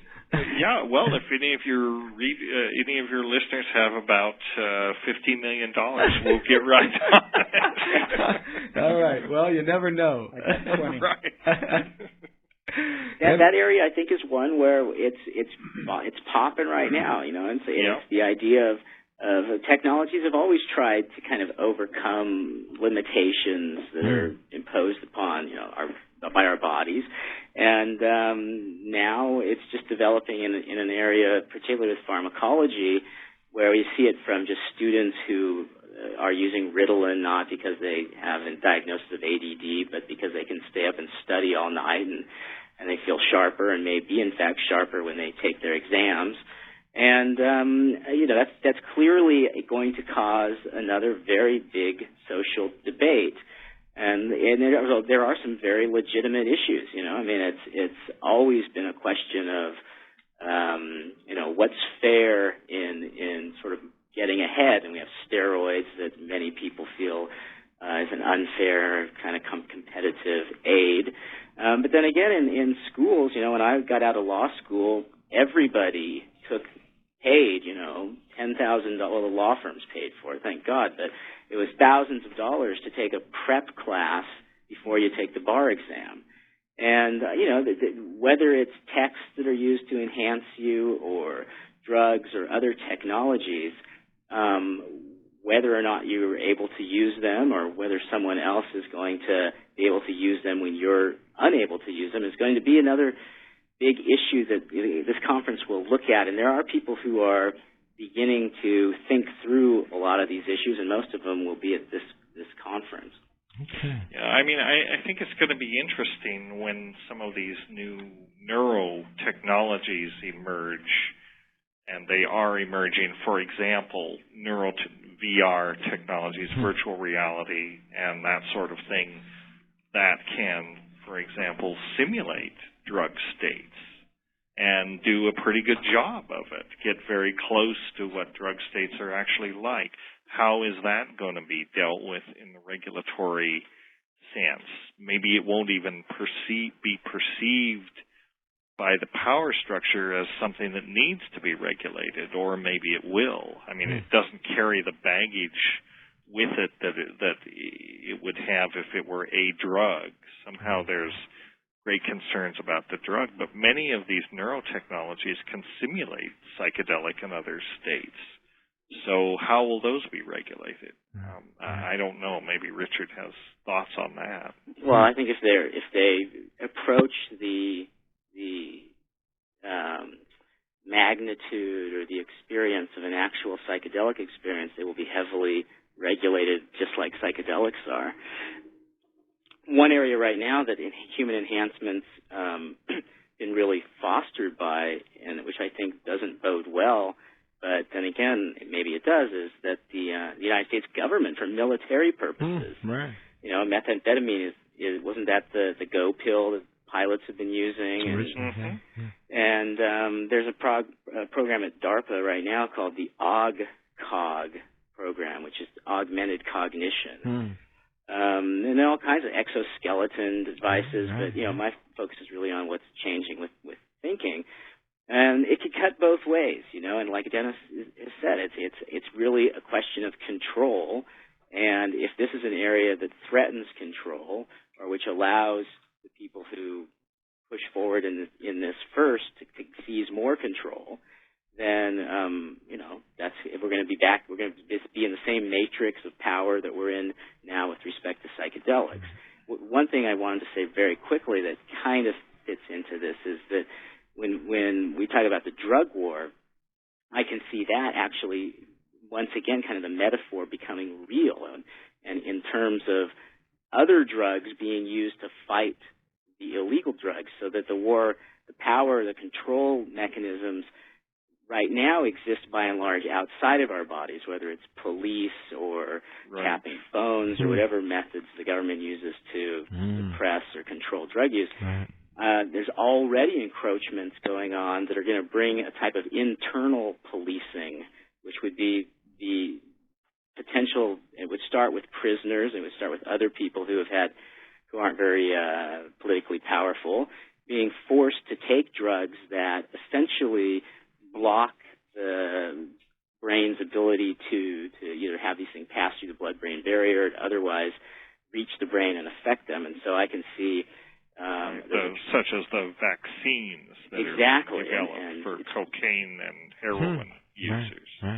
Antabuse is one that, you know, has existed since the 30s, when it was, I guess, some people at a rubber plant went out and had beers at lunch and came back and all started vomiting intensely because of the chemical that was being used in this plant. And, you know, in American ingenuity, this was immediately turned into a drug that would be used to what they called to chemically enforce sobriety. And that's a good thing if you need this drug. It really is. And if you take it by choice, no problem. Precisely. But what quickly happened was courts began imposing this on people who were, you know, arrested for alcohol-related offenses. And we've got hundreds of thousands of people being arrested now for marijuana offenses, and it just so happens we have a drug under development that's got applications to reduce the effect of marijuana when smoked, and that could well be imposed as a probation condition. I've read reports up to like 75%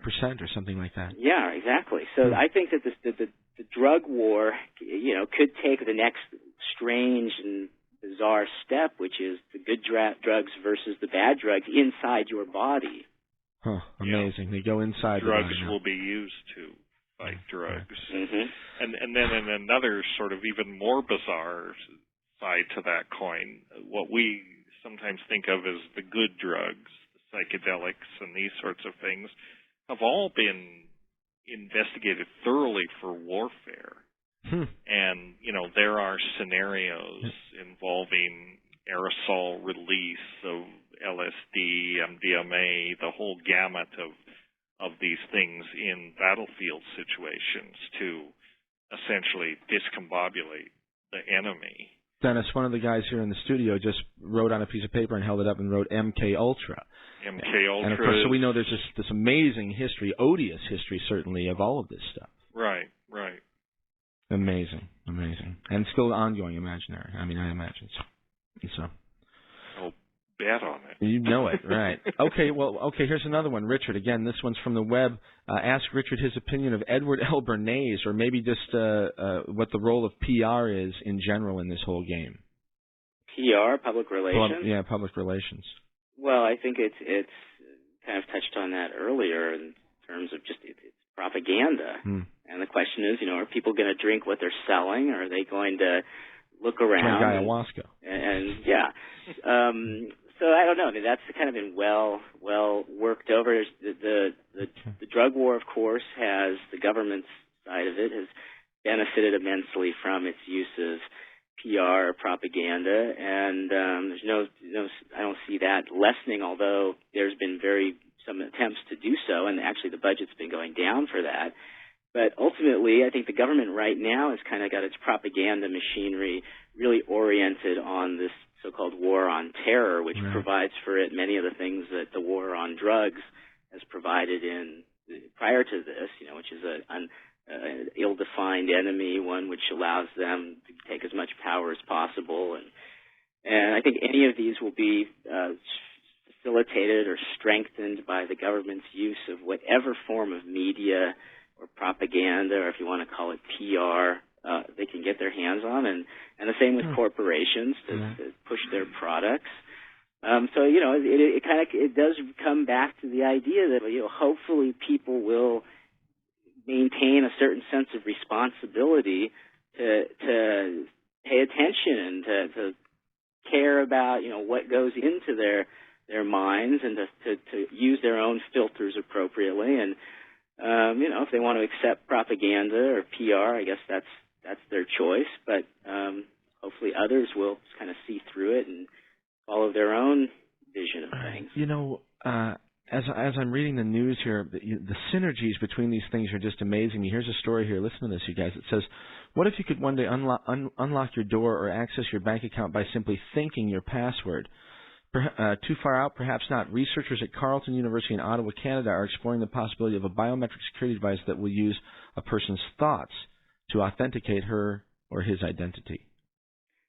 I'm aware of some studies that are being done now that allow people to... I'm not sure how far these are going, but what I've heard is the following scenario, which would be you could walk up to your ATM machine, which usually uses like a 4-digit code, think the numbers, and it would react appropriately. And the reason that this may work is apparently some of these magnetic imaging or other types of sophisticated brain imaging are showing that when people think of particular numbers, it's actually a very discrete, localizable area of the brain that apparently lights up, and that these can in fact be therefore correlated fairly successfully when one thinks about the numbers. So, outrageous. Well, I don't know. I mean, I think that's got some exciting. All of this stuff has exciting applications. It's amazing but to me. It's amazing. Yeah. It is amazing. It's absolutely amazing. Yeah. Now here's another one, Dennis. Name a technology, and they'll find a way to use it to malicious ends. Yeah. Well, now here seems to be, we're very ingenious at that.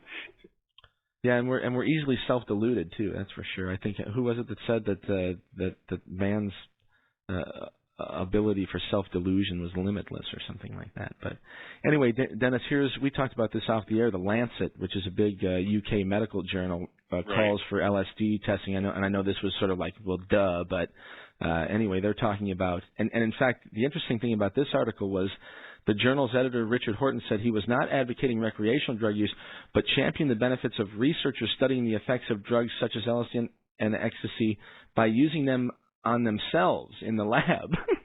Now, this is like back to the 60s, right? Wow, it's amazing. So, well, I read that editorial. I'm not sure I got that out of it, but that's the old shamanic method. Right. Heal yourself, right? Right. And in fact, psychedelics may, they undoubtedly probably do have medical applications, but there is this issue of why should they only be taken by sick people? Right. You know, there's no doubt that they are some of the best tools around to understand consciousness and to understand the nature of the brain-mind relationship and all of these things that we're concerned about. So that sort of crosses over into this area of enhancement, you know, in and some way they liberty. really are, and cognitive liberty. Mm-hmm. I mean, they really are mind expanding, or they can be. That was what was touted for LSD when it first came on. Mm-hmm. And in some sense they are. So one of the issues with cognitive liberty is, you know, should mind expansion or consciousness exploration be regulated or not, you know, and to what degree and so on. Right. All of these strategies are about control. You know, the governments have interests in controlling people, and people have interests in resisting that control. So that you get this dynamic tension. Mm. And this is one reason that psychedelics are so dangerous. You know, they Politically. really are dangerous in the eyes of the government because, as I think we said before, you know, they make you have funny ideas. And funny ideas are inherently dangerous to the established order. We can't have people going around having funny ideas. It doesn't make for, you know, good workers, good responsible citizens who just, you know, work, pay their taxes, do what they're told, don't cause trouble. Use the sanctioned drugs. Right. It makes people into people who think too much are inherently dangerous. All right. Okay, I got to do it. It's 1:15, so you're going to cut us off. No, I got to do this. This comes from the web. Mike, Dennis, La Chorrera. Yep, I got to drag it out again. Not so much in a recounting of the events, but how Dennis looks back 35 years ago to that time period. How has it influenced his path? We all know where Terrence went with it, and how does it play into his current work, if at all? It would be interesting to get his take on the time wave theory if you guys have time, but how does that piece of work play, and does he look at resonant time periods at all? So I don't know, that's a lot. But anyway, how do you look back at La Chorrera? You know, how do you look at La Chorrera 35 years ago? Well, I look at it as something that happened 35 years ago. You know, so it was very important. It set me on a path. You know, that in some ways I'm sure I wouldn't be going the direction I went or am going if it weren't for La Chorrera. But it's very hard to sort of, I mean, I'm not obsessed with it. Right. You know, I've been there, I've done that, and I'm trying to take what I've learned from it and move on. Okay. One little echo of the past is somewhere, I think it was in The Invisible Landscape, or maybe it was in Dennis's brother's book, True Hallucinations. But I think in one of these books, somewhere I recall Dennis in the midst of one of these states saying, "Mayday, Mayday, Mayday." And that would be me. And here we are. Here we are, you guys. Here we are. It's like Mark Twain's little saying that history doesn't repeat itself, but it sure does rhyme a lot. Right. Wow, I love it. And it's so true because there have been some certainly resonant things happen in my life in the last few months, I got to tell you. So anyway, well, look, I think you guys, I think that's a good place to wrap things up. I can't tell you how much all of us appreciate it, and it's been an absolute pleasure. And Dennis, as I always tell you guys, your time is so valuable, and I recognize it, and I appreciate it. And so do all of the listeners, and in fact, listeners now tonight, wherever they may be, not just locally and regionally. So from my heart, both you guys, Richard and Dennis, thank you so much. Always a pleasure, Mike. Well, thanks very much for having me on. It's been a blast. You bet, and we're going to put more and more of these things together as we move forward. And I'm getting close to having the opportunity to broadcast more frequently than just once a week. So anyway, we've got big ideas, and you guys are real important in all of these things. So thanks again, and we'll be in touch. All right. Okay. Okay. Good night, everybody. Good night, everybody. We'll talk to you downstream. Sounds good. Bye. Okay. Wonderful. All right, everybody. That was Richard Glenn Boyer. and Dr. Dennis McKenna. As I've said all night, you can find information about those wonderful gentlemen on the web at www.mikehagan.com. And, hey, Dennis, are you still there? I'm still here. All right. Sorry, this just came in on the chat. It said, ask about Terrence's kids. How are Finn and Cleo? Doing well. All right. Easy enough. Doing well. That's all we need to know. We know Kat's doing well, and we're going to try to put something together with her in the future. Yep. All right. Thanks again, Dennis. We'll talk. Okay. All right. Ciao. All right, everybody. This is Mike. You've been listening to Radio Orbit. It's KOPN, Columbia.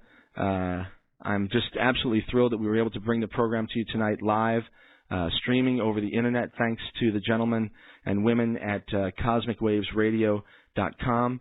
Thanks to Dennis and Richard one more time, and thanks to ISM. We'll hear a little bit more from them right now. This is called Breathe. You can find information from them on the web as well.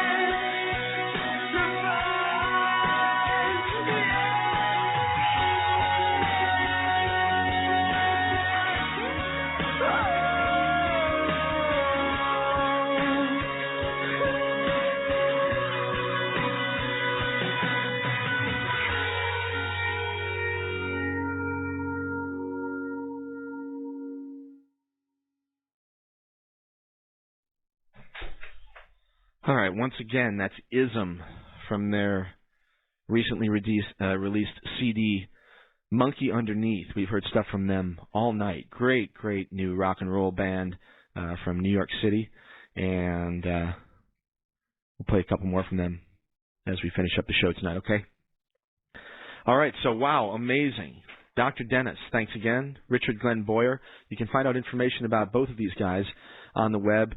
Dennis at www.hefter, HEFFTER.org, and Richard at cognitivelibert.org. And, of course, those links will be up at my site from here on out, and you can always get over there from my site. Okay?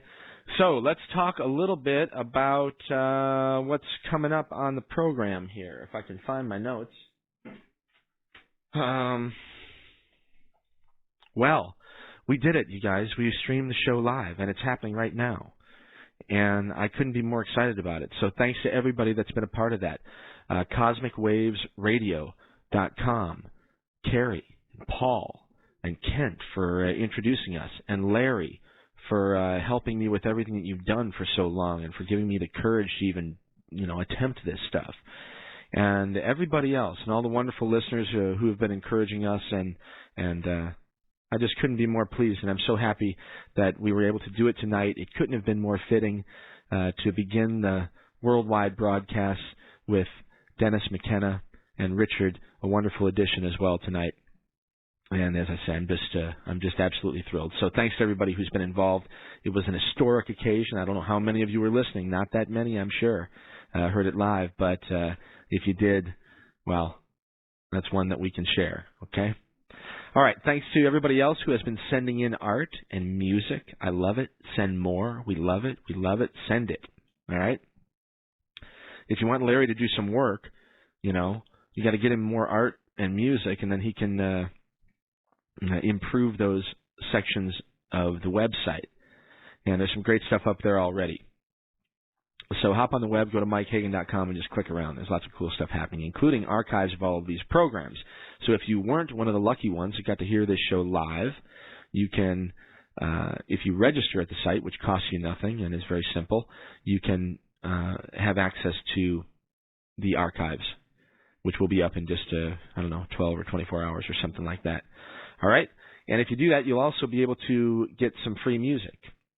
Yachai, my friends Jeff and William from Yachai Music have made their entire CD, Sweet Mother Mercy, available if you go register at the site. And Larry's made some pretty cool screensavers and some things there. So there's some freebies. And like I say, it doesn't cost anything, and we're not asking for a whole lot of information. All right? So get over there. Let us know who you are. And, of course, thanks to those of you who have already done so, all right? My email address, orbitradio@aol.com. The website, as always, Mike Hagan, HAGAN.com. The phone number here in the studio. If anybody's out there, and I have to apologize, there were a couple of people that were calling during the program and wanted to get on the air. The problem is when I have two people on the air, i.e. Dennis and Richard, I can't take a third phone call. So I wasn't able to pick up those calls. So if you'd like to call now, I'd be glad to talk to you. I don't know if it's sort of ex post facto, but I don't know. Maybe you could just yell at me or something. Anyway, that number is 443-8255 if you want to give me a call, and I'll talk to you on the air right now. All right, let's talk about upcoming guests really quickly. Marco Rodin next week.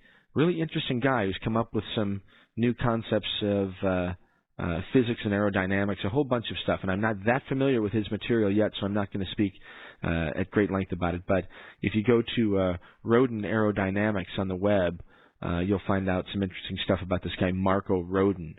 And he was on Jeff Rent's just a week or two ago, and some people asked me if I would get him on the program, so I'm going to try to do that. Actually, not going to try. We've already set it up, but I just need to get familiar with his material. All right, the week after that, Dr. Alan Goldstein.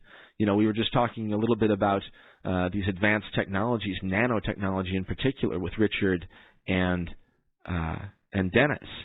And the show on the 15th will be with Dr. Alan Goldstein, who's the professor of biomaterials and the chair of molecular cell biology and biomedical materials and engineering and science at Alfred University. And he is at the bleeding edge of this whole nano-bio-neurotechnology movement or evolution, explosion. I don't know what the hell to call it. But it is absolutely outrageous what Dr. Goldstein is going to talk about on the program in 2 weeks. And if you'd like to get a little bit familiar with some of that stuff, go on the web, go over to my news page. Actually, I think it's on the front page right now. At MikeHagan.com, there's a story. If you page down just below the information about Dennis and Richard, right below that, there's a story that's called I, Nanobot. And it's written by Dr. Goldstein. And it's well worth reading. And certainly if you want to be familiar with some of these concepts before the program, read that article before we talk to Alan Goldstein on the 15th of May. All right, the 22nd of May, I'll be just back from Las Vegas, a trip that I'm looking very forward to, and with great anticipation. And the Monday I return will be a program with Rian Eisler, one of my favorite authors, who wrote a book that I think is one of the most important books that's been written in our age, and it's called The Chalice and the Blade. And I don't say that with hyperbole. I really mean it. It's a remarkable book, and there's some concepts in there that are just really important. Now, here's that caller, so we're going to grab this phone call here real quick and say hello. Welcome to Orbit. Who's this? This is Otto. Hey, how you doing, man? I'm doing great. Good. Great program you had. I was one of the people who tried to call in. I'm sorry that I wasn't able to take the call. Our phone system only allows 2 people to be on the line at any given time. That's why I sort of had a little forum put together here at the station. No problem. I really enjoyed the program. I had a couple of ideas I wanted to fold into the mix, and some of them got kind of addressed, but one of the thoughts was really that fundamentally where our war on drugs and the really strenuous laws we have on drugs, it fundamentally comes from a religious, kind of a faith orientation. At the same time, and I'm not quite sure how all these things fit together, but to a certain degree, we had the comments about cognitive liberty and about what kind of mental states people have access to. Right. And kind of on the opposite side of the spectrum, ever since the Enlightenment, we've kind of said it's not okay to be insane and to be abroad, at large. And so that's kind of another thing that we've got going on kind of from the other direction. In the early Middle Ages, we didn't lock up crazy people, but at some point we decided it's not okay to be crazy and to be at large. And to a certain degree, I think it reflects, there's kind of like a temporary view that, having your mind altered means that you're kind of temporarily crazy. So. Yeah, a lot of Dennis's work over the years has been, he's had a great interest in schizophrenia. And, the shamanic tradition sort of suggests that a shaman, one definition, is sort of a sanctioned schizophrenic. You know what I'm saying? Oh, yeah. Yet in this culture, it's something, as you say, I mean, they lock you away. But it's definitely a reflection on the access to other than a very thin corridor of allowable experience, We have a lot of our legal framework that traces back to some fairly, a fairly narrow view coming from, the European religious, the Puritan. Well, if you think about it, 100 years ago, right at the turn of the century, between, the 19th and the 20th century, we think of that, with nostalgia, and thank God that's gone with, and we're so much more advanced and enlightened than that now. But back then they would put like pantaloons on the legs of pianos because the piano leg, naked furniture just made people very nervous, right? So, so we look at that and laugh, right? Yet we have the same sort of attitude towards consciousness that they had about naked furniture, and it's easy to make fun, but we really haven't moved that far, and this is important that we start to recognize it, because who can tell you what your allowable experience is? Well, and if you look at the confiscatory drug forfeiture laws and that whole approach, we haven't moved that far beyond the Spanish Inquisition. Oh, not at all. In fact, it's disguised a little bit better, but it's essentially the same thing. But that's the name of history, basically. Yeah. But we have people now. It's all about information and knowing who who your friends are. Sort of. I'll tell you what. I'll take Richard Glenn Boyer on my team against any of these government punks, quite frankly.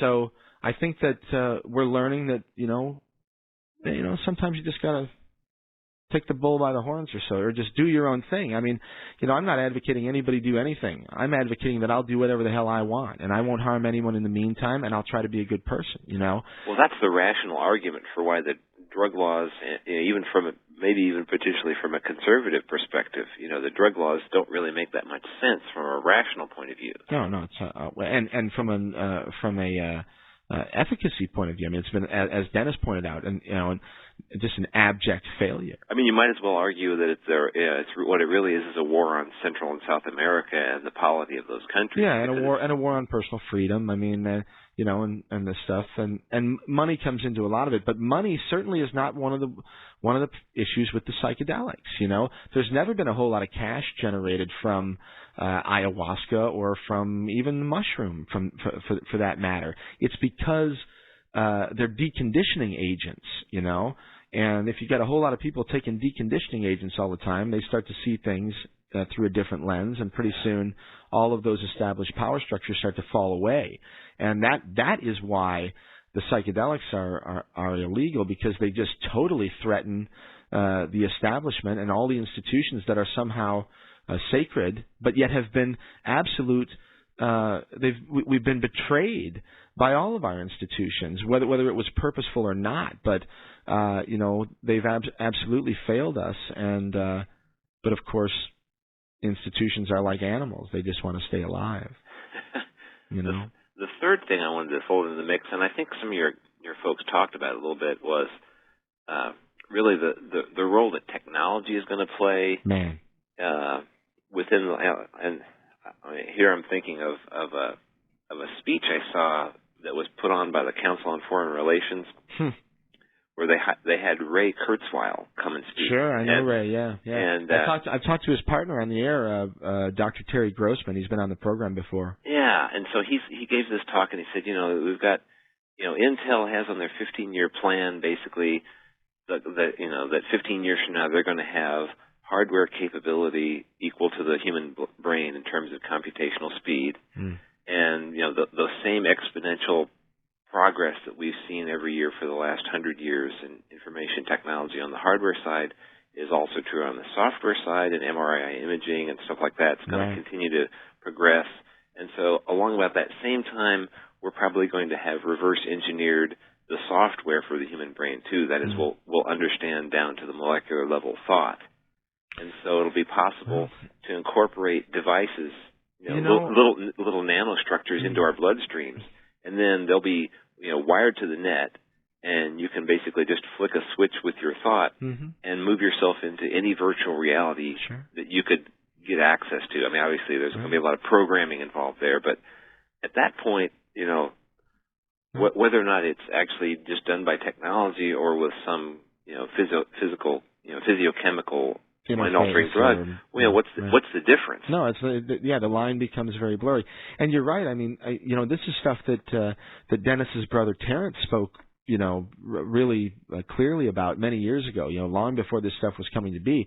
And one of his major points was the idea that not only is the technology advancing, but the rate of advancement is advancing, both at an exponential rate. So people that talk in terms of 50 years from now or 500 years from now or whatever, these are ludicrous statements, because we're quickly approaching a time where the development of all of these things goes asymptotic. It basically goes vertical. Well, the title of Ray's book is The Singularity is Near. Right. And that's a concept that came out at a NASA conference back in 1977, actually, by this guy Vern. I forget what his name was. Werner Vinge, I think. But anyway, and Terrence talked about it, and there are, many people that have certain psychedelic experiences talk about something that seems strange in the future, but who knows what it is? I mean, but technology is advancing like crazy. Pharmaceuticals are advancing like crazy. The synergies between them. This is the thing that's really interesting. Is that, it's easy to look at one or two individual advancements and say, oh, okay, well, I can sort of picture what that thing will look like in 5 years. But trying to combine what that thing will look like combined with the other technologies that it may be involved in, in a synergistic manner, it becomes outrageous. You just can't predict what's going to come out of that, Yeah, it becomes much more nonlinear, and it's... Oh, my God, it's outrageous. It gets hard to even be able to comprehend. Yeah, so we're getting that. That's where we're coming. I guess the buzz line for me is it sort of like, the number of options available are about to really increase. Oh yeah. So I think I look forward to it, but it's going to be a strange thing, and a lot of people are going to really freak out about the things that are coming. But I don't see. I see less control. I'm not one of these guys that believes that that the control freakers, which I understand exist, and I realize, certainly that there are groups vying for control and working very hard for it, but I don't think anyone's really being successful, and I think that they're going to become less and less successful as time and the strangeness of time moves forward. So I think the horse is out of the gate. I think you can't put this genie back in the bottle. And there's some of us who have enough respect for kind of things that evolve over billions of years that we get a little bit nervous about things changing so quickly. But the challenge, I think, is going to be, it's kind of like if you think about computers, you'd kind of wish that people wouldn't create viruses, but they're, whatever is possible basically is going to happen. Right. It just, yeah. And so the challenge, when you start to talk about these nanotechnologies in your bloodstream that keep you from ever having a heart attack, or that can allow you to, switch your brain into a different reality, right. Security issues are going to be important too. Oh, yeah. So that we'll have this, just like with there comes the latest virus and there's the latest patch. It's just, I think, we're going to see that kind of stuff raised to new levels. I think so. I think we'll just have to kind of muddle through. I guess. Well, look, hey, I got to get on with a couple things here. All right. But thanks for calling. I appreciate it. I'm glad you stuck around. Good program. Thanks. Hey, thanks again. Take care.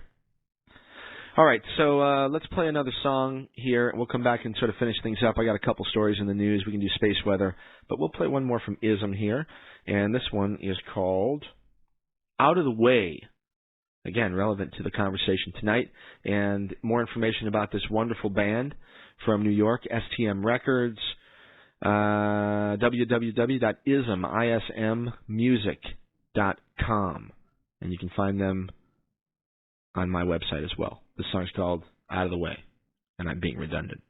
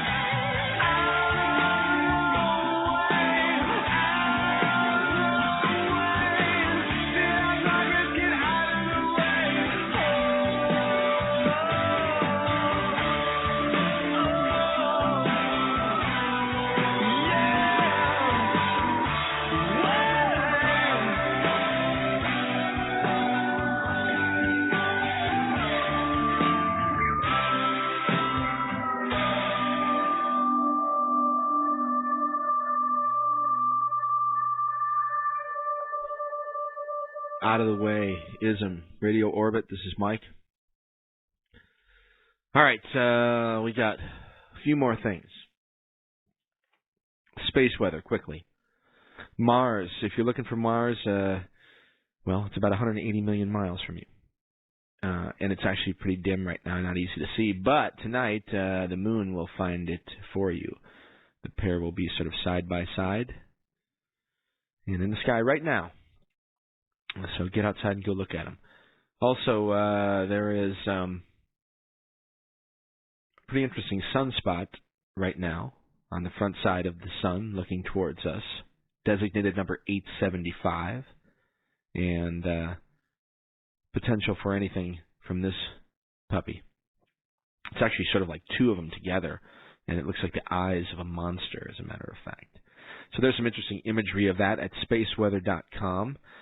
And let's see, what else? Mark your calendar. About a week from now, this comet that we've been talking about, 73P Schwarzmann-Wachmann 3, is going to be passing by the Ring Nebula in the constellation Lyra. And if you have a decent backyard telescope, that should be an absolutely wonderful sight. And Kent put it best. He said that that after, how did he put it? He said, after studying the comet Schwarzmann-Wachmann for an extended period of time, that he's determined that it is beautiful. And it is, if you see some of the imagery. And so far it hasn't hit our planet, and I don't expect it to. There are some folks that are saying that might happen, but well, you never know. Anyway, for now it hasn't, so just put your gazers on and take a look at a beautiful comet blazing through the night sky. And the whole month of May should be pretty interesting with this particular comet, starting next week. Okay, let's see. What else? Astronomy Week, this week, May 1st through the 7th. On the 4th, Jupiter at opposition to the Earth. Let's see, we also have the 95th spring meeting. Oh, I have to tell you this. This is actually very funny. On May 4th through the 6th, we have the 95th spring meeting of the American Association of Variable Star Observers, the AAVSO, as it were. And this is in Rockford, Illinois. That's my hometown. Rockford, Illinois. The 95th. First of all, who would ever have imagined there have been 95 annual meetings of the American Association of Variable Star Observers? Most people don't even know what a variable star is. And I'm one of them. Anyway, May 5th, National Astronomy Day. Go out and look at the heavens. On the 5th as well, the Eta Aquarids meteor shower is peaking. I'm not sure if we can see that in this part of the hemisphere, or in the northern hemisphere or not. But the aquarids, or aquarids, I'm not sure how you pronounce it actually, will be peaking in the next week or so. And also the 5th is the 45th anniversary of Alan Shepard, the first U.S. man in space. He was on a launch or on a mission that was called Freedom 7, and that happened in 1961, 45 years ago on May 5th. All right, it's May now, so let me read a little bit about what's happening with the planets. Jupiter will be as bright as it gets this month. During the year, Jupiter goes through different phases, as all the planets do, of brightness, and it'll be pretty bright all month. And as I said earlier, it's at opposition on the 4th of May. Let's see, if you are up at dusk and outside, Jupiter will be low in sort of the east-southeast sky, and then it'll move up through the southeast to the south-southeast as the month sort of moves along. And Jupiter is retrograding right now, and it is a nice sight in the evening sky, right? Saturn will be visible in the west-southwest at dusk in May. Be pretty bright, as a matter of fact. Let's see, what else is happening? Mars sort of descends in the west, and it'll be a little bit to the lower right of Saturn, going towards the constellation of Gemini over the course of the month. And let's see, what else? Venus in the morning. Low on the horizon as the dawn is brightening and moving from the south to the north, or north of east, I guess, as the month moves along. All right, Jupiter opposite the Sun on May 4th, as I've said the third time now. That's what opposition means. And I don't know, last chance until late 2007 to see Venus and Jupiter simultaneously. So that'll be on the morning of May 4th. All right, as I said, that comet, we're watching that. If you really want to find out what's happening with that, go over to Kent's site at www.cyberspaceorbit.com. He follows it closer than anyone, and there's wonderful imagery as well over at Kent's site.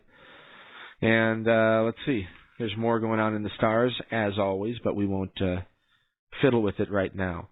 What else can we talk about? Yeah, next week we've got Marco Rodin. Should be very interesting. We're going to be talking about alternative energy, different ways of looking at physics, magnetism, electromagnetism, all these sorts of things. Let's see, news. Let me go to the website here real fast. I mentioned really quickly that story while Dennis and Richard were on the air about using your thoughts as passwords. That's interesting. Here's one. Panel warns of a crisis in American physics. Yeah, I've been saying, well, I shouldn't say I've been saying it, but certain members of the community have been saying that for quite some time now. And this will tell you how big the crisis really is. Listen what they're interested in. After the conversation we had tonight, now check this out. Physics in America is at a crossroads and in crisis, just as humanity stands on the verge of great discoveries about the nature of matter and the universe. Particle physics have done virtually nothing for the average person. Name one thing that particle physics have done to help you or me or anybody else in the last 100 years. Anyway, a panel from the National Academy of Sciences concludes in a new report the United States should be prepared to spend up to $500 million in the next 5 years to ensure that a giant particle accelerator, now being designed by a worldwide consortium of scientists, can be built on American soil. The panel said if that does not happen, particle physics and the quest for fundamental forces and constituents of nature will wither in this country. It said this is a risky investment. Harold Shapiro, an economist at Princeton, and the chairman of the 22-member commission said Wednesday at a news conference. Oh, whatever. I'm over it. Okay, the Lancet calls for LSD studies in labs. I read that one to you. Regenesis. The first life form may have been RNA. Everything after that point may be up for grabs, even the structure of DNA. Synthetic biologists have created DNA chains that function, but are made of different sugars and acids than the stuff in our cells. So that's going on. Anyway, get on the web. Go check it out on at MikeHagan.com and go to the news page. and there are lots of stories right on the front page there, but everything is archived on the news page, and there's lots of interesting stuff that I wasn't able to get to tonight, but I'm glad I wasn't able to get to it because we had 2.5 hours with Dr. Dennis McKenna and Richard Glenn Boyer, and it was a wonderful program, and I thank everyone who participated and all of the listeners out there tonight on the web who listened, and for the guys and girls at Cosmic Waves Radio that made it happen, for Charlie here at KOPN helping get the technology in place here, and for everybody who participated in the show. A wonderful evening, and I'm glad that we were able to pull it off. So we'll finish things off one more from ISM. Once again, their most recent release, Monkey Underneath. This last one is called Crazy Dream. And man, it really has been one. So we'll see you next week. Marco Roden. In the meantime, don't forget, check us out on the web, www.mikehagan.com. Thanks again to everybody. Such a crazy dream. The colors were so strong. The sun runs on the surface, and I was carried along.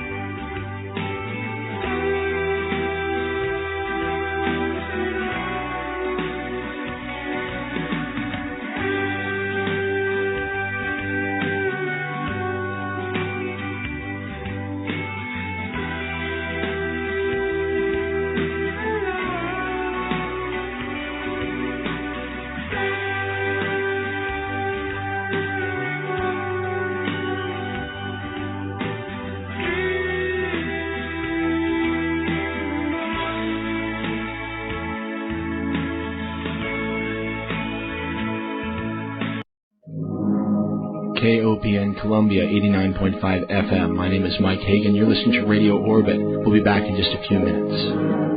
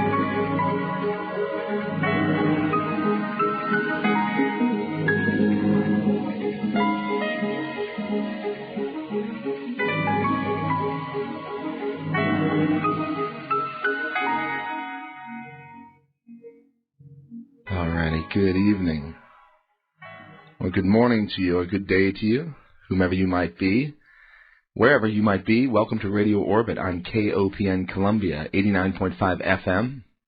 Good to be here with you all tonight. Before we get things going, let me give a quick thanks to Corey, New Wave Radio Theater. Wonderful show tonight, Moon over Morocco. That's a long series, I think 9 or 10 weeks, so if you enjoyed that, you can come on back next week and the next, actually for the next 2 months, I think we'll be hearing segments from Moon over Morocco. Great stuff, thanks to Corey. Before that, Kelvin and Jason, Do It Up, Jazz plus Blues equals Harvest Time.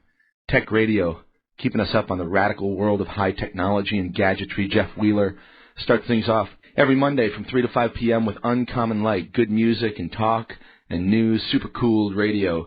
On a waning moon Monday night, KOPN Columbia, your imagination station. Glad to be here with you and a part of it all. All right, thanks very much to all of you who listened and participated in the program last week. A big thank you to Brian Trent, a wonderful author, writing good books. Most recently, Never Grow Old, the novel of Gilgamesh. And, of course, the wonderful Remembering Hypatia from a couple of years back.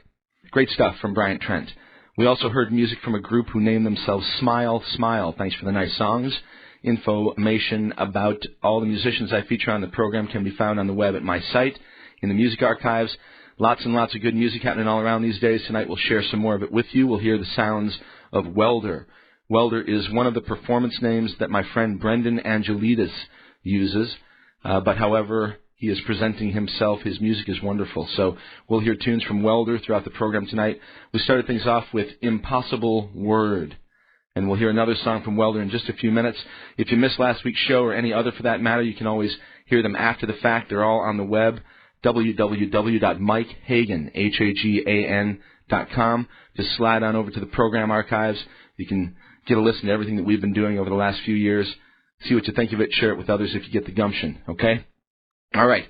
Tonight, in just a few minutes, the brilliant scientist, a world-class chaser of mystery and adventure, a great teacher, our good friend, Dr. Dennis McKenna. Also a special guest during our last hour, if I can pull it off, but one thing at a time. All right, so we'll get to Dennis in just a minute. Let me tidy a few things up real quick, then we'll get on with it. Okay, it's me, Mike Hagan. You're listening to Radio Orbit on KOPN Columbia, 89.5 FM. Dr. Dennis in just a few minutes.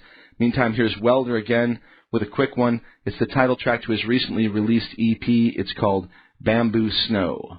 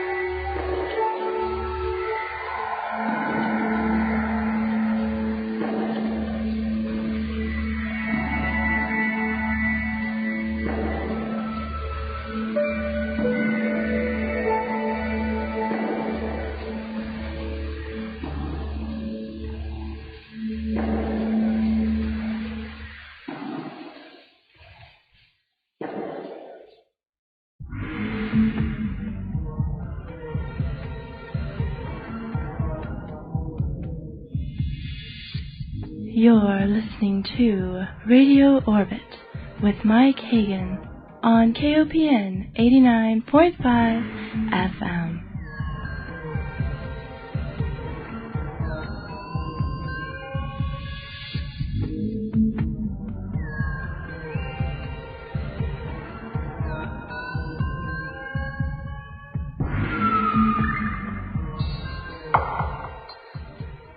That's right, it is Mike Hagan, and you are listening to Radio Orbit on KOPN Columbia. Okie dokie. My guest this evening is extremely close to my heart. His name is Dr. Dennis McKenna. Dennis has over 30 years of interdisciplinary experience in the fields of pharmacognosy, ethnopharmacology, neurology, and ethnobotany. He holds a master's degree in botany from the University of Hawaii and a PhD in botanical sciences from the University of British Columbia. His doctoral research focused on phytochemical and pharmacological investigations of Amazonian ethnomedical plants, and he has since conducted extensive ethnobotanical fieldwork in the Peruvian, Colombian, and Brazilian Amazon. He's a remarkable person. He's a friend and a returning guest to Radio Orbit. So without further delay, we shall say hello and welcome back to Dennis McKenna. Hi, Dennis. Hi, Mike. How are you nice this evening? to be here again. You're welcome. Thanks for being here, and we hope you're having an enjoyable evening out there on the west coast of North America. Well, it's a typical rainy day here in British Columbia. Is that right? Yeah. It's funny. I talked to a friend of mine in Seattle today, and not far from you, he mentioned the same thing. So, well, look, Dennis, it has been over a year since we talked last on the air. So, first off, as much as you'd like to say, I'd like to ask you about your recent move to Vancouver and a little bit about your new adventures there in Canada. Okay, well, yes, it's been just about a year since I relocated up here, and so far so good. It's been an interesting year. It's been a learning experience. I think deciding to move to another country has always got its challenges. I'm sure. But so far, so good. It's kind of an experiment, I guess, in expatriatism. But of course, as you mentioned, I got my degree here at UBC 25 years ago. Right. So I know Vancouver, I know British Columbia, although Vancouver is a different city than it was 25 years ago. Yeah, I was going to ask you a little bit about the scene there in Vancouver. I've heard lots, but I've never actually been there. Well, it's a great place. It's a very cosmopolitan, high density, very ethnically diverse city. It's probably one of the 5 or 6 world-class cities. It's one of the most beautiful cities in the world. But when I started here as a graduate student in 1979, so far back it's hard to imagine. It had the air of a kind of a quaint, stuffy English village. And now it's like Hong Kong or Amazing. Tokyo or something like that. There are a great many more Asians because of much of it because of the Hong Kong exodus in 1997. Many people brought their fortunes to Vancouver, and it changed the face of the city. Wow, interesting. Yeah, but that's a good thing, actually, especially if you like ethnic cuisine, which I do. You've got a lot more choices around here now. So it's a great place. All right, and the actual work that brought you there is for the Institute of Technology there, is that correct? Right. I joined the BC Institute of Technology, not having the cachet, I guess, to get a position at UBC. I accepted this job in the Natural Health Products Research Group here. And the BC Institute of Technology is basically a polytechnic school. They teach a lot of classes and how, for people to get skills, get certifications in various types of trades and so on. But they also are committed to research, and they're trying to get a research program going. So I'm in actually one of the longer-lived research programs here, the Natural Health Products Research Group. And up here in Canada, what we call dietary supplements in the States, herbal medicines and so on, are classified as natural health products. So it's an important distinction because the way those things are regulated is quite different. Right, that was my next question. What is the difference? Well, the difference is dietary supplements are considered a kind of food, and natural health products are considered a kind of medicine. So they're regulated more like a medicine, which, of course, herbal supplements are medicines, really. So the Canadian regulatory framework is a little closer to reality and acknowledges the fact that these things are used to treat diseases. That's not a claim you can make in the States. Right. You can't claim that something is used to treat or prevent a disease, although, of course, that is how they're used. Well, in Canada, they acknowledge that up front, and the laws are a little different. For example, you have to support your claims with a much greater degree of scientific evidence than you do in the States. So it's a different regulatory climate. I think it's a good model for for the way this is going. It's closer to the European model. And, of course, Canada is really part of Europe in terms of just kind of the general mindset of the country. It's really a European country, right, still highly influenced by, ties to Britain and so on. The Queen is still recognized as the head of state in Canada. Right. What do those regulatory laws, how do they affect accessibility on the other side, on the consumer side? Basically, not much. You can get just about any dietary supplement here that you can get in the States. But there's a higher degree of quality control. There's more scrutiny of adverse events. But it's still OTC. Oh, yes, absolutely. They're OTC. That's right. Okay, all right. Very interesting. A person on in the chat room right now just puts up a note about Codex Alimentarius. Right. Are you familiar with this? I think you and Richard and I may have spoken about that last year. Richard Glenn Boyle. Yes. But anyway, maybe you could mention something about that. Yes. Well, yes, I am to a degree. Codex Alimentarius is the kind of framework for the regulation of these products. Some people are very afraid and very nervous about that whole. Yeah, there's a great thing. deal of nervousness about it, that it's going to make it impossible to go out and buy vitamin C, for example, or that for doses of vitamins and minerals above a certain minimal dose, you'll have to get a prescription.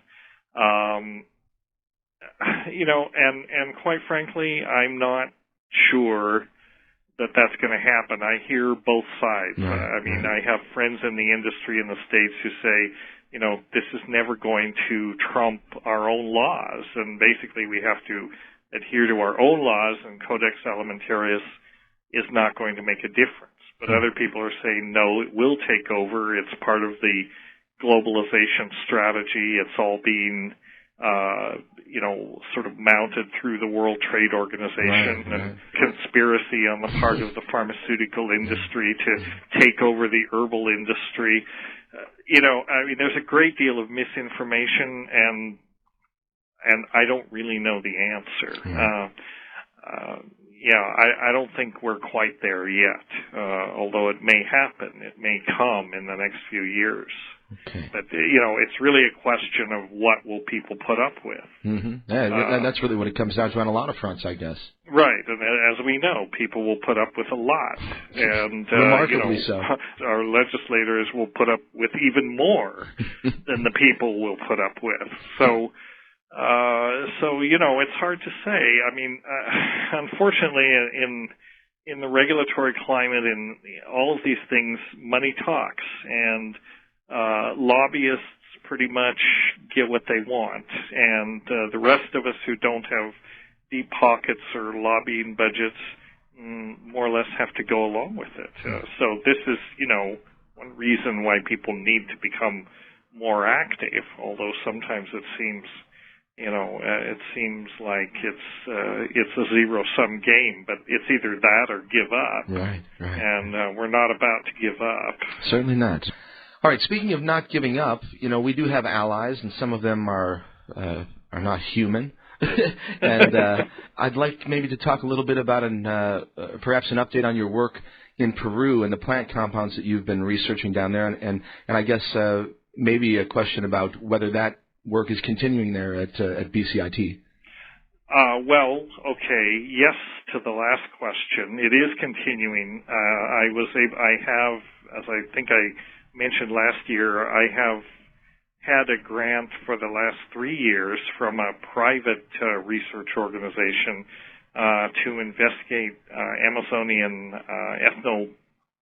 ethnomedicinals, I guess you could say, as potential treatments for schizophrenia. That is the rationale of the grant, and I'm now on the third year of what is to be a 3-year grant. However, due to bureaucratic snafus, it took a year to get the grant transferred up here from the University of Minnesota, where it was. Right. So now they've extended it for a year, not with any additional funding, but just in order to have time to run it out, to complete the work that that we'd started. And so now it is transferred, so now I'm back at work on that. And it's gone from the field stage. Initially there was quite a bit of field work, collecting plants and so on.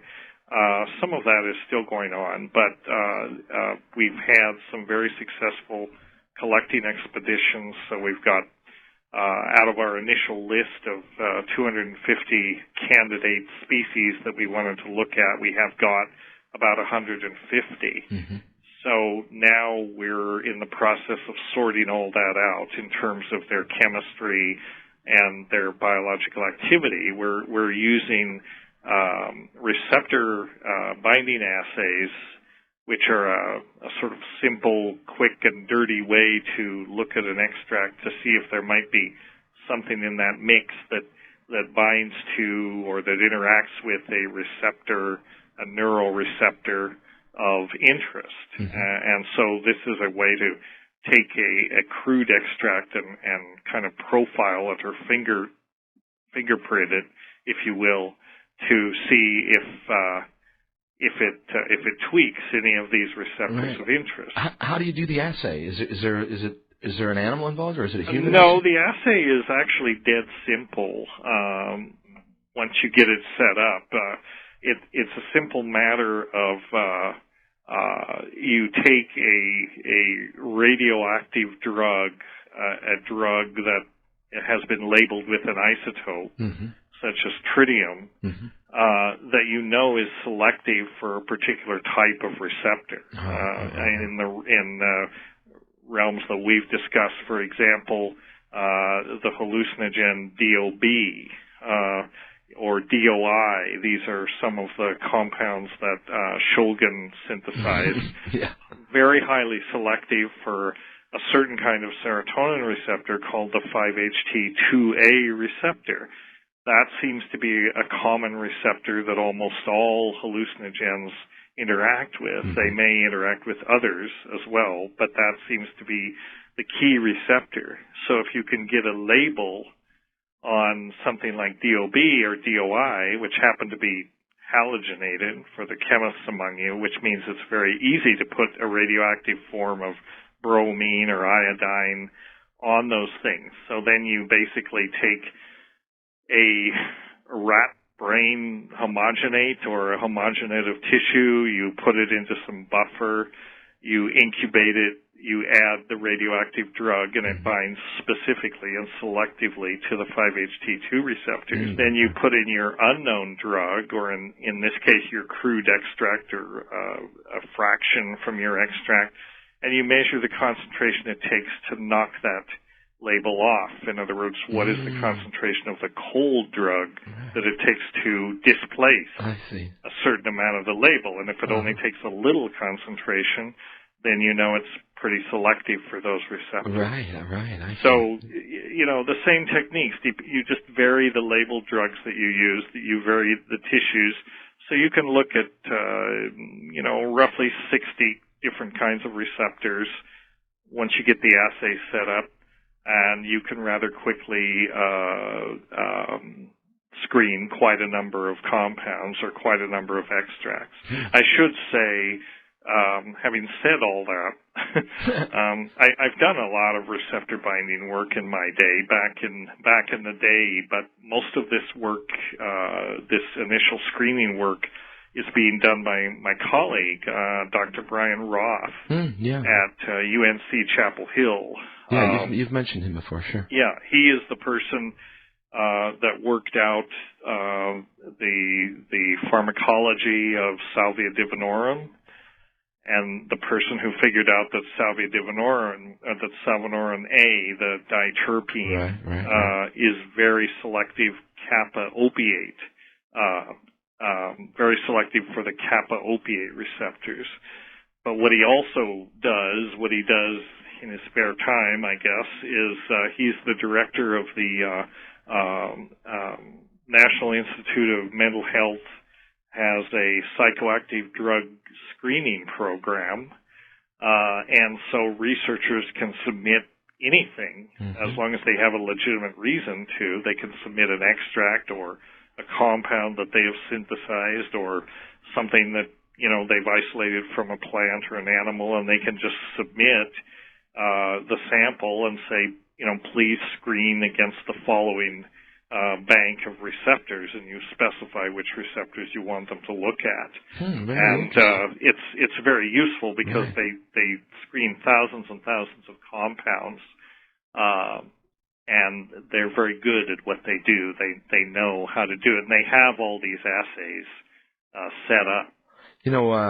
You bring up salvia, and I had a question here on my list that's sort of down toward the bottom. I thought we might get at it later, but since you mentioned it, I'll ask really quickly. A number of people have sort of caught on to the salvia thing in the last couple of years, even though it's been around for quite some time, but I think it's getting more into the mainstream consciousness perhaps in the last few years. But anyway, could you do a quick description of it and maybe compare it to, I don't know, something like, it sounds more like a DMT flash or something like that to me, but I've never done it, and I thought maybe you could just tell people a little bit about it. Yeah. Well, yes, I could. Actually, before I do that, for those who might be curious about what Brian Roth does, I'm looking at his website here.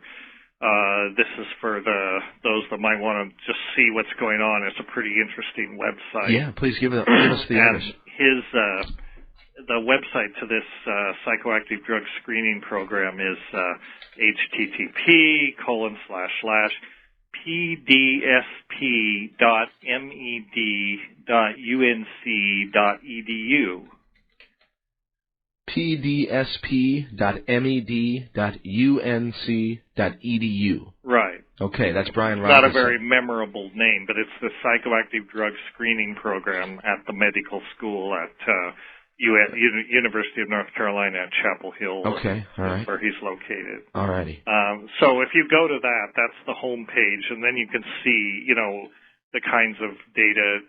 Most of their data is online, and because Dr. Roth is the sort of, I guess now the world's expert on salvia, he gets interviewed a lot, and there are interviews with him on from NPR and so on. Okay.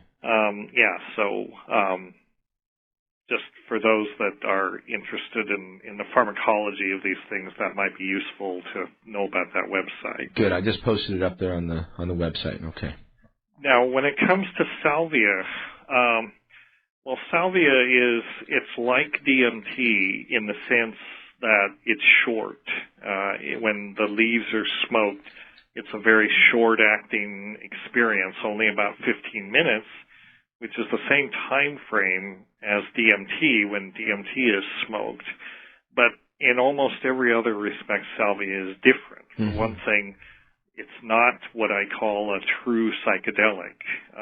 DMT, LSD, psilocybin, mescaline, DOB, all of these things are true psychedelics in the pharmacological sense. They are 5-HT2A agonists.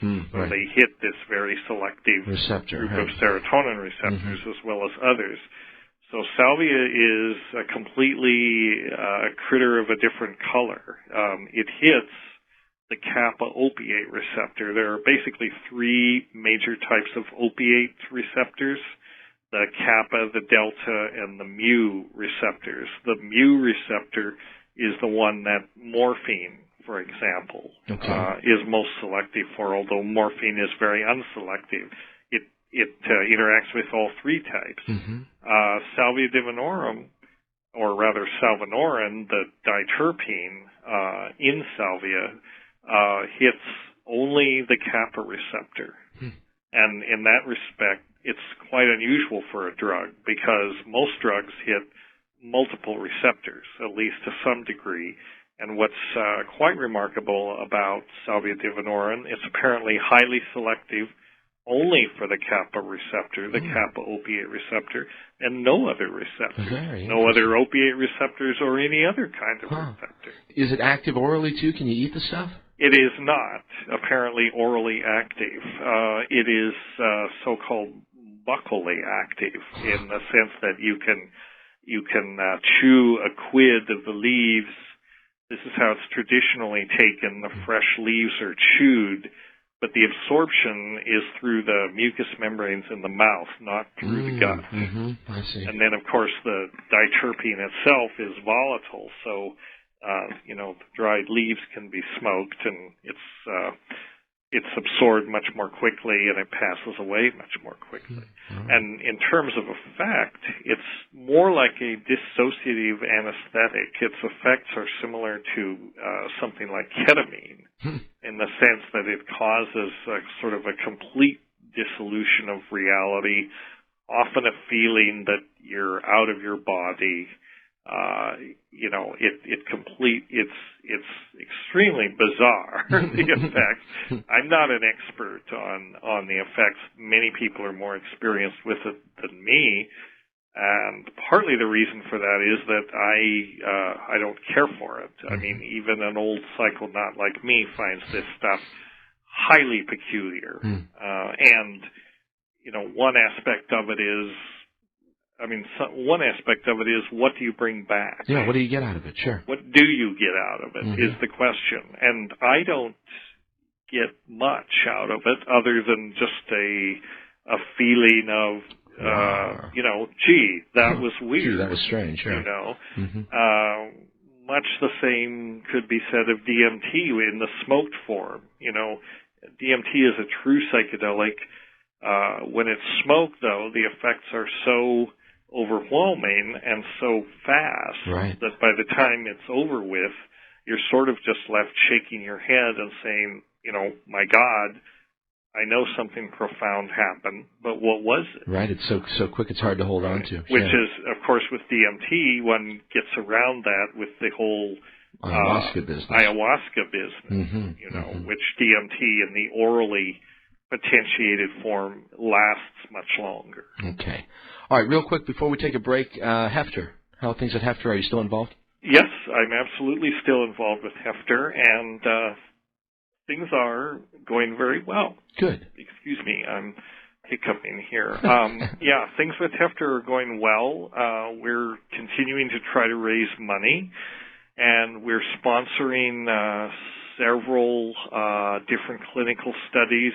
The notable one right now that is still actually in the winding up stages is Charlie Grobe's, Dr. Charles Grobe's study with psilocybin in terminal stage cancer patients to look at anxiety to help as an adjunct to psychotherapy and dealing with the fact that people are dying.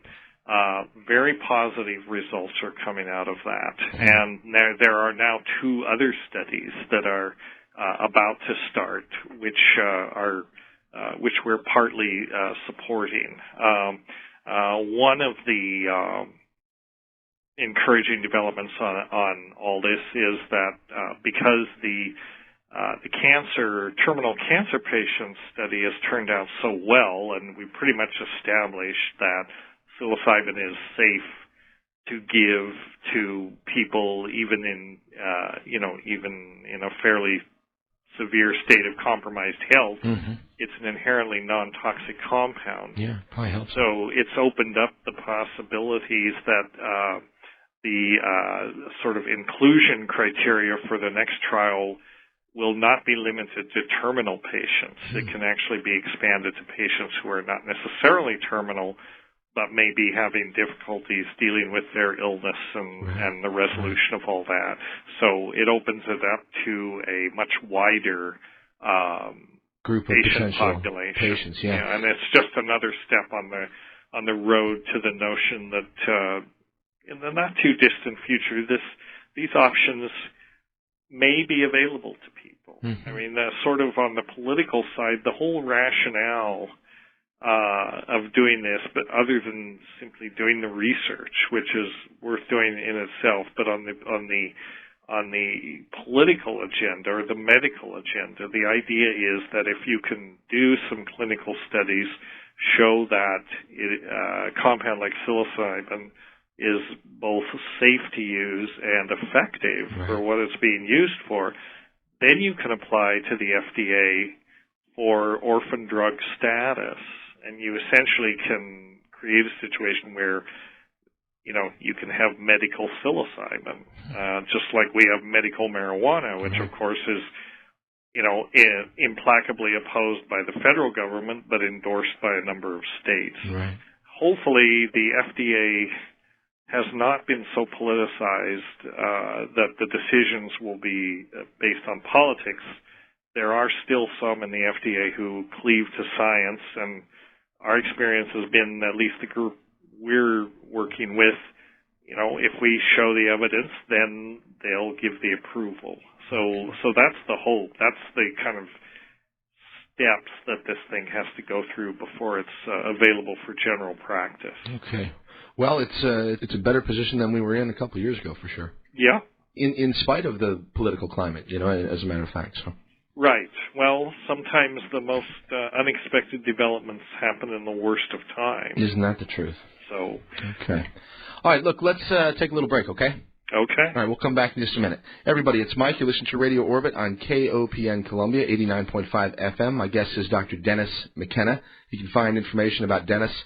Well, probably the best thing is to go to my site, and there's links to lots of different areas where Dennis can be investigated over there at Hefter. Also at Arrowwood, there's an interesting page about Dennis, and of course there's some stuff over at BCIT, or just go to your favorite search engine and put in Dennis McKenna, and I'm sure you'll come up with as much as you can handle, all right?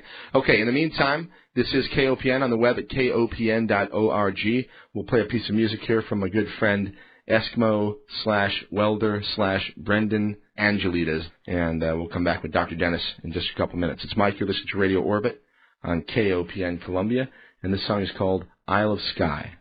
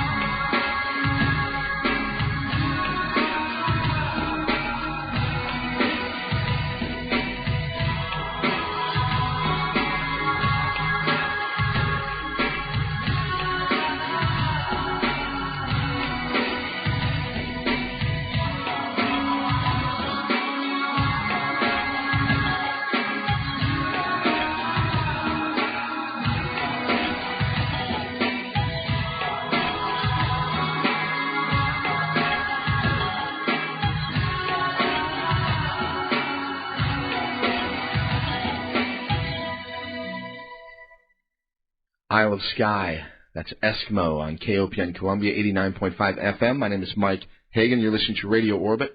Good to be with you all tonight about 11:45 now on the 1st of October. Can you believe it? 2007. The time just rolling right along as it tends to do these days. But we're into the last couple months of the year, and we're going to close them out in wonderful fashion, starting tonight with Dr. Dennis McKenna, good friend of ours from the program, here from Vancouver, British Columbia, and back with us right now. Hi, Dennis. Hi, Mike. Yeah, I want to shift gears just a little bit and ask you a question that has been on the minds of quite a few of our listeners as well as myself. And it has to do with technology and nature. You know, as I do this radio show, Dennis, I talk to lots and lots of people doing all kinds of different things. And, you know, there's lots of different ways to classify people and ideas and this sort of thing. But I notice sort of two camps that are very strong about their beliefs right now. And they're sort of the one is the back to nature camp, which says you have to deny technology, resist technology, pretty much throw away the stuff that has sort of gotten us into the situation in many cases where we find ourselves. And then there's the other camp that is sort of the opposite of that says, you know, technology is what it's all about, and nature essentially should be either discounted or considered, you know, a bitch to be reckoned with and dominated.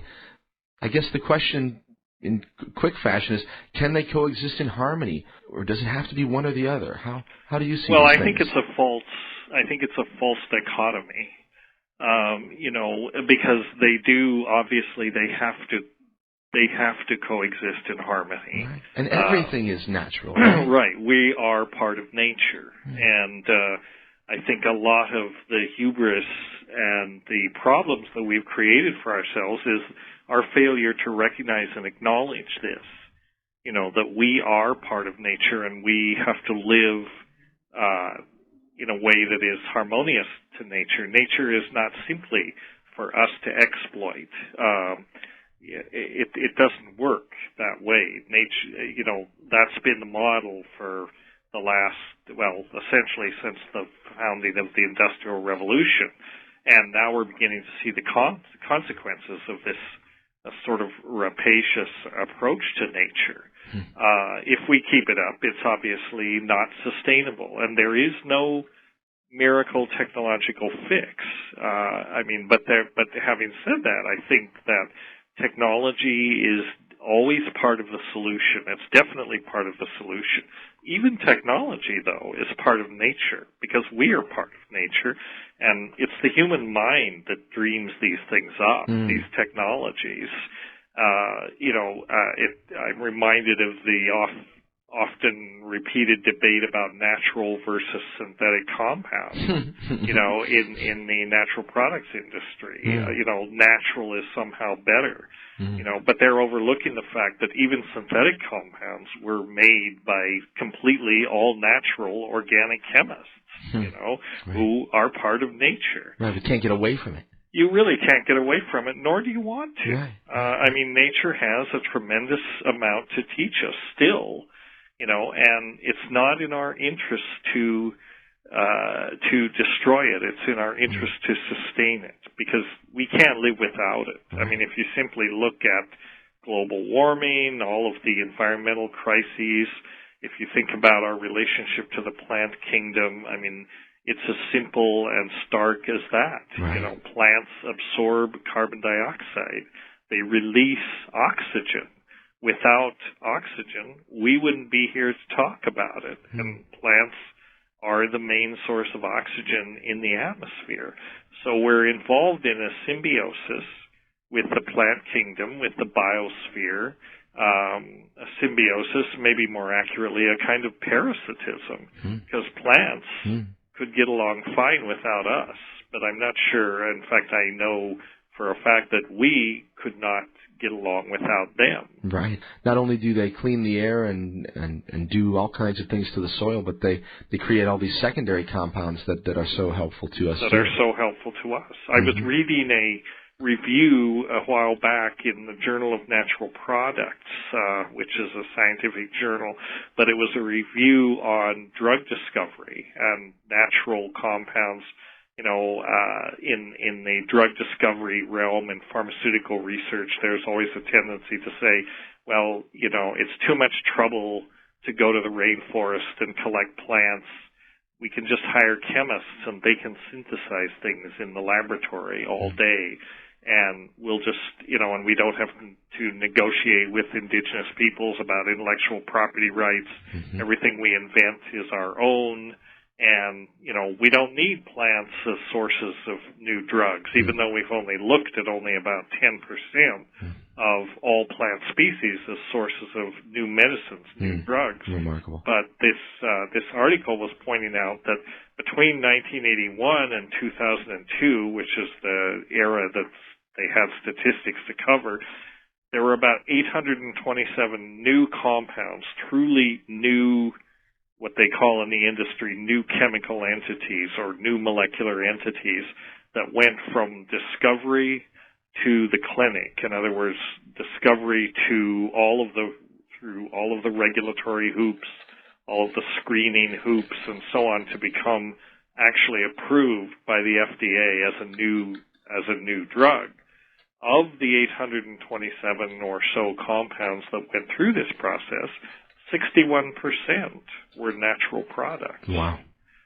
So, it just doesn't, the notion that we don't need natural products to provide the ideas for new compounds, it simply doesn't wash. Mm-hmm. Mm-hmm. Well, on the other side of it, the technology side, people have this idea, too, that technology is sort of a new thing, that I don't know, maybe the Industrial Revolution, but technology, of course, goes back to the chipping of the first stone or what? Right. It depends. How far back do you want to go? Mm-hmm. Yeah. The Clovis point is certainly a technological artifact. What does seem to have made a difference since the Industrial Revolution, and now we're seeing sort of the next turn of the spiral with the coming of the information age, is the acceleration of technology. Right. And I think that is one of the things, it's both frightening and encouraging. The reason it's taking place is because the density of information that we're surrounded by has increased exponentially. And first with the printing press, and then with mass media like radio and television, now with the internet, we're just sort of, riding on this sea of information. And sometimes drowning in it. Yeah. It's very hard to keep up with a lot of this, and yet, this is what is driving the acceleration. I am sure you probably even had Ray Kurzweil on your program. Well, his partner, Terry Grossman, has been on the program. I've never interviewed Ray, but I'm very familiar with his work, yeah. Okay. Well, I think he is one of the sort of leading lights that is articulating this notion that we are heading, full tilt towards some sort of technological singularity or some sort of singularity where the rules of the game become so radically transformed that the world won't even resemble what it resembles now. And, I'm not sure that I buy it completely because I don't think that the world can be sustainable in the absence of nature, at least not given the level of technology that we have now. We're not in a position to build space colonies. We're not in the position to, build generation ships and send them out into the galaxy in search of a new home. I mean, we're stuck with the one we've got for the moment, and we have to pull our act together. I think about nanotechnology, and you and I have talked a lot about this actually in the past. But the more I think about it, and I'm in manufacturing during the day, and so we make things, but I'm also getting much more interested in molecular manufacturing and this sort of thing, which essentially is just an aping of nature again. I mean, eventually, what seems to be the goal is that we could build things the way nature does, so we would no longer have to do all these things that are so devastating to the environment just in order to make stuff. Yes, that's right. Although we should also be aware that nanotech brings with it its own set of environmental concerns and other types of concerns. But nanotech is definitely coming on. It's not coming on in the way that Eric Drexler and the people that were sort of the pioneers of the idea envisioned it, but it is happening, and it's happening, like all technological advances. It's silly to debate in a way whether we will do it. We will do it, right? If it's within our capability, we will do it. If these things are going to happen, this whole debate that's growing up now around synthetic life. If we can build synthetic life, we will build synthetic life. So the thing to put in place is not stop it, because we can't stop it. There'll always be a mad scientist somewhere, who will do it if it's within capabilities. So the thing to do is to go forward with your eyes open, be clear about, both the upside and the downside of these types of technologies. And I think we're right at this stage right now with nanotech where we were back in the 70s with biotech. And, some have argued that, at that time there was much discussion about whether there should be a moratorium on genetic engineering and recombinant DNA and this sort of thing. Right. Well, there really wasn't. And to a certain degree, we've paid the consequences of that. Now there is concern that these genetically engineered organisms are escaping into the environment, contaminating wild genomes and this sort of thing. We're at the point now where we can be clear about technology. It hasn't really escaped from the lab, although it in some minor forms it has, but we need to be asking the questions now. What are the dangers of it? What are the advantages of it? What can it do? What should it not do? Ultimately it comes down to human choice. I've always argued strongly for the notion that no thing, no technology, no technique, no object has moral qualities. Only human behavior has moral qualities. Right, how we use all these things. This comes up in the drug discussion all the time, because the discussion about psychoactive drugs, on the policy level so often has to do with the demonizing of the drugs, as though the drugs had will and behavior, as though they were somehow evil, intelligent entities. Drugs are simply chemicals. They have a certain action on the body. How humans use drugs, that's where the moral issues come up. And very much the same thing comes with nanotech or biotech or any other type of technology.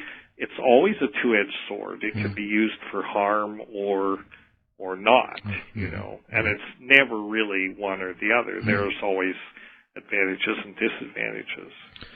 Just speaking of nanotechnology, I think Scientific American just brought out a special issue on the topic. If anybody's interested, it's on the stands now. I just read it. Some good articles in there. All right. In the most recent Scientific American. Yeah, I think it was either the regular issue or a special issue. I just got it off the newsstand, but it's there now, and some really good articles which were useful. Some of them are kind of dense, but it's useful in terms of getting a perspective of, this is real nanotechnology. Right. This is what is actually being done, rather than the sort of science fiction vision of Drexler.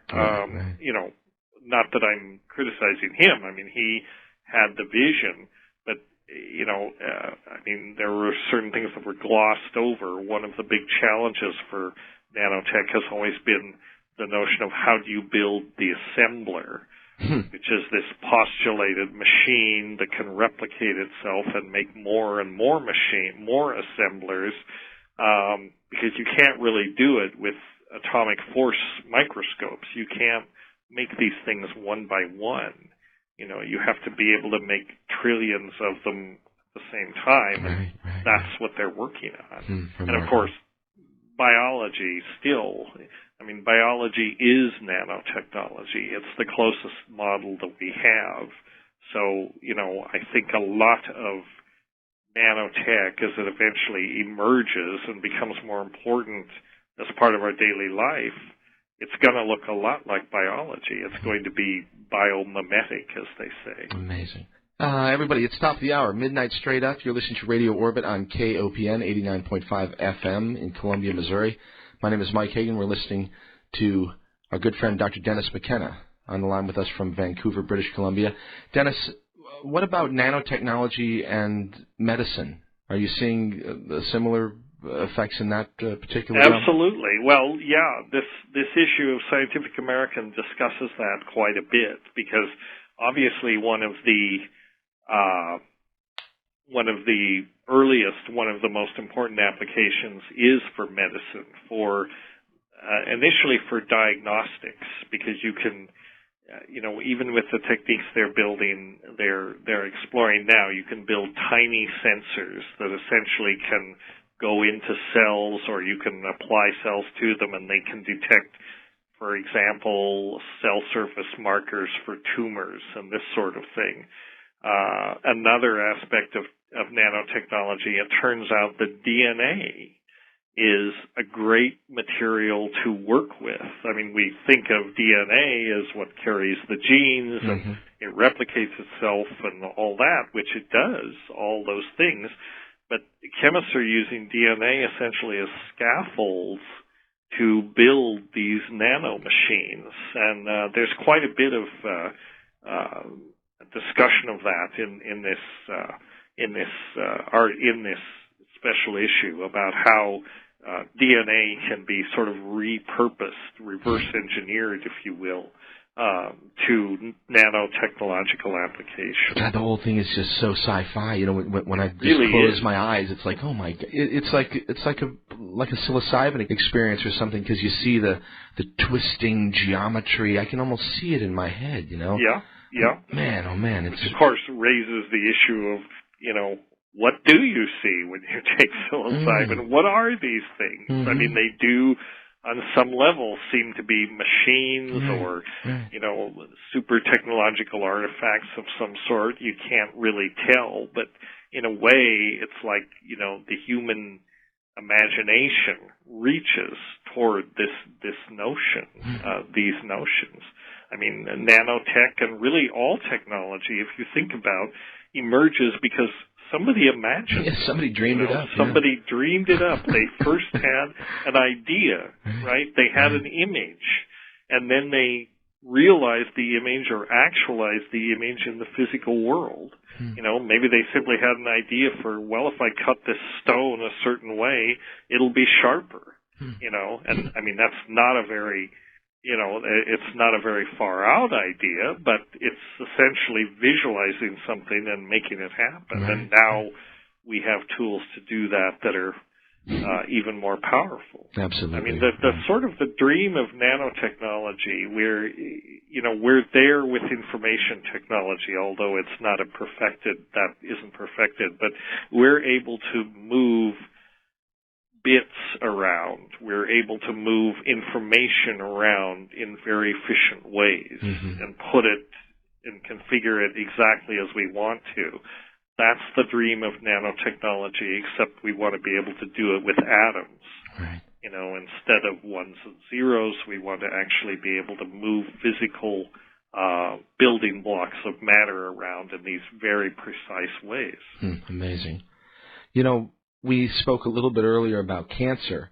It's been an interest of yours for a long time, I know. But do you think that we're close? I mean, do you think we're going to do we have a chance to cure this stuff? Well, I mean, it's amazing to me that we haven't yet, frankly. It is surprising. It's surprising, especially when you consider, of all the wars that have been declared on this, that, and the other thing, the war on drugs, the war on terrorism. Nixon declared the war on drugs around 1970, I believe, and about the same time he also declared the war on cancer. And what does it say? Both have been spectacular failures.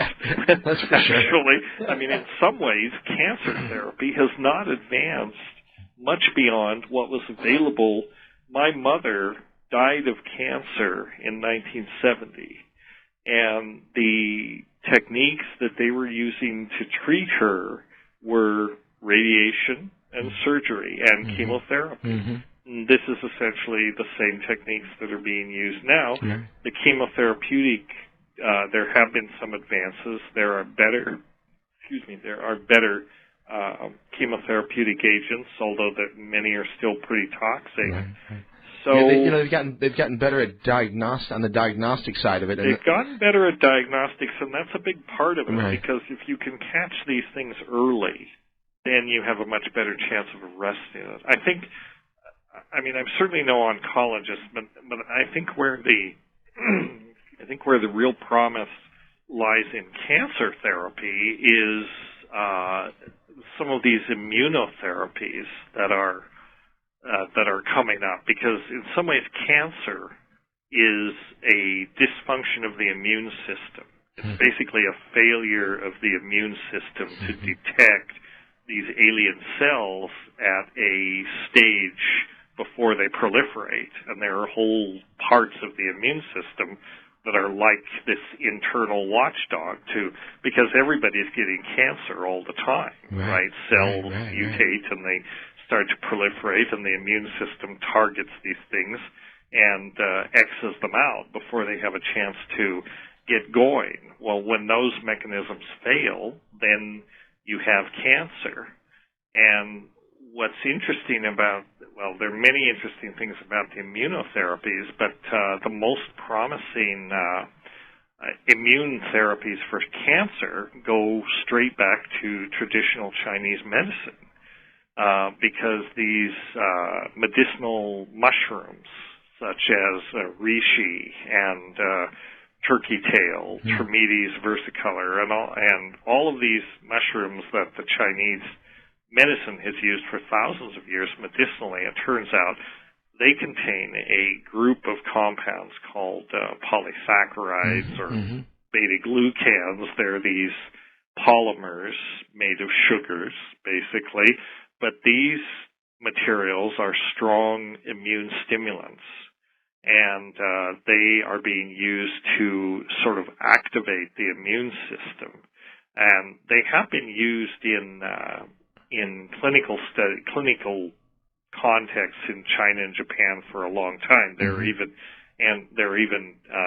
medications on the market in Japan, one called PSK, that is a highly purified form of one of these polysaccharides, one of these beta-glucans, and it's routinely used in cancer therapy in Japan, along with conventional therapies. But we're only now beginning to sort of put the science under that and understand how these things work. I was involved in a project before I left the University of Minnesota. I was sort of peripherally involved in a multi-year, multi-center project looking at Trametes versicolor, which is called the turkey tail mushroom. Okay. One of the better researched mushrooms that's being used for this. Interesting. And it turns out it's not only mushrooms, it turns out everything. Virtually all plants, bacteria, fungi, yeasts, which are a kind of fungus, photosynthetic plants, aloe vera, they all have these polysaccharides, these immune modulating polysaccharides. Well, it's interesting. There are two things that sort of come to mind. First of all, my intuition is that it's going to come from a plant. There's going to be a cure that comes from a plant. But there's a friend of mine who researches a particular mushroom called the cordyceps sinensis, I think it's called. Sinensis, that's what it is, yes. Yep. And he's had some encouraging results and responses from that particular strain of mushroom, too. At any rate, well, I'll tell you, how about we take another short break and we come back and do one more segment? Sounds good. Sound good? All right, everybody, we'll do that. It's all Mike. Right. We'll come back with Dennis McKenna in just a few minutes. In the meantime, let me give you a little bit of information about what's happening here You're listening to Radio Orbit on KOPN Columbia, 89.5 FM. My name is Mike Hagan, and information about this program and the program itself will be up on the web in the archive section in just a day or so. You can find all that information over there at www.mikehagan.com. A big thank you to Dr. Dennis for spending some time with us this evening over there from his place in British Columbia. We'll get back to him in just a minute and let everyone take a breather, and we'll play a piece of music here from a friend, Brendan Angelides. Going by the name of Welder on this particular project, this is called The Fabric of Space. It's Mike, you're listening to Radio Orbit, KOPN Columbia.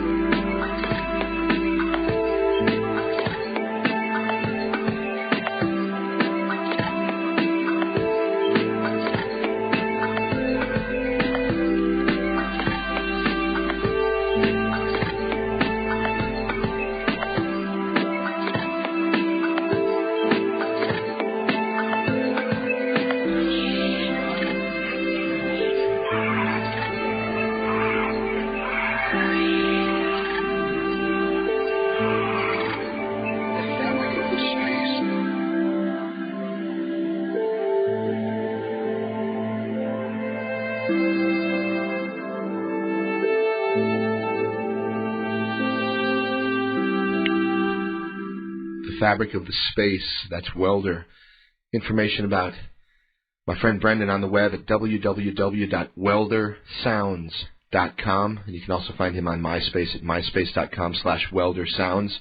All right, it's Mike. You're listening to Radio Orbit on KOPN Columbia. My guest is Dr. Dennis McKenna. You can find information on the web about Dennis. You know, Dennis, I suppose I should give out the Hefter address, but is there anywhere else that you like people to go? Yeah, well, yes, the Hefter address, definitely, which is www.hefter.org. It's HEFFTER. All right, Hefter.org. And you can also find a lot of information about Dennis and his work at my site. We've had a number of previous programs. One last year in May, I guess, with Richard Glenn Boyer, which was very interesting. A wonderful program with Stephen Herod Buhner a couple of months before that. And then Dennis was on back, believe it or not, back in 2004 in November. So lots of great stuff there in the archives. And if you like to dig around in there, I'm sure you'll find some gems. Okay, Dennis, thanks for sticking around. Okay. All right, let's see here. Where should we go? A lot of folks are asking about 2012. But the time wave and all that business was, for the most part, Terrence's baby, and I don't really expect you to speak to it. I would, however, like to ask you just about your general sense of the future through your own lens and the work that you're doing, and the relationship that you have with other people in all these interesting fields. Yeah, I mean, it was basically Terrence's baby. It was his idea, and I think it has a lot of merit in certain respects. I think that he has certain insight into the structure of the I Ching. Mm-hmm. I'm kind of one of the chief skeptics, though, when it comes to the claim that it actually describes the structure of time. I think there are so many holes in that argument. It's very difficult to defend that notion. But in a larger context, I think there does seem to be a great deal of expectation around 2012, whether you're coming at it as a fan or a devotee of the time wave, or whether you're into the Mayan calendar. All of these things, many things, there's a great deal of sort of millenarian expectations around the 2012 date. And I don't know what to make of it. I'm kind of skeptical. I mean, I'm actually quite skeptical. And in a way, I think I'm not even sure that this speculation is that healthy, because it's a certain, it's a strategy for not facing up what we're faced with. Mm-hmm. I mean, it's really, in some sense, it's no more constructive or useful than the expectation that Jesus is going to come and save us, or our alien brothers are going to come in starships and save us. Maybe so. I mean, we can all hope for that. Right. We shouldn't count on it, because most likely it's not going to happen. So in a way, this is another head in the sand strategy. Let's just all wait around till 2012, when there'll be this tremendous wave that will change consciousness in a global sense. I mean, God, I hope so. Right. But I'm too old, and I'm too much of a cynic, basically, to put much faith in that. I mean, when people say, well, what's going to happen on 2012? My response is, we're very close. Let's wait and see. Right, at this point, don't cancel your appointments for 2013. Yeah, it is sort of like many things. It can have a cop-out-ish side of it, sort of where you think, well, I guess we don't have to do anything. The human species has tremendous ability for denial, right? And for sort of, when reality is staring us in the face, we can, we're very good at just denying that it's there. Look at the whole global warming issue, or look at what our government does on a daily basis. I mean, talk about not being based in reality, and yet, because they are who they are, and obviously their pronouncements are not reality-based, but the rest of the world is forced to deal with that and take it seriously. Mm. So, yeah, 2012, who knows? Right. Yet we are in a situation, as you say, and we are close. We're 5 years away. Right. And we do have a lot of situations in many different areas that are sort of reaching critical, that something's got to give, it seems. Well, it seems so. Yeah, I mean, a lot of things seem to be reaching critical mass, but, you know, the trends that I'm seeing, there's a great deal of hopeful expectation around 2012. The trends that you can read about in the newspapers daily are, you know, things are not hopeful. Not quite so hopeful. There could be a critical change, but not particularly one that we would welcome. Yeah, you know, everybody sort of agrees that changes are coming, but you know, the question of whether they're going to be the New Age lovey change has not been determined. I mean, I don't think there's any way to. Certainly, as you say, the reality of the news of the day doesn't seem to point in that direction. No, and there's really no way to. Obviously, there's no way to know it. If you look back through history, you know, the number of critical juncture points of history that have been fairly grim far outweigh the number of junctures that have been hopeful or optimistic. You know, and again, it comes back to essentially our place in the cosmic scheme of things. Mm-hmm. You know, we have only one planet. It's a very fragile ecosystem. We don't really know if we're the only ones in the universe or not. Probably not.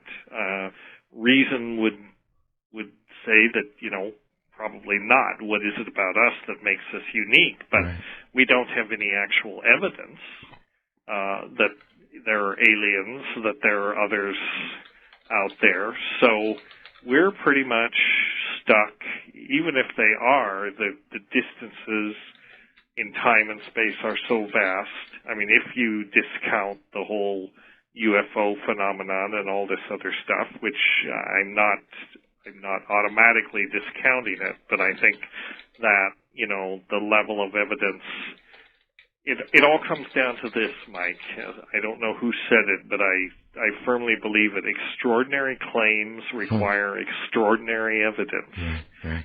And, you know, I haven't seen the extraordinary evidence that supports these kinds of claims. Right. Yeah, I agree with you. And I also think, though, that one of the things that I think would be helpful is that extraordinary claims also require extraordinary investigation, I think. Yes. You know, and sometimes you don't get the investigation that you might like to get from, you know, the people that might have the means to do it. But at any rate, all right, let's move along just a little bit. By the way, Dr. John Sheliak, who's listening to the program, says hello. Hello to him. Speaking of the time wave, yeah. Right. He's wonderful. John and I have become friends, and he's...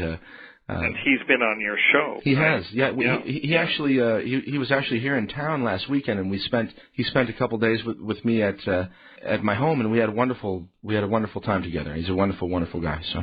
Right. I've never met him, but I've read some of his material, and actually he wrote me an email not long ago saying that he would like to put some of he's been working very assiduously on the time wave. Yes. Being a mathematician and a physicist, I think that, you know, if anybody can put legs under the time wave, he might be the guy to do it. Yeah, well, I have an open mind, and I look forward to seeing what he comes up with. All right, I won't speak for him, but I can tell you that he certainly has he's working for sure, and he's very interested in continuing the work. And I think that's interesting alone because he is a very intelligent guy, and if he thought there wasn't anything there, I don't think that he would continue with the effort that he's continuing with. But quite right. At any rate, okay, you know, maybe there's a radio program there in the future. I don't know. You and Dr. John, I could see that happening. That's possible. All right, well, we'll see. Okay, the word planet, you make me think, and then the word plant, we've been talking, they're very close, the two words. The 2012 business, the social and cultural crisis that we're in the middle of, are the plants an ally that can help us get through? And I know your answer, but of course I'd like you to talk about it.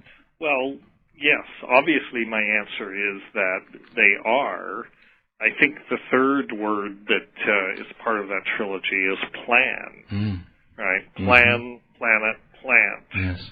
And it may be that,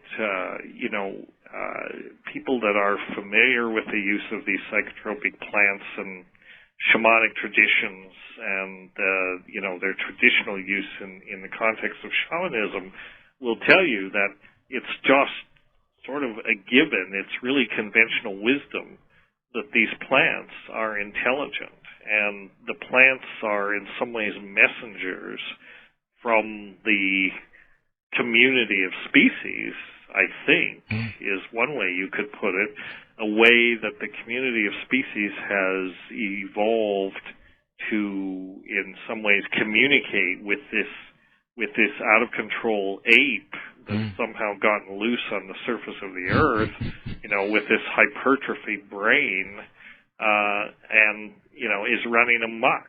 And the plants, the psychotropic plants, the psychedelic plants, are there to sort of say, ease off, or wake up, or, consider your origins. So, yes, I definitely think that, the psychedelic plants play a very important role in sort of the evolution of consciousness at this cusp in history. It may be, they may be one of our only hopes. So, I do agree with that. So in a sense, the plants really aren't just chemistry. Well, the shamans will tell you that they're not. No, they're not just chemistry.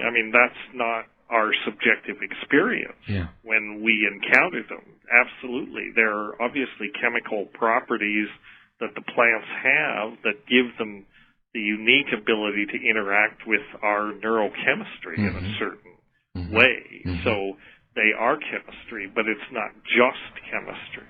Okay. But, again, what is just chemistry? What is matter anyway? And the fact that matter can have these qualities. Look, for instance, at a compound like DMT. It's a very simple compound. It's 2 steps from tryptophan. And, early on when I was interested in these things, one of the things about DMT, the experience that it can elicit, one of the things about that impressed me most was, if a simple molecule like this can do that, then maybe there's more to just chemistry than we imagine. Yeah, you've made it actually in a very comical little segment that you had on a show we did with Stephen Buhner. You made it really clear that essentially that's all what we are. We're just chemistry. Well, obviously we are. Yeah. Right. Yeah. Right. Okay. In my lectures, I sometimes mention to people, the notion of a drug-free America or a drug-free school is completely absurd because we are drugs. And we're made of drugs. And I thought this was an original observation. It turns out Salvador Dali said this. Wow. I am drugs, he said. Amazing. And so he got it. He got it for sure. And look at his artwork, you'll get it. Right. All right. Dennis, a listener says he considers you a quote-unquote reluctant shaman and asks what it would take for you to reevaluate the events of 1971 in La Chirera. Is there anything that would ever make you go back there and relook at the stuff that happened? Well, what do you mean, reevaluate it? I don't know. I think I can't speak for him. And the way I'm interpreting his question is that is there something that might happen that would make you say, wait a minute, we actually were on the ball back then or something? Well, if something that ruptured plane on December 21st, 2012 happened, I'd have to take a second look at it. If the violet crystal lens were to materialize in my backyard and the doorway slide open, I'd have to consider. I'd have to reconsider it. Okay, so that's what we're looking for. But I don't expect that to happen anytime soon. All right. I'd love to be surprised. Yeah, I think so. I think all of us would. All right. Let's see. Here's one that just comes up that's sort of a biological one. Dennis, are there more serotonin receptor sites in the gut than in the brain? I don't know.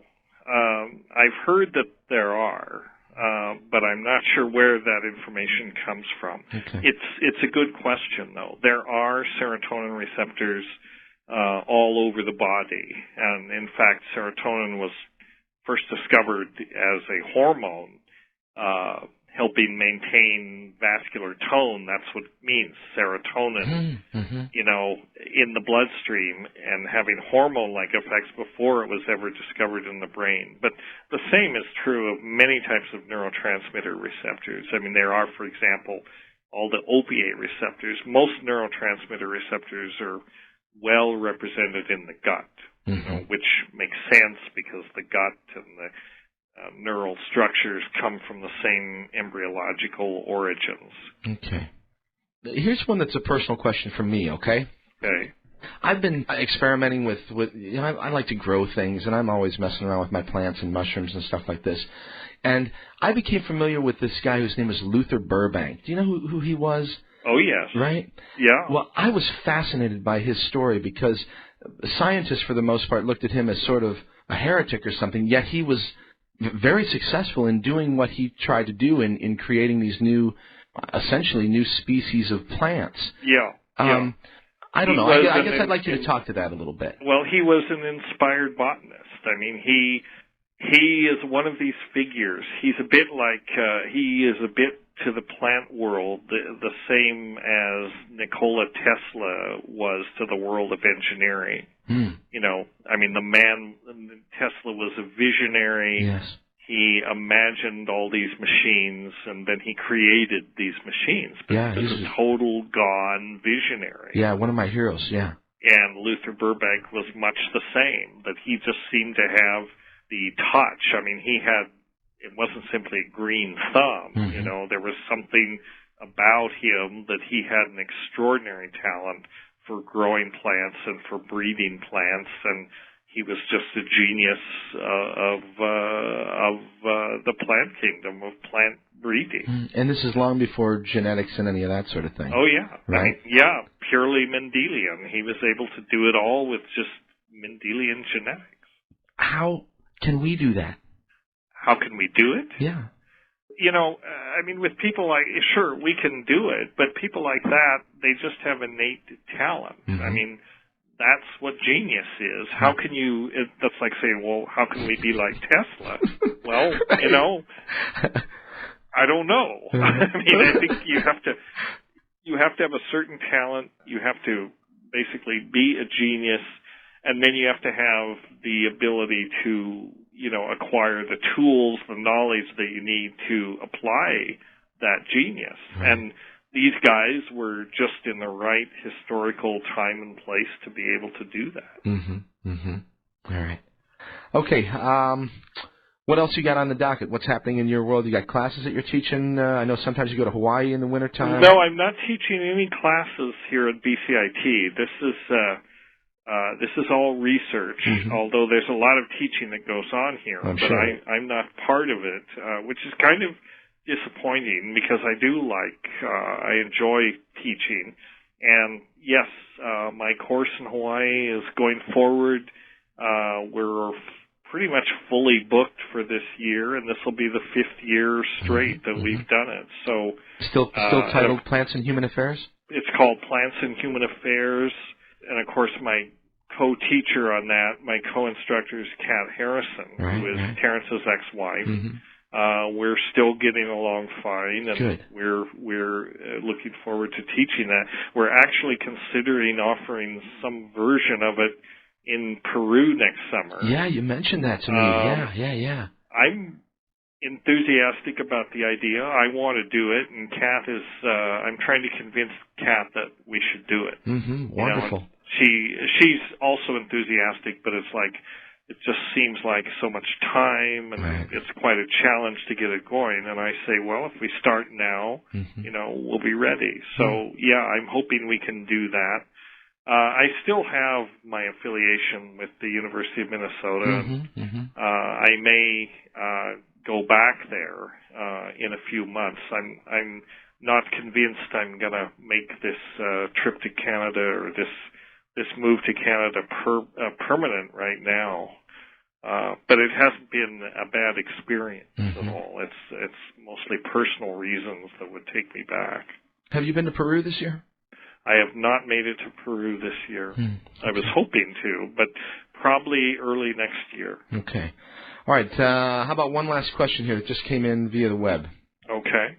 A gentleman or a gentlewoman asks about, and just says, please ask Dennis about access to holographic memory via psilocybin. Okay. I'm guessing that they're sort of making an assumption that when we take psilocybin that we have access to some sort of, Terrence used to talk about the Bell non-local spaces and this sort of thing. I guess maybe is that what you think might be happening? Well, possibly. I think that psilocybin and these other things give you access to some kind of an archetypal constellation of information. I don't know. You might be able to characterize it different ways. You could call it the holographic memory, or the collective unconscious, or the Akashic records, or whatever. But I think there's little doubt that there is a tremendous repository of information that is accessible many ways, and most of the time is not accessible. If it was, we wouldn't be able to navigate in the day-to-day world. I mean, that's one of the things that these things do. Huxley's original idea that, somehow mescaline opened what he called the reducing valve, is, I think, a very valid model. Right.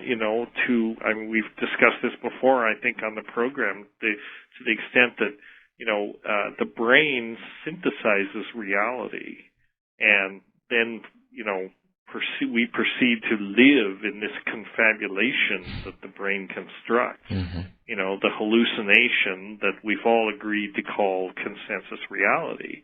And it has its uses. It maps close enough to ordinary reality that we can navigate. But under certain circumstances, it's an impediment because it keeps us from appreciating or apprehending all of this other information that we normally filter out. Right. That's very valuable and pertinent to our own situation. In its own when it's apprehended under the right circumstances. Right. So that's one of the importance of that's the importance of set and setting, for example, in taking psychedelics, so that you can establish a setting that where you don't have to worry about basic survival issues. So then you can just let your defenses down, your ordinary reality mapping, and let it all flow in. And what it is, I don't really know. Holographic memory is as good a good way to characterize it as any, I think. Okay.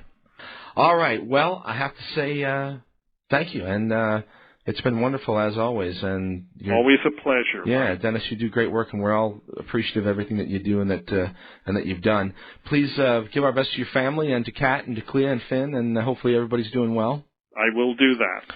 All right, and we will be in touch next time around, okay? All right. All the best. All the best to you. Thank you very much, Dennis. Okay, bye. All right, everybody. Dr. Dennis McKenna. Thank you very much, Dennis, a true shaman, if I ever did know one, reluctant or otherwise. All right? Okay, it's Mike. You're listening to Radio Orbit on KOPN Columbia, 89.5 FM, and we will play a little piece of music here. Shift gears a little bit, come back. I'll do some of the normal stuff that we do during the first hour, and then I've got a little surprise for you, probably about a half hour or so, and we'll see what else we come up with for the rest of the program, okay? All right, one more time. Big thank you, Dr. Dennis. We love you, and thanks for everything that you do.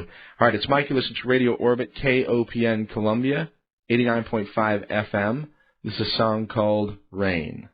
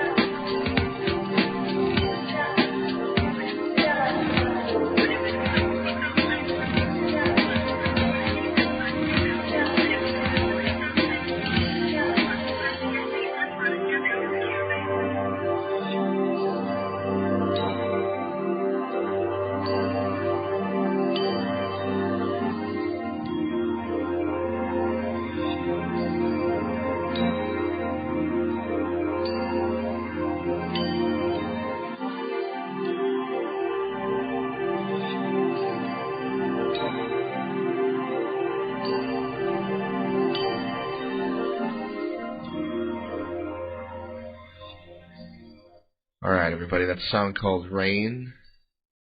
Wonderful music from my friend Brendan Angelides on the web, www.weldersounds.com. All right, it's Mike Hagan. You're listening to Radio Orbit on KOPN Columbia, 89.5 FM, on the web at kopn.org. And if you want to find my website and all these wonderful programs that we've been putting together for you for a little while here, you can do that at www.mikehagan.com. All right? Okay, one more time. Big thank you to Dr. Dennis McKenna. You can find out information about him pretty easily on the web, and I advise you to do so. And if you're not familiar with his brother Terrence, the work that he did was quite amazing as well. Okay? All right, hello to everybody listening to us this evening on KOPN or over the Internet, live or otherwise. Every Monday we broadcast a show from the wonderful studios here at KOPN in downtown Columbia, Missouri. We stream the show live on the web at kopn.org. Just click on the Listen Live button. You'll get a nice 64K stream that'll bring the show to you from anywhere on the planet, assuming that we're doing things right here and you're doing things right with your computers on the other end over there. All right? Speaking of the Internet, thank you to my good friend Larry Norriger, the web wizard. Big thanks to Larry for helping out with the website. Thanks to everybody else out there sending art, music, poetry. We'll get some new stuff in the Poets Corner soon, and I've got a lot of updates to do on the website as always, but we'll do that presently. If you're an artist of any variety, get in touch with me, and we'll figure out a way to share your music, your poetry, your visual art, I guess I should say. Come here and you can dance, and we'll see how that goes over on the radio, anything, you know. And we'll try to find a way to share it with other people on the web as well. Okay? If you're interested, check it out. Go to the website, see what you think, MikeHagan.com. You'll have access to everything that we're doing, and please share your thoughts with us. It's always, helpful and interesting to see what the people out there who are looking at the website and listen to the radio show think about what we're doing, what I'm doing, I guess I should say. I always say we to make it act like there's more people involved in this than me. Anyway, there's a forum that's always busy and up and active. There on the website, just click on the Radio Orbit forum. lots of interesting topics that are always talked about, discussed, debated over there, and really pleased by the life that the forum has taken on of its own. A big thank you, as usual, to Chaos for getting the whole chat thing together. It's awesome, and it's wonderful to be able to peek in there during the show for questions and comments and just to see who's hanging out there listening to the program. I always encourage my guests as well as listeners to join us there in the chat room and in the forum, and it's a great way to get to know like-minded or otherwise individuals. All right, my email address, if you want to get in touch with me, Orbit Radio, ORBITRADIO, Orbit Radio at AOL.com. Send email to me. Send email to our guests. Send email to the musicians that perform on the program. You can do that all through the website at MikeHagan.com. You can connect with most of these folks. And if you want to give me a call anytime here in the radio studio, you can call 573-874-5676. Okay?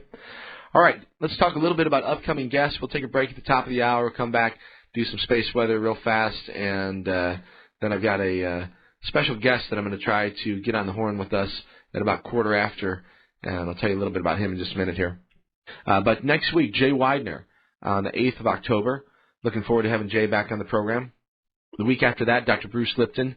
Jay, by the way, has he's always doing something. Video projects are his big thing these days, but he recently completed a DVD project that's a documentary on crop formations, and I had the pleasure to watch it, and it's very interesting, and we're going to talk with Jay about that new DVD project, among other things, I'm sure, but next week, Jay Widener on the air again. He's been on the program a number of times in the past, and one of the favorite guests as far as the audience is concerned, certainly here on the program.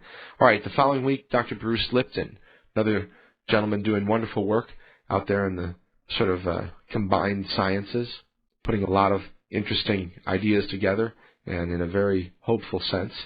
We'll talk with Bruce Lipton on the 15th of October. Elizabeth Upton is a woman who's doing some very interesting work down in Peru. I was introduced to her by John Major Jenkins, and Elizabeth will be on the program very soon. I forget exactly the date that we agreed upon, sometime in early November, I think.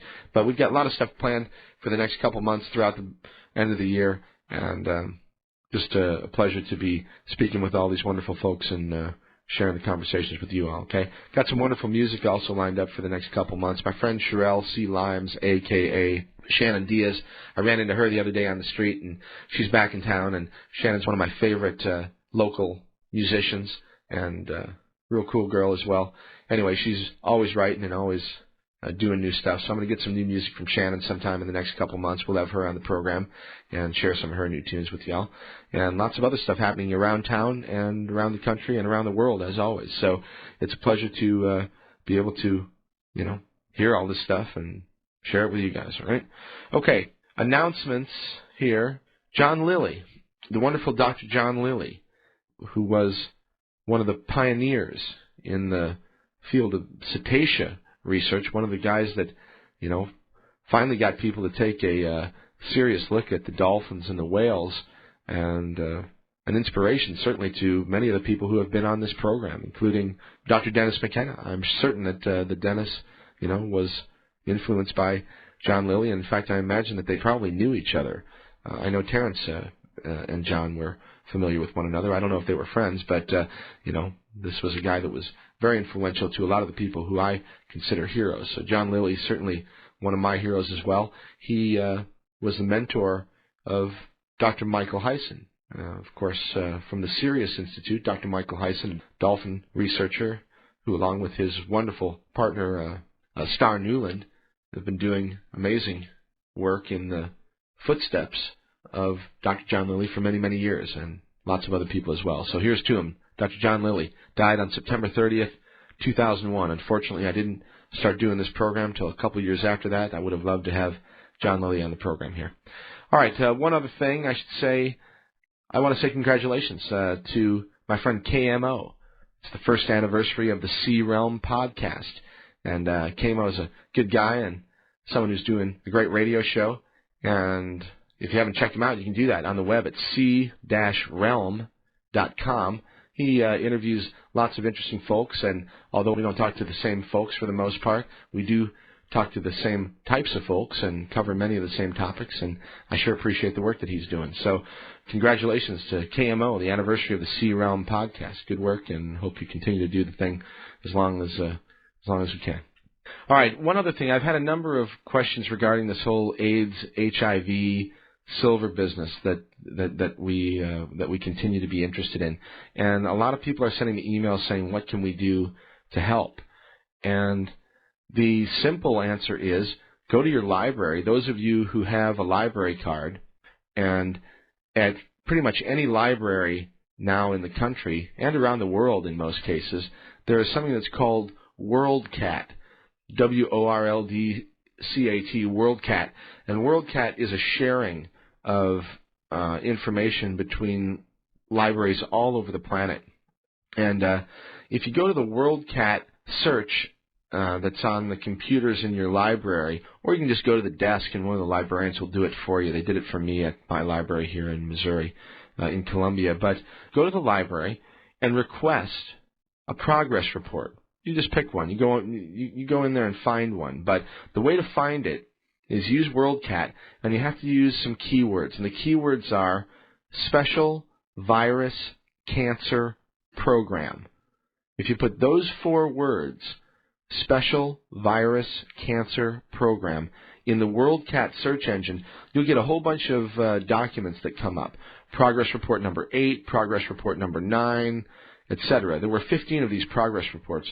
So what I would suggest you do is just go there, and I think they charge you 50 cents. So go there and request one of them. Pick one of those progress reports and request one of them.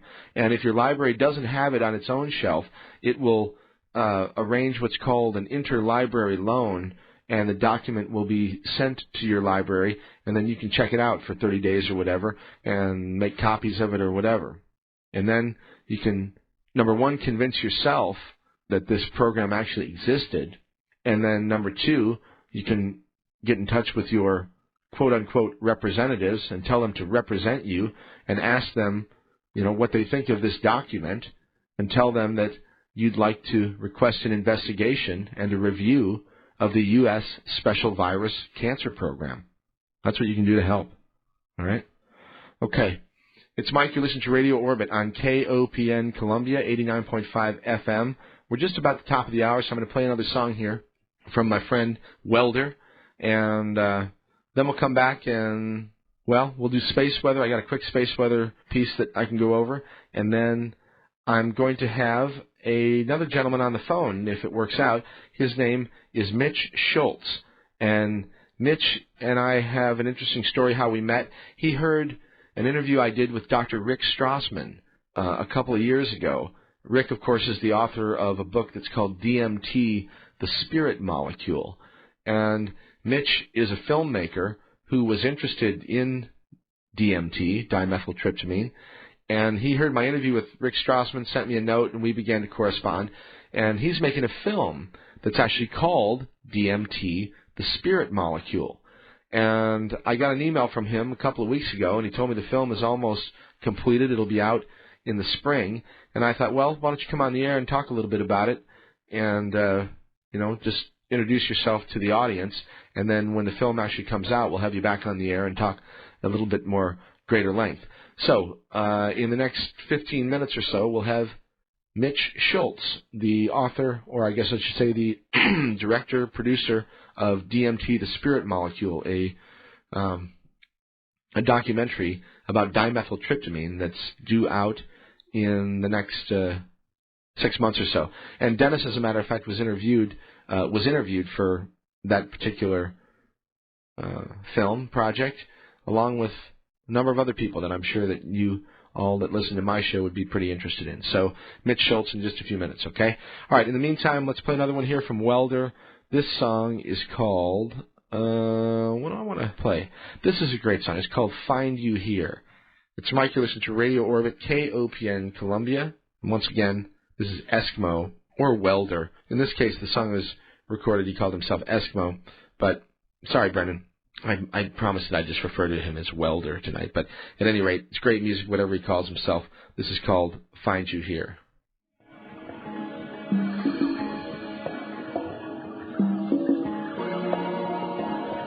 It's Mike. You're listening to KOPN Columbia, 89.5 FM, Radio Orbit.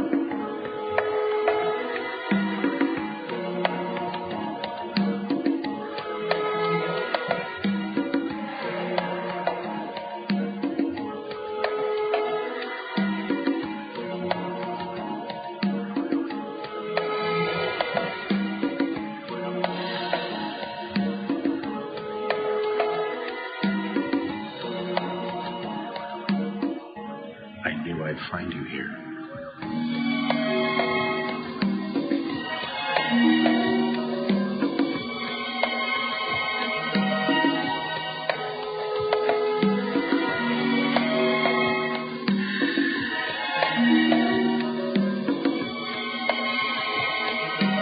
The time has come.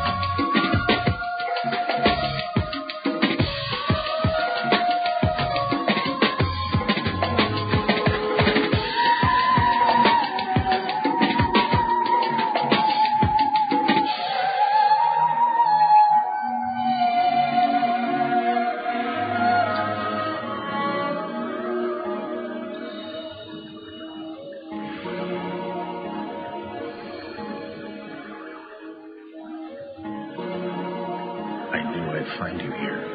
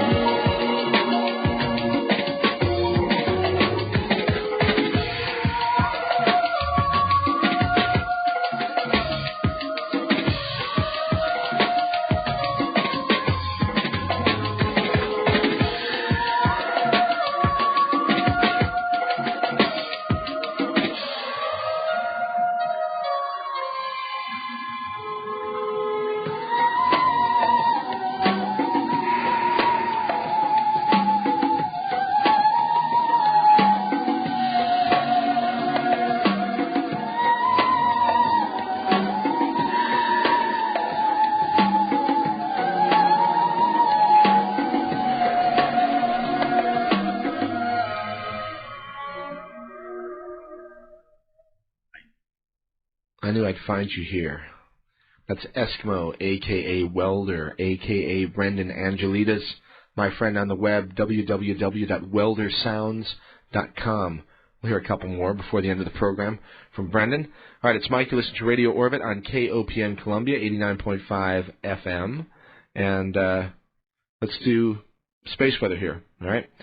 Actually, something that I should mention before we actually go into that is that there was this amazing event that happened on Friday night that was a big, gigantic meteor. I actually called it a super meteor, whoever they might be, but I'll read a little bit about it for you here. Check this out. On September 29th, a fireball reported to be 100 times brighter than a full moon streaked over Finland. Witnesses say the meteor exploded in midair, but it is not yet known if large pieces of the space rock fell to the ground.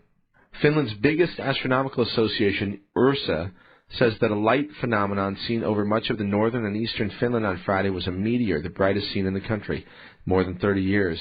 The editor of the organization's journal, Marco Piccola, says it was a super bolide, a fireball more than 100 times brighter than a full moon.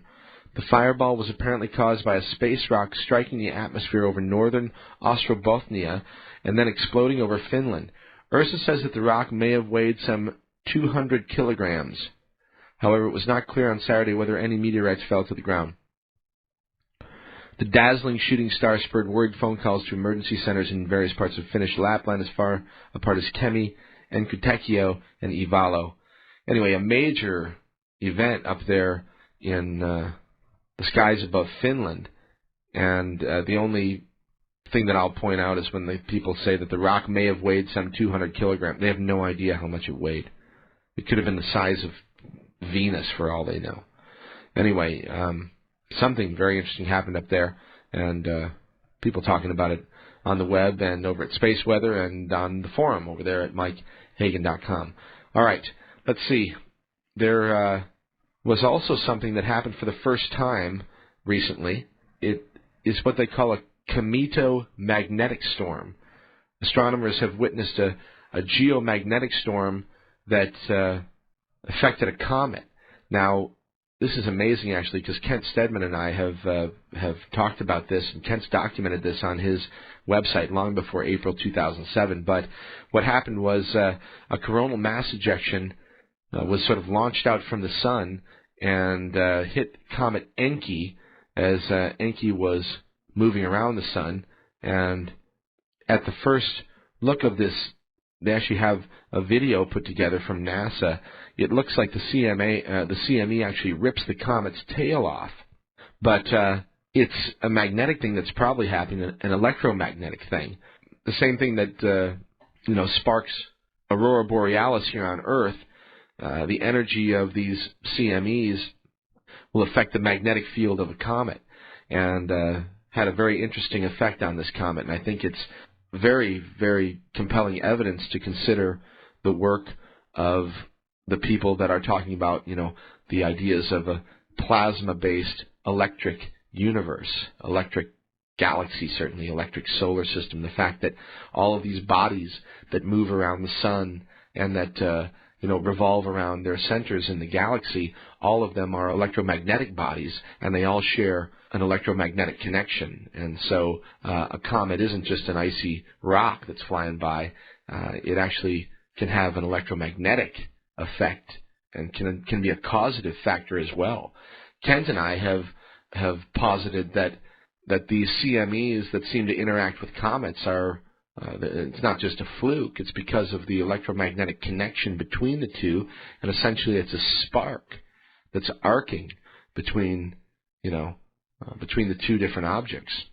But at any rate, NASA interested in whatever happened when a CME tore the tail off Comet Encke back in April 2007. I'm sure I mentioned Encke on the air at some point if I was paying attention.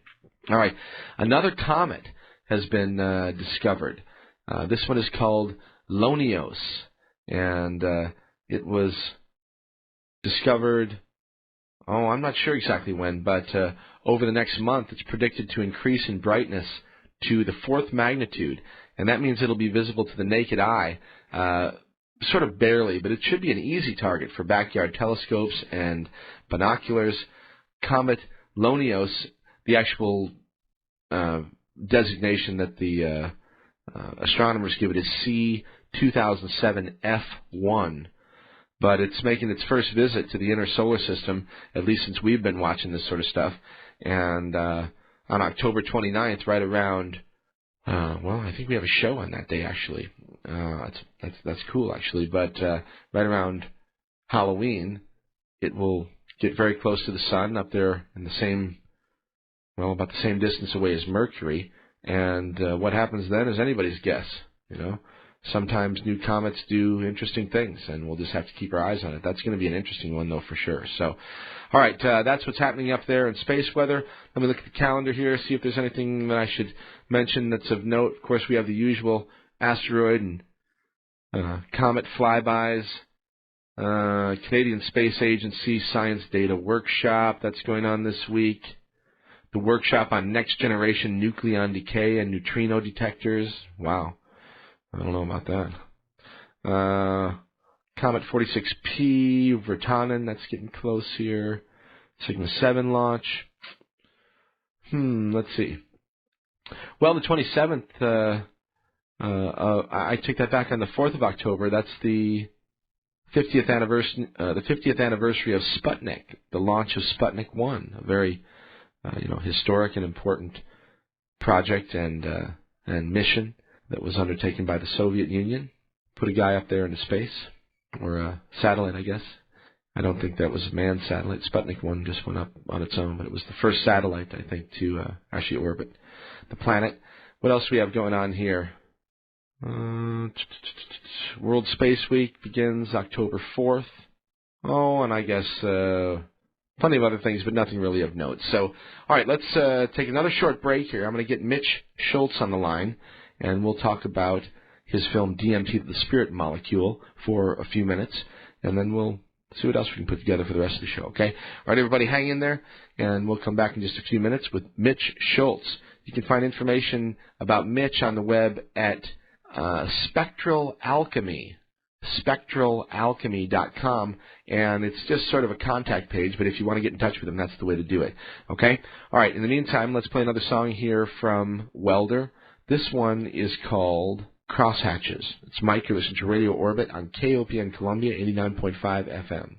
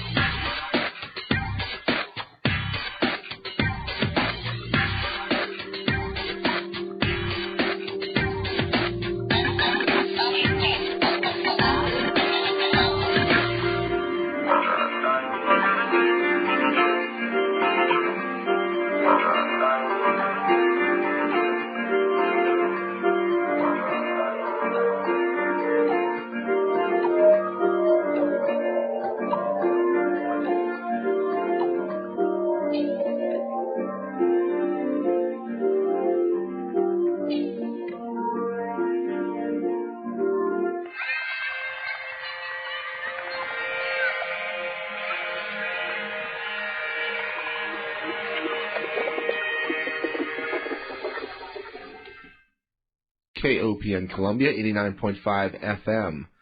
All right, that was Crosshatches. Another great piece of music there by Brendan Angelides. On the web, you can find information about the music you're hearing tonight at www.weldersounds.com. All right, it's Mike. You're listening to Radio Orbit on KOPN Columbia, 89.5 FM, about 20 minutes after 1 a.m., now on the second day of October. Great to be with you all tonight. Thanks so much for listening, and hope you enjoyed the program so far. I was just thrilled to have Dr. Dennis with us for a couple hours there in the first part of the program. He's a busy guy, and with a lot of things going on, and it's a thrill to be able to talk with him and get him to share some time here on the air with everybody. So one more time, thanks to Dennis.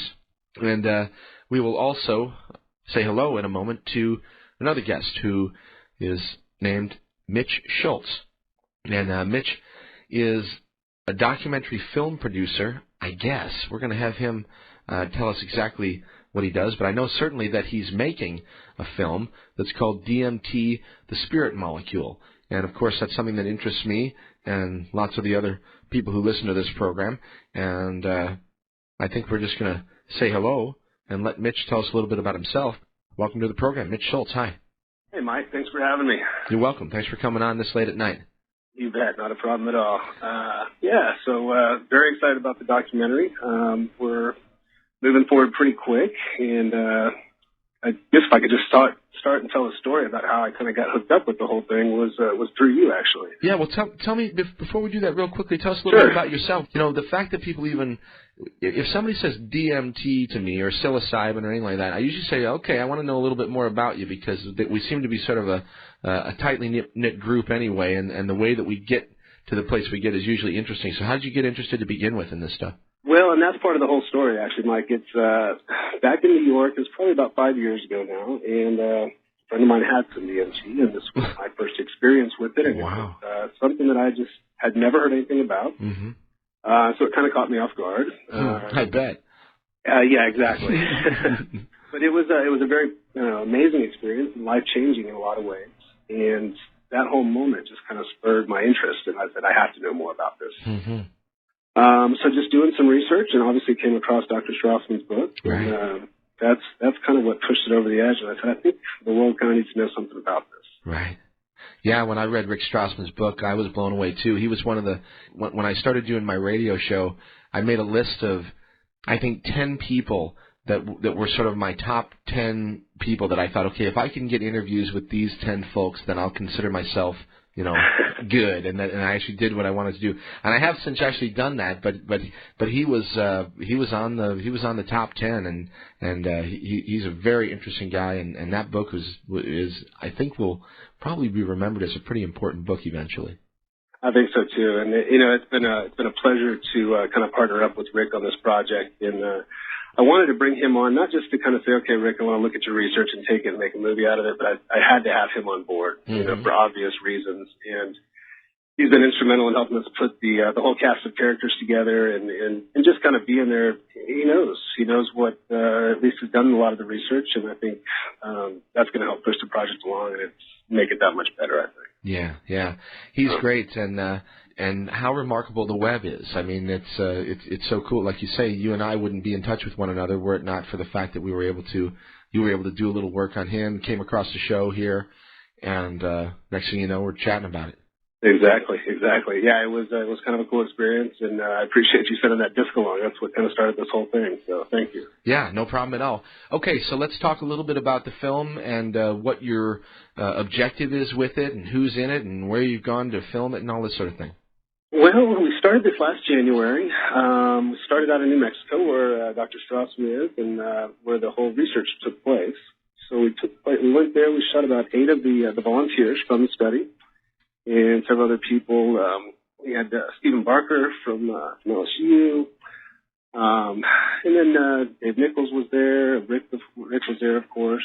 From there, we went out to Berkeley, and we shot some interviews out there. Dennis, who you had on early. Mm-hmm. We interviewed Dennis and a lot of other people out there as well. And then our last stop's going to be out in New York. And then by the time it's all said and done, we'll have about 50 interviews done. Wow. speaking about trying to get those top 10 interviews, I just feel blessed to go out and talk to the 50 people that we're going to have on board on this thing. So and it's kind of like who we don't have on board. It's been great. Yeah, it's quite a collection that you guys have for the film for sure. Yeah. Go ahead. I'm sorry. Did you go to Peru as well, or were you planning on going there?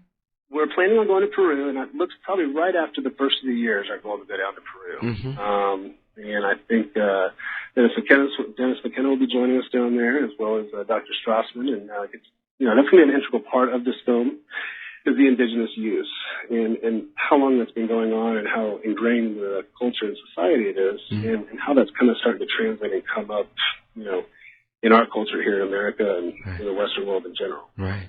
Very interesting. All right. So it's going to be an integral part of the film for sure. So you've been speaking with people who are experiencers as well as scientists and all people that are involved in researching the substance?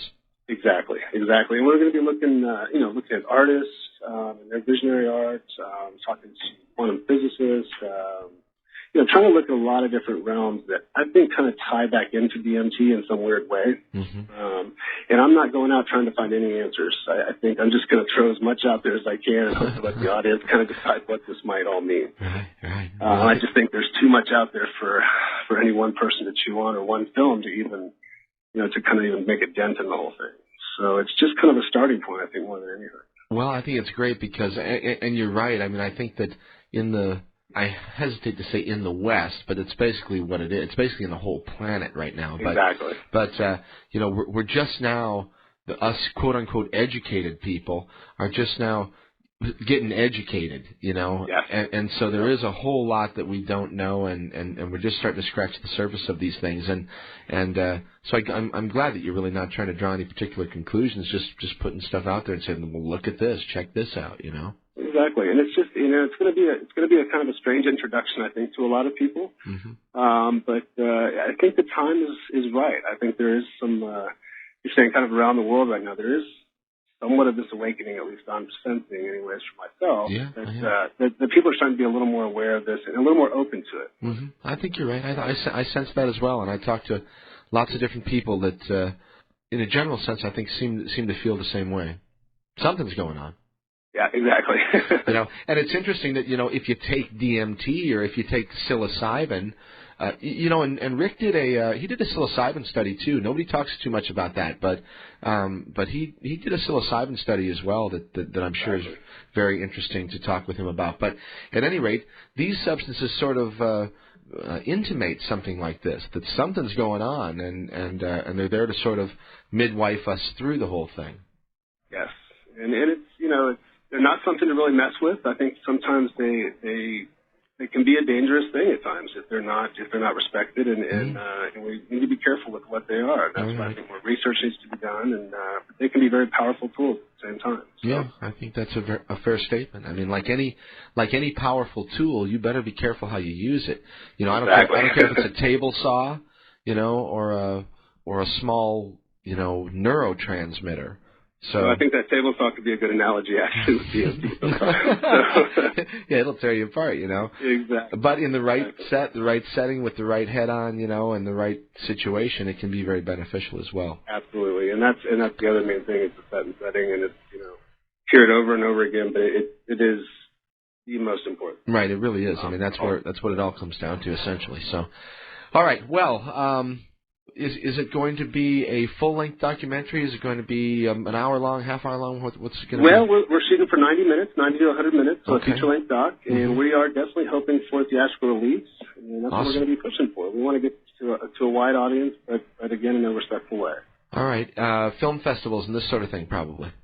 Yes. The first thing we're going to shoot for is going for Cannes, and that's what we're going to shoot for first. And beyond that, we'll look for Sundance for the next jump. Okay. Well, let me give you another proposition, maybe. Please do. There's a film festival here in Columbia, Missouri, which is actually a quite big deal in the Midwest. It's called the True False Film Festival. Okay. And it's a 4 or 5 day deal, and this last year, I mean, it was very, very well attended, and lots of sort of big time people were here, and that's one that you should definitely look into. There's a real good gang of people that are behind it here, and they really made some waves over the last couple of years. So look, when is that, Mike? Oh, I think it's Don't quote me, but I think it's June, something like that. Yeah, I think it's Definitely after. look into that, I think you'll be. I'm hoping if you said March or so that you're hoping to have it done, the finished product, maybe you can still get an entry into that one. I'll bet you could. So. Okay, I'll definitely look into that. Thank you. Yeah, True False Film Festival. That's a great one. But at any rate, I'd love to see it at any and all of these festivals, and I hope that I hope it gets the I hope it gets the eyes that it deserves, and people can make an assessment of it. Well, I appreciate it, and we're definitely going to pushing hard to get this thing out to everybody, and shows like this just going to help. So thank you for doing that. Sure. Who else is involved in the project with you? As far as like in the are you doing the production, direction, all that stuff yourself? I am. I have a couple other people on board. I've got a gentleman named Justin Corsby, a guy named Craig Garensway, a gentleman named Chris Olson. We're all based out of Texas. We all grew up here, and I recently got back from New York, and I wanted to come back here to make this film. So. Huh. I know you're from Austin, and it's funny how these threads move. But Terrence McKenna, who was Dennis's brother, of course, used to talk at. He did a couple times at the Whole Life Festival, I think they called it down there. But he'd talk at UT often enough, and was pretty familiar with the scene down there in Austin.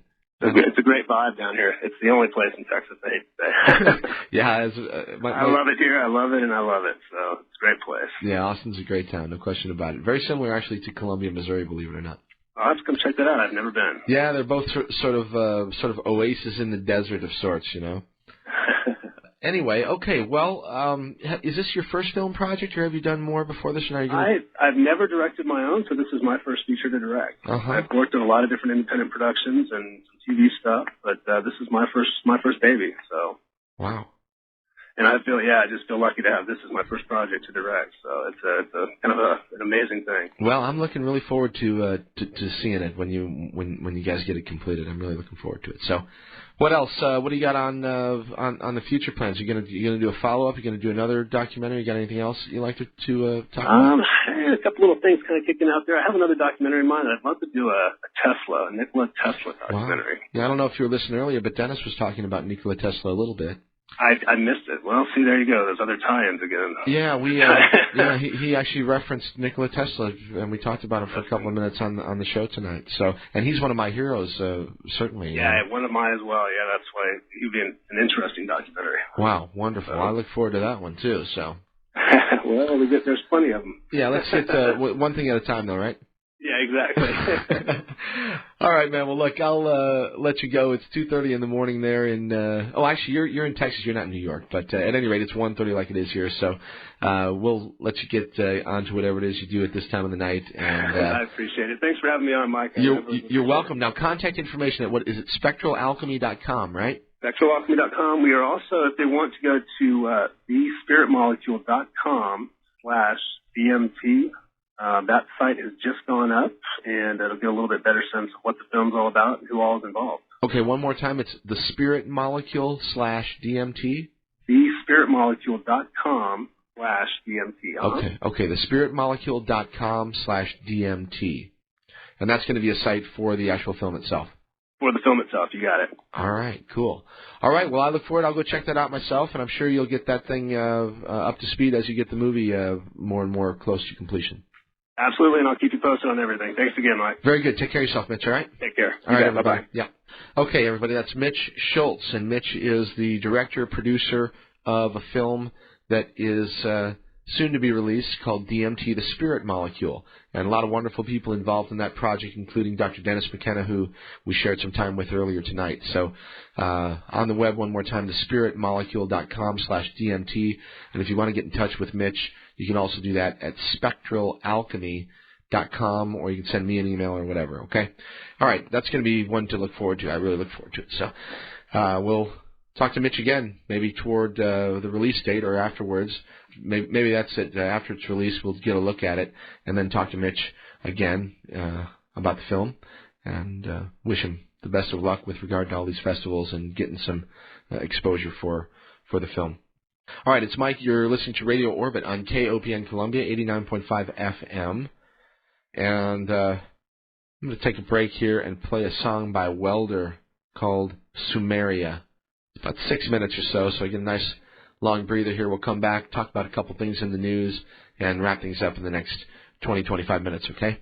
All right, it's Mike. You've been listening to Radio Orbit, and you are continuing to do so, hopefully. It's about 1:35 in the a.m. now on the 2nd of October, 2007. Been a pleasure to be with you all tonight. Enjoyed talking with Dr. Dennis McKenna for the first couple hours, and thanks to him and Mitch Schultz for both spending some time with us tonight. Sounds like some interesting stuff going to be coming from both of these gentlemen. All right? Okay, once again, this is Welder, and the song is called Sumeria. It's Mike. You've been listening to Radio Orbit on KOPN Columbia, 89.5 FM.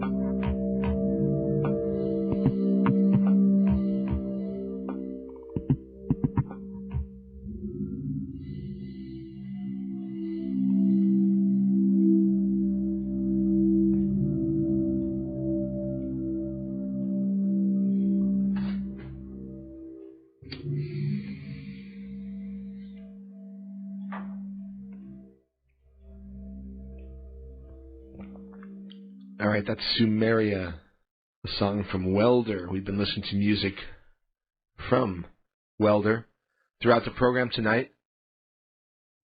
His name is Brendan Angelides. Creates a bunch of different kinds of music and releases them under different titles. And we've been listening to Welder tonight on the web at www.weldersounds.com. That one's called Sumeria. We'll hear maybe one more at the end of the show here, okay? All right, it's about 1:45 on the 2nd of October. Got about 15 minutes or so left for the program tonight, and it's been a fun one. Thanks to everybody out there for hanging around, listening to the program, and we will wrap things up here. And I'm looking in the news to see if there's anything that I want to talk about. On Kent Stedman's website over there at cyberspaceorbit.com, always things worth checking out. Kent's been concerned about the economy a little bit as of late, with good reason. Of course, the bankers and those types are always trying to get in your back pocket one way or another, so nothing really new there, but certainly something to pay attention to and try to protect yourself as best you can in the midst of, the robber barons trying to do some more robbing. Alternative energies, certainly something that we need to be more and more interested and involved with. Like most things, as Dennis was saying tonight, and as we always say, don't expect it to come from the powers that be. Don't expect your alternative energy to come from some corporation. Expect it to come from your basement. Expect it to come from your garage. Figure it out. Find other people that are figuring it out, and just do it for yourself and for your friends. There are people that are burning salt water, for God's sake. Okay? All right. The U.S. dollar, in deep trouble. Okay? What else you got to say here, Kent? Thank you for the plug for the show tonight, as always, Bardo. I love you. And, big volcano eruption off the coast of Yemen. As always, interesting things happening all around the planet. So, anyway, okay. In the chat, there's a few people that are sticking around there. Ian and Wee Willie and Sushi, Mac Pro, Tanner. Hello to everybody over there, SDM or MDS, whichever you are. Sushi, hello. I said, anybody got anything to talk about? And Ian said, love. and then somebody else said, tell me what's happening over there, Mike. Things that are happening in your life. And let's hear about you. So anyway, I'll talk a little bit about me and what's happening in my life, and I'll try to include love in the talk. All right. So, I don't know. I love my life. That's for sure. Good place to start. I'm a lucky person who is fortunate enough to have the time to and the resources, to do the stuff that I do, including this radio program. 90% of the world, at least, can't even take care of themselves or their own family, much less, have the time to, waltz down to a radio station for free and do fringe radio, throughout the wee hours of the night. But anyway, I love my life, and I feel, blessed and fortunate to be able to be in the situation that I am, to do the things that I'm able to do. Of course, it's nothing without the people that are around you and the plants, and the animals. I recognize the whole thing, the fish and the creepy crawlers. I was thinking about Luther Burbank. Dennis and I spoke briefly about him earlier in the program tonight, and he really was remarkable. And one of the things we really didn't touch on was how Luther Burbank did what he did.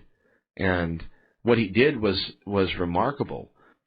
People would go to him and say, okay, we need a plant that will, do this. We need a potato that can survive in these climatic conditions and this type of sun and this sort of soil or whatever. And Luther Burbank was always within 2 or 3 years max, be able to say, okay, here you go, here it is. And nobody really knew how he was doing it. But I suspect I know how he did it, believe it or not. And I don't think that it's as much to do with breeding as everybody thinks. And this is just my take on the whole thing. But my experience, my evolving and continuing experience with my own plants is one of the building of relationship in a true sense, just like we think of a relationship between ourselves and, our significant other or our children or our friends, but the relationship can be one of love, just like it can be one of greed or, manipulation. In other words, most of the plants on the planet are used by human beings. They're just used. They're essentially, not really recognized for the most part for, anything that they might be in and of themselves. They're simply grown, harvested, and eaten so that people can survive, or animals. We feed them to our cows or whatever. So we have to force them to do the things that we want. We have to breed them. We have to hybridize them. We have to genetically manipulate them in order to get them, to exhibit the characteristics that we might want in them. So we do it in the scientific laboratory these days. We do it with genetic manipulation and all this other stuff, hybridization. But like with all things, there's usually more than one way. And a guy like Luther Burbank didn't have the benefits of, genetic science, and he did this long before any of this stuff was around. So he did it in another fashion, and people have always assumed that, he was just breeding. Well, nobody really knows what he was doing. It's like Tesla. Nobody knew what the hell he was doing, but yet the results were there. So anyway, my intuition is that he loved his plants, and he had a relationship with them that was one of objective communication. And as silly as that may sound to many people, I personally have experienced this sort of thing and am certain that it's possible to have objective communication with a plant. And through that communication, through that relationship, essentially all you have to do is convince the plant to do what you want it to do. Ask it, plead with it, try to learn with it, try to teach it what you're trying to do. And if your relationship is solid enough, if your ability to communicate is solid enough, if the plant is in agreement with you that it's a decent thing to do, well, then the plant will do it. And I think this is a highly, highly relevant reality, actually. And I'm not interested in whether science is interested in it. I don't care whether people can prove it or not. The way to prove it is just to do it, is to just show people, here it is. Look at this plant, look what it can do. So this is one of the things that I actually embark upon in my own world. When I grow my plants, when I grow my mushrooms, I work very hard to partner with them, to improve my relationship with them, to improve my ability to objectively communicate with them, and then to try to get them to agree with me, and then try to do something together. And I believe this is what Luther Burbank did. And it begins with love. It begins with love, just like all of our relationships do. Or maybe I should say, all of our relationships should begin with that. That's the place to begin relationships. And I'm a person who has many loving relationships. I love my plants. I love the trees that grow on the land where I live and that I share the land with, and all the critters that live there in the trees and around the land, and all the spiders and all the creepy crawlers that people step on and try to kill. I love them all. And if you come to my place, you don't kill them. If you do and I see you, you leave. You don't kill things there. And I love my family. I love my wife, Ashley. And I love my children, Alistair and Lucas. And I love all of my friends. And I love a girl named Debbie in Chicago. And I love the people at the radio station here that make this all possible and that work so hard to keep this place on the air. And, putting out this signal 24 hours a day, 7 days a week for 35 years now with very, very, very little help. I love these people around here. And I love all the people that listen to the radio show and make it worthwhile. And I don't know. I love the fact that I have a job, that allows me to do this, where I can, support my family and keep food on the table and keep my life in a reasonable enough situation that I have time to learn about all the things that I get to share with you guys and girls. I don't know. I love it all. All right? And I love you all for asking me. All right, it's Mike. You've been listening to Radio Orbit on KOPN, Columbia 89.5 FM. We're going to sneak out of here with one more from my good friend Brendan Angelides, a.k.a. Welder. It's called The Heart. It's a good way to finish things off. And we'll come on back next week with Jay Widener. Looking really forward to having Jay back on the air. And in the meantime, I hope you all have a great week. Thanks for listening to the program. Come on back and listen to KOPN anytime. You know, you can reach us on the web here at kopn.org, and there's a lot of great programs on the air here, lots of different times during the week. I encourage you all to check out the station sometime other.